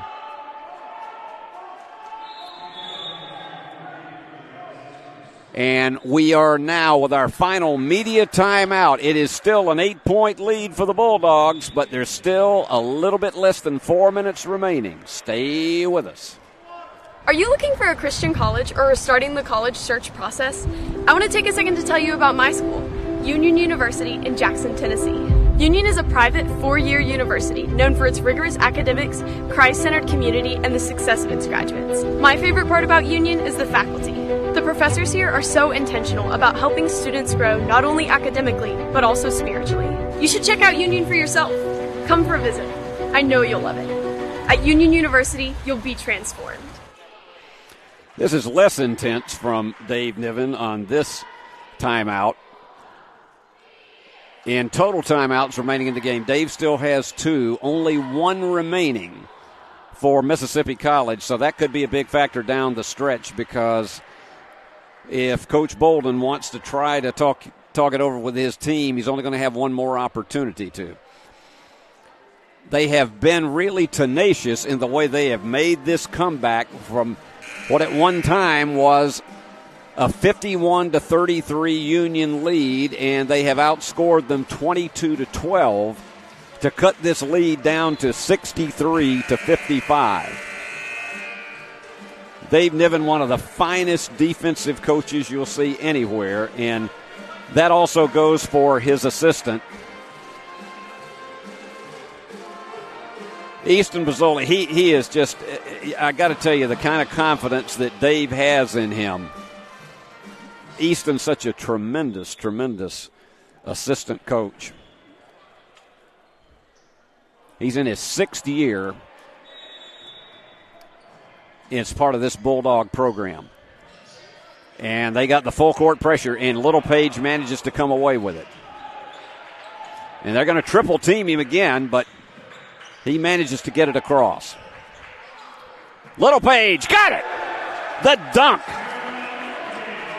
And what a time for that one to make it a 10-point lead once again. But as Dave Niven says, we got to have stops, particularly in the clutch. And a steal right into the hands of Jalen Johnson. That's 2 turnovers that were just totally unforced errors in the last 2.5 minutes for Mississippi College. Here's Little Page, who's had himself a night tonight with 22 points. Gidgell. That was an erratic pass. And the fall-away is off to the right. We're getting close to 3 minutes remaining. Still the 10-point lead for Union, and it goes out of bounds. And give it to the Bulldogs. That was a case of Thompson just simply slid on the floor, and it got out of his hands. And Coach Bolden, you can see how frustrated he is. He's trying to suggest that that ball was knocked out of bounds by Union. And once again, he's going to have to hurry. I don't know how Little Page managed to come away with that. There you go in the corner. Trying to drive it down, got the layup, just got completely behind the defenders, and a terrific job on that one by J.C. Clausey, his first basket of the game. And that one is off the mark, and the foul. And if it's on Union, that's only the third team foul. It is going to be charged to Jalen Johnson. That's his third foul, but Union has only committed 3 personal fouls in this half, so no trip to the free throw line. Mississippi College has only been there 5 times tonight. We're going to keep it right here with 2:37 remaining. We got a full timeout called. Championship DNA. That's what you find at Jones Chevrolet at Three-Way. A full line of new Chevrolets for Union. And that is the final timeout that has been called by Mississippi College. So the rest of the way, they're going to have to do it without having an opportunity to talk it over. But apparently Coach Bolden has felt at this stage of the game that it's critical for him to set his offense and particularly his defense at the opposite end with Jeremiah Littlepage and J.C. Clausey getting behind his defenders on that last play. He's got to have some more help on that. 26 out of 59 from the floor for the Bulldogs, 44%. And Mississippi College, 38%. They're 24 of 64. But a big factor, the Bulldogs have been to the free throw line and nailed 9 points to 3 for Mississippi College, and that is huge. And off turnovers, the Bulldogs have captured 15 points off the mistakes of the Choctaws and only 6 the other way around. So that 9-point margin there is huge in this 67-55 lead. 2:37 remaining. Getting a little late in the doubleheader, folks, so a little bit scratchy there. 2:37 remaining. Rebounds tonight. Union is trailing 38-34, but it hasn't been a huge factor in the game. Some of that has become a big factor because of offensive rebounds. And MC is going to play it with 20 seconds on the clock. They finally decided that this will be the Choctaws' ball. And you see how they're trying to separate themselves, and almost stolen, and a foul is going to be charged to DeBuck. And for JT, that is his 4th.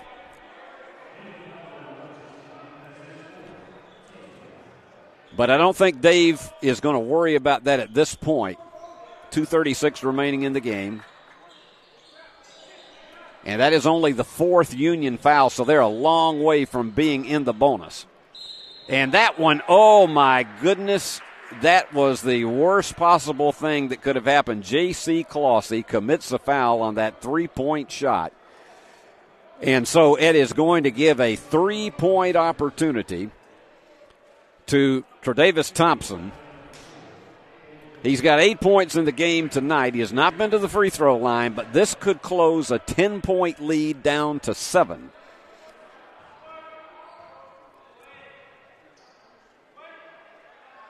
Thompson delivers. Gets it. Very calm. 67-58. Well, apparently, in that situation, he apparently hit that previous shot, and that was just a 3-point play, so it's down to 9. 67-58. Down the floor it goes, and underneath, Gidgel with a layup. The assist goes to Littlepage, and Gidgel with 17, and Union back up by 11 at 69-58. Fall-away jumper for a 3. It's there. So once again, they connect and make it a 10-point margin.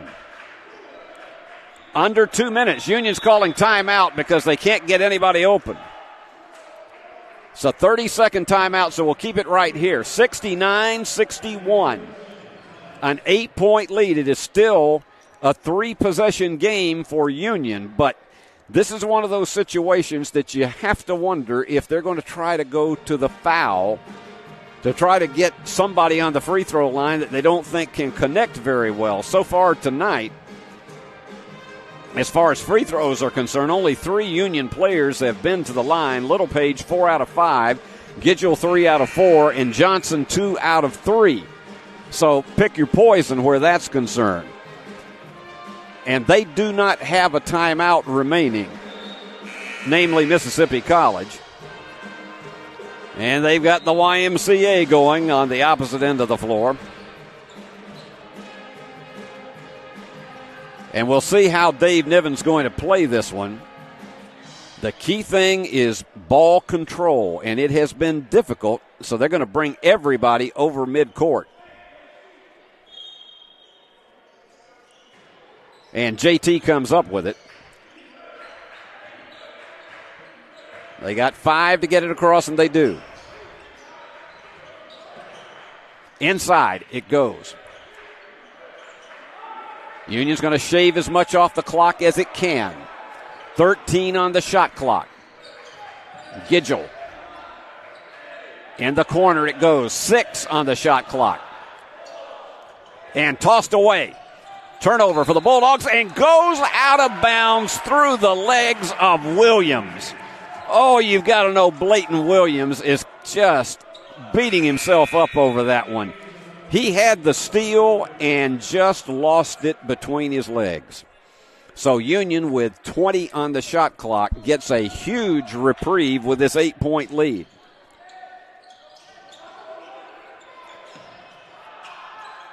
And there you go once again with Little Page. For a big guy, he can handle the ball very, very well as a dribbler, and it's stolen. Here they go. They've still got 1:15, and it's blocked. Beautifully attempting the layup, the block by Gidgel, and what a perfect timing for that. That's his second block of the evening.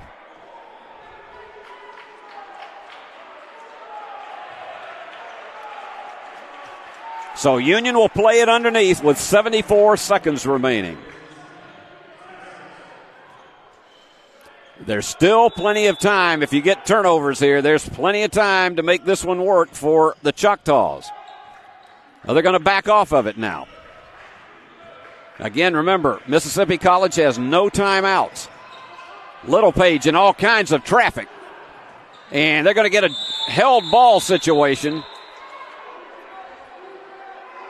And let's see who the alternate possession is. Goes back to Mississippi College. And shaking off the cobwebs a bit, J.T. DeBuck. Great sportsmanship on the part of both of these players. Cowboy curling back out there. So give Union the turnover, 14th of the night for the Bulldogs. 1 minute even remaining. They're going to have to hit every time they come down the floor and do it fast and then get quick stops. The jumper is not there. And the rebound again to Jalen Johnson, and he is fouled. And you figure it was going to come to that point. Reed commits the foul, and so send it back down the floor, and this will put Union in the bonus.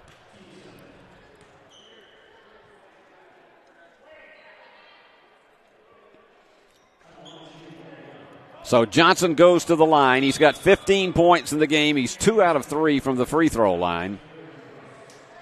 He's had 3 3-pointers tonight and 9 rebounds.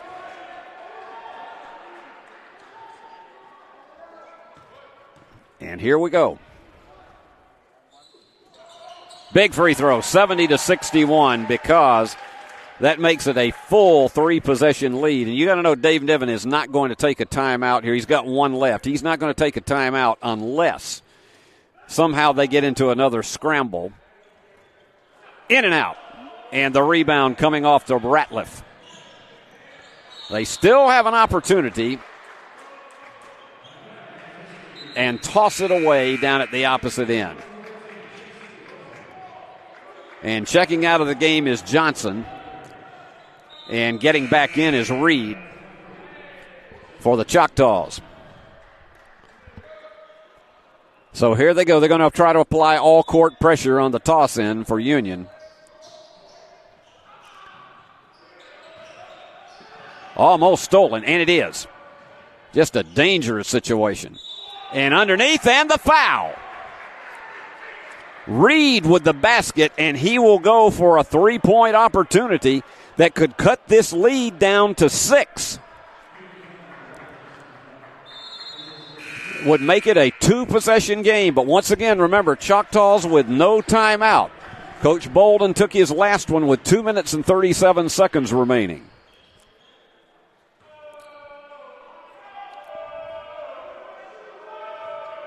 We'll watch it with you. He got it.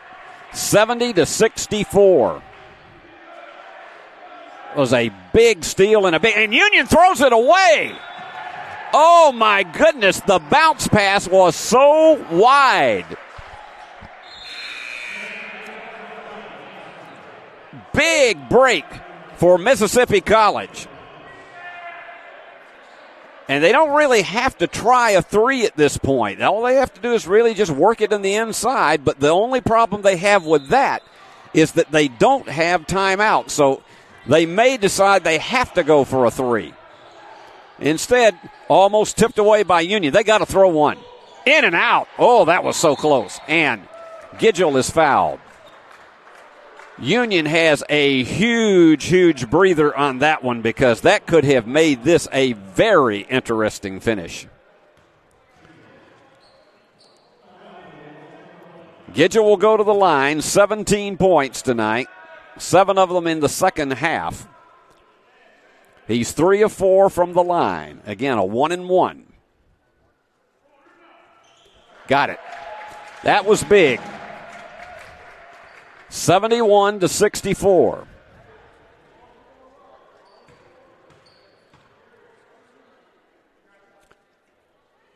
Bo knows he got it. 72-64.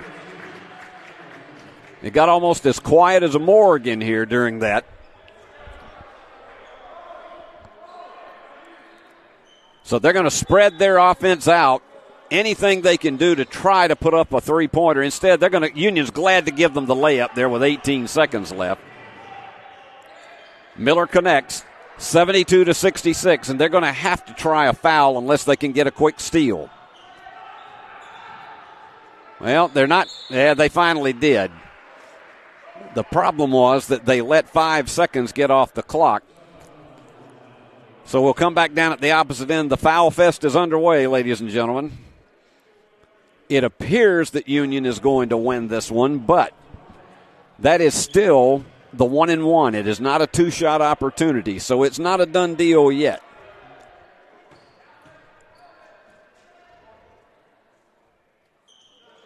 That one probably put the nail in it. And for Johnson, 17 points. Give him the second one. 74-66. That should do it. Choctaw's going to put up a big 3. And it's not there. And is that a foul with 5 seconds remaining? It indeed is. A 3-shot opportunity. That is the last thing that you want to see, even though the game is pretty well carved out for Union. That's one of those situations that you say just let them shoot the 3 because we'll get the ball back and it's going to be very, very almost mathematically impossible for them to make the comeback. Picks up the first one, 74-67. McCrary has been in double figures tonight. He has a chance to make it 13, although I'm sure he'd give any of them back if this Mississippi College team were able to prevail. 74-68. And J.C. Clossy comes back in for ball handling purposes on the throw-in with 4.9 seconds remaining.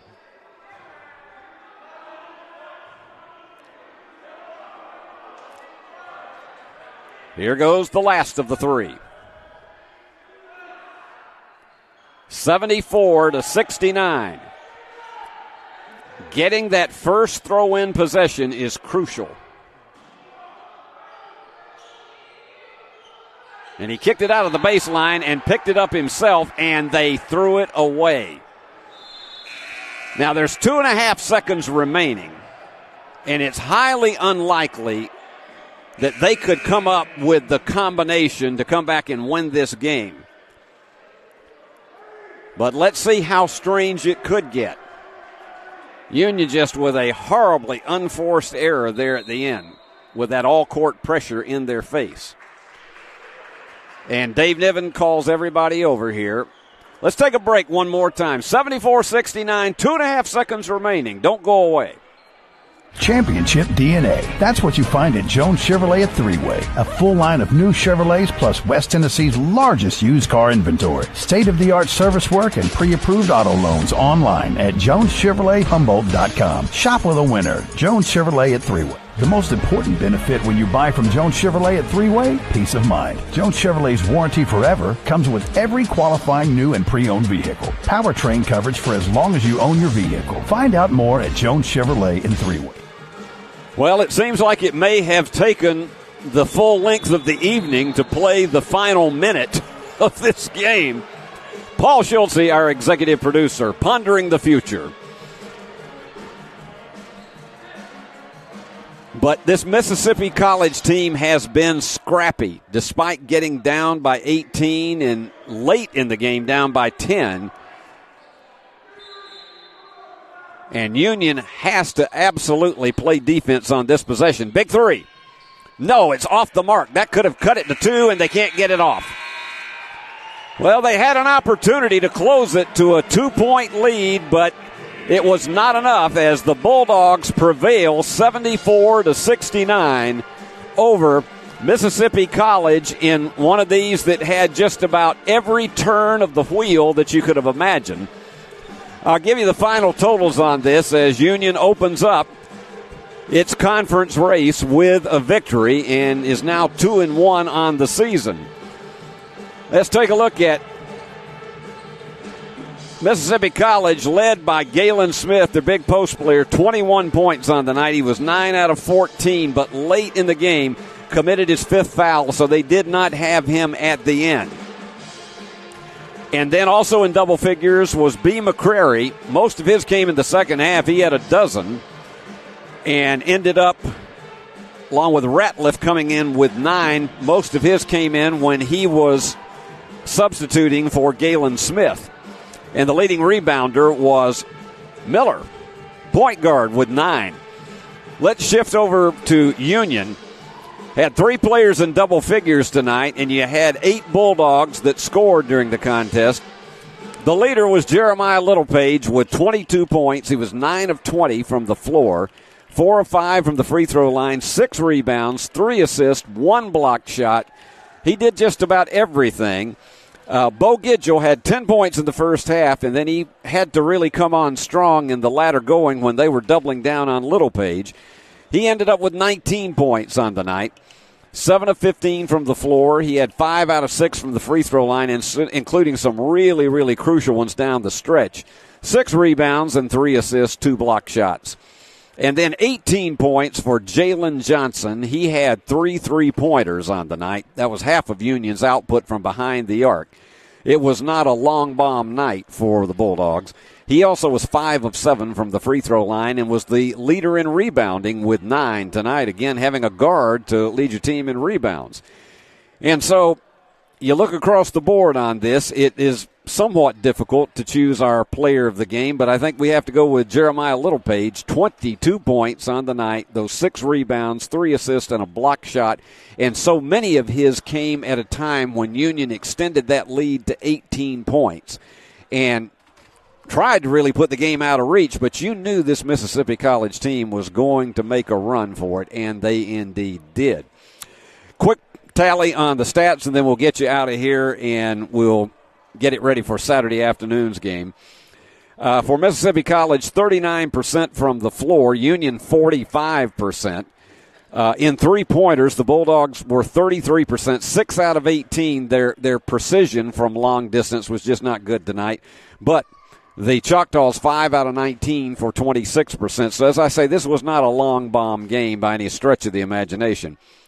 Mississippi College, 80% from the free throw line. Union was 78%, but it was largely because Union went 18 times to the free throw line, 10 for Mississippi College. In rebounding tonight, the Bulldogs, it was almost an even stretch. Mississippi College, the edge, 39-38 off the glass. And then also looking at block shots, that was a big key. Union had 4 of them. That was major, particularly at crucial stages of the game. Only 1 block on the night, and that was when Galen Smith got behind Jeremiah Littlepage and blocked what looked to be a sure shot at a dunk. And he timed it perfectly on that. So that's the way it looks from here. The Lady Bulldogs, it was a complete domination, 98-43 tonight. We will be back here Saturday afternoon. Be coming your way at 1:45 on uuathletics.com and ePlusTV6 and ePlusTV6.com. Just about every .com you can imagine. And we'll be there to bring you the game with Union against Delta State in another big doubleheader. The executive producer of Worthy Road Studios is Paul Schultze. I've been your commentator tonight, Steve Beverly, and our cameras, Eric Inman, Adriana Bolin, and Olivia Barlow. And our ever-cool, ever-present director is Christopher Reasons. And our scoreboard graphics, we thank them, Sam Galbraith and Grace White. And until we are with you Saturday afternoon, this is Steve Beverly saying so long from the great hub city of West Tennessee.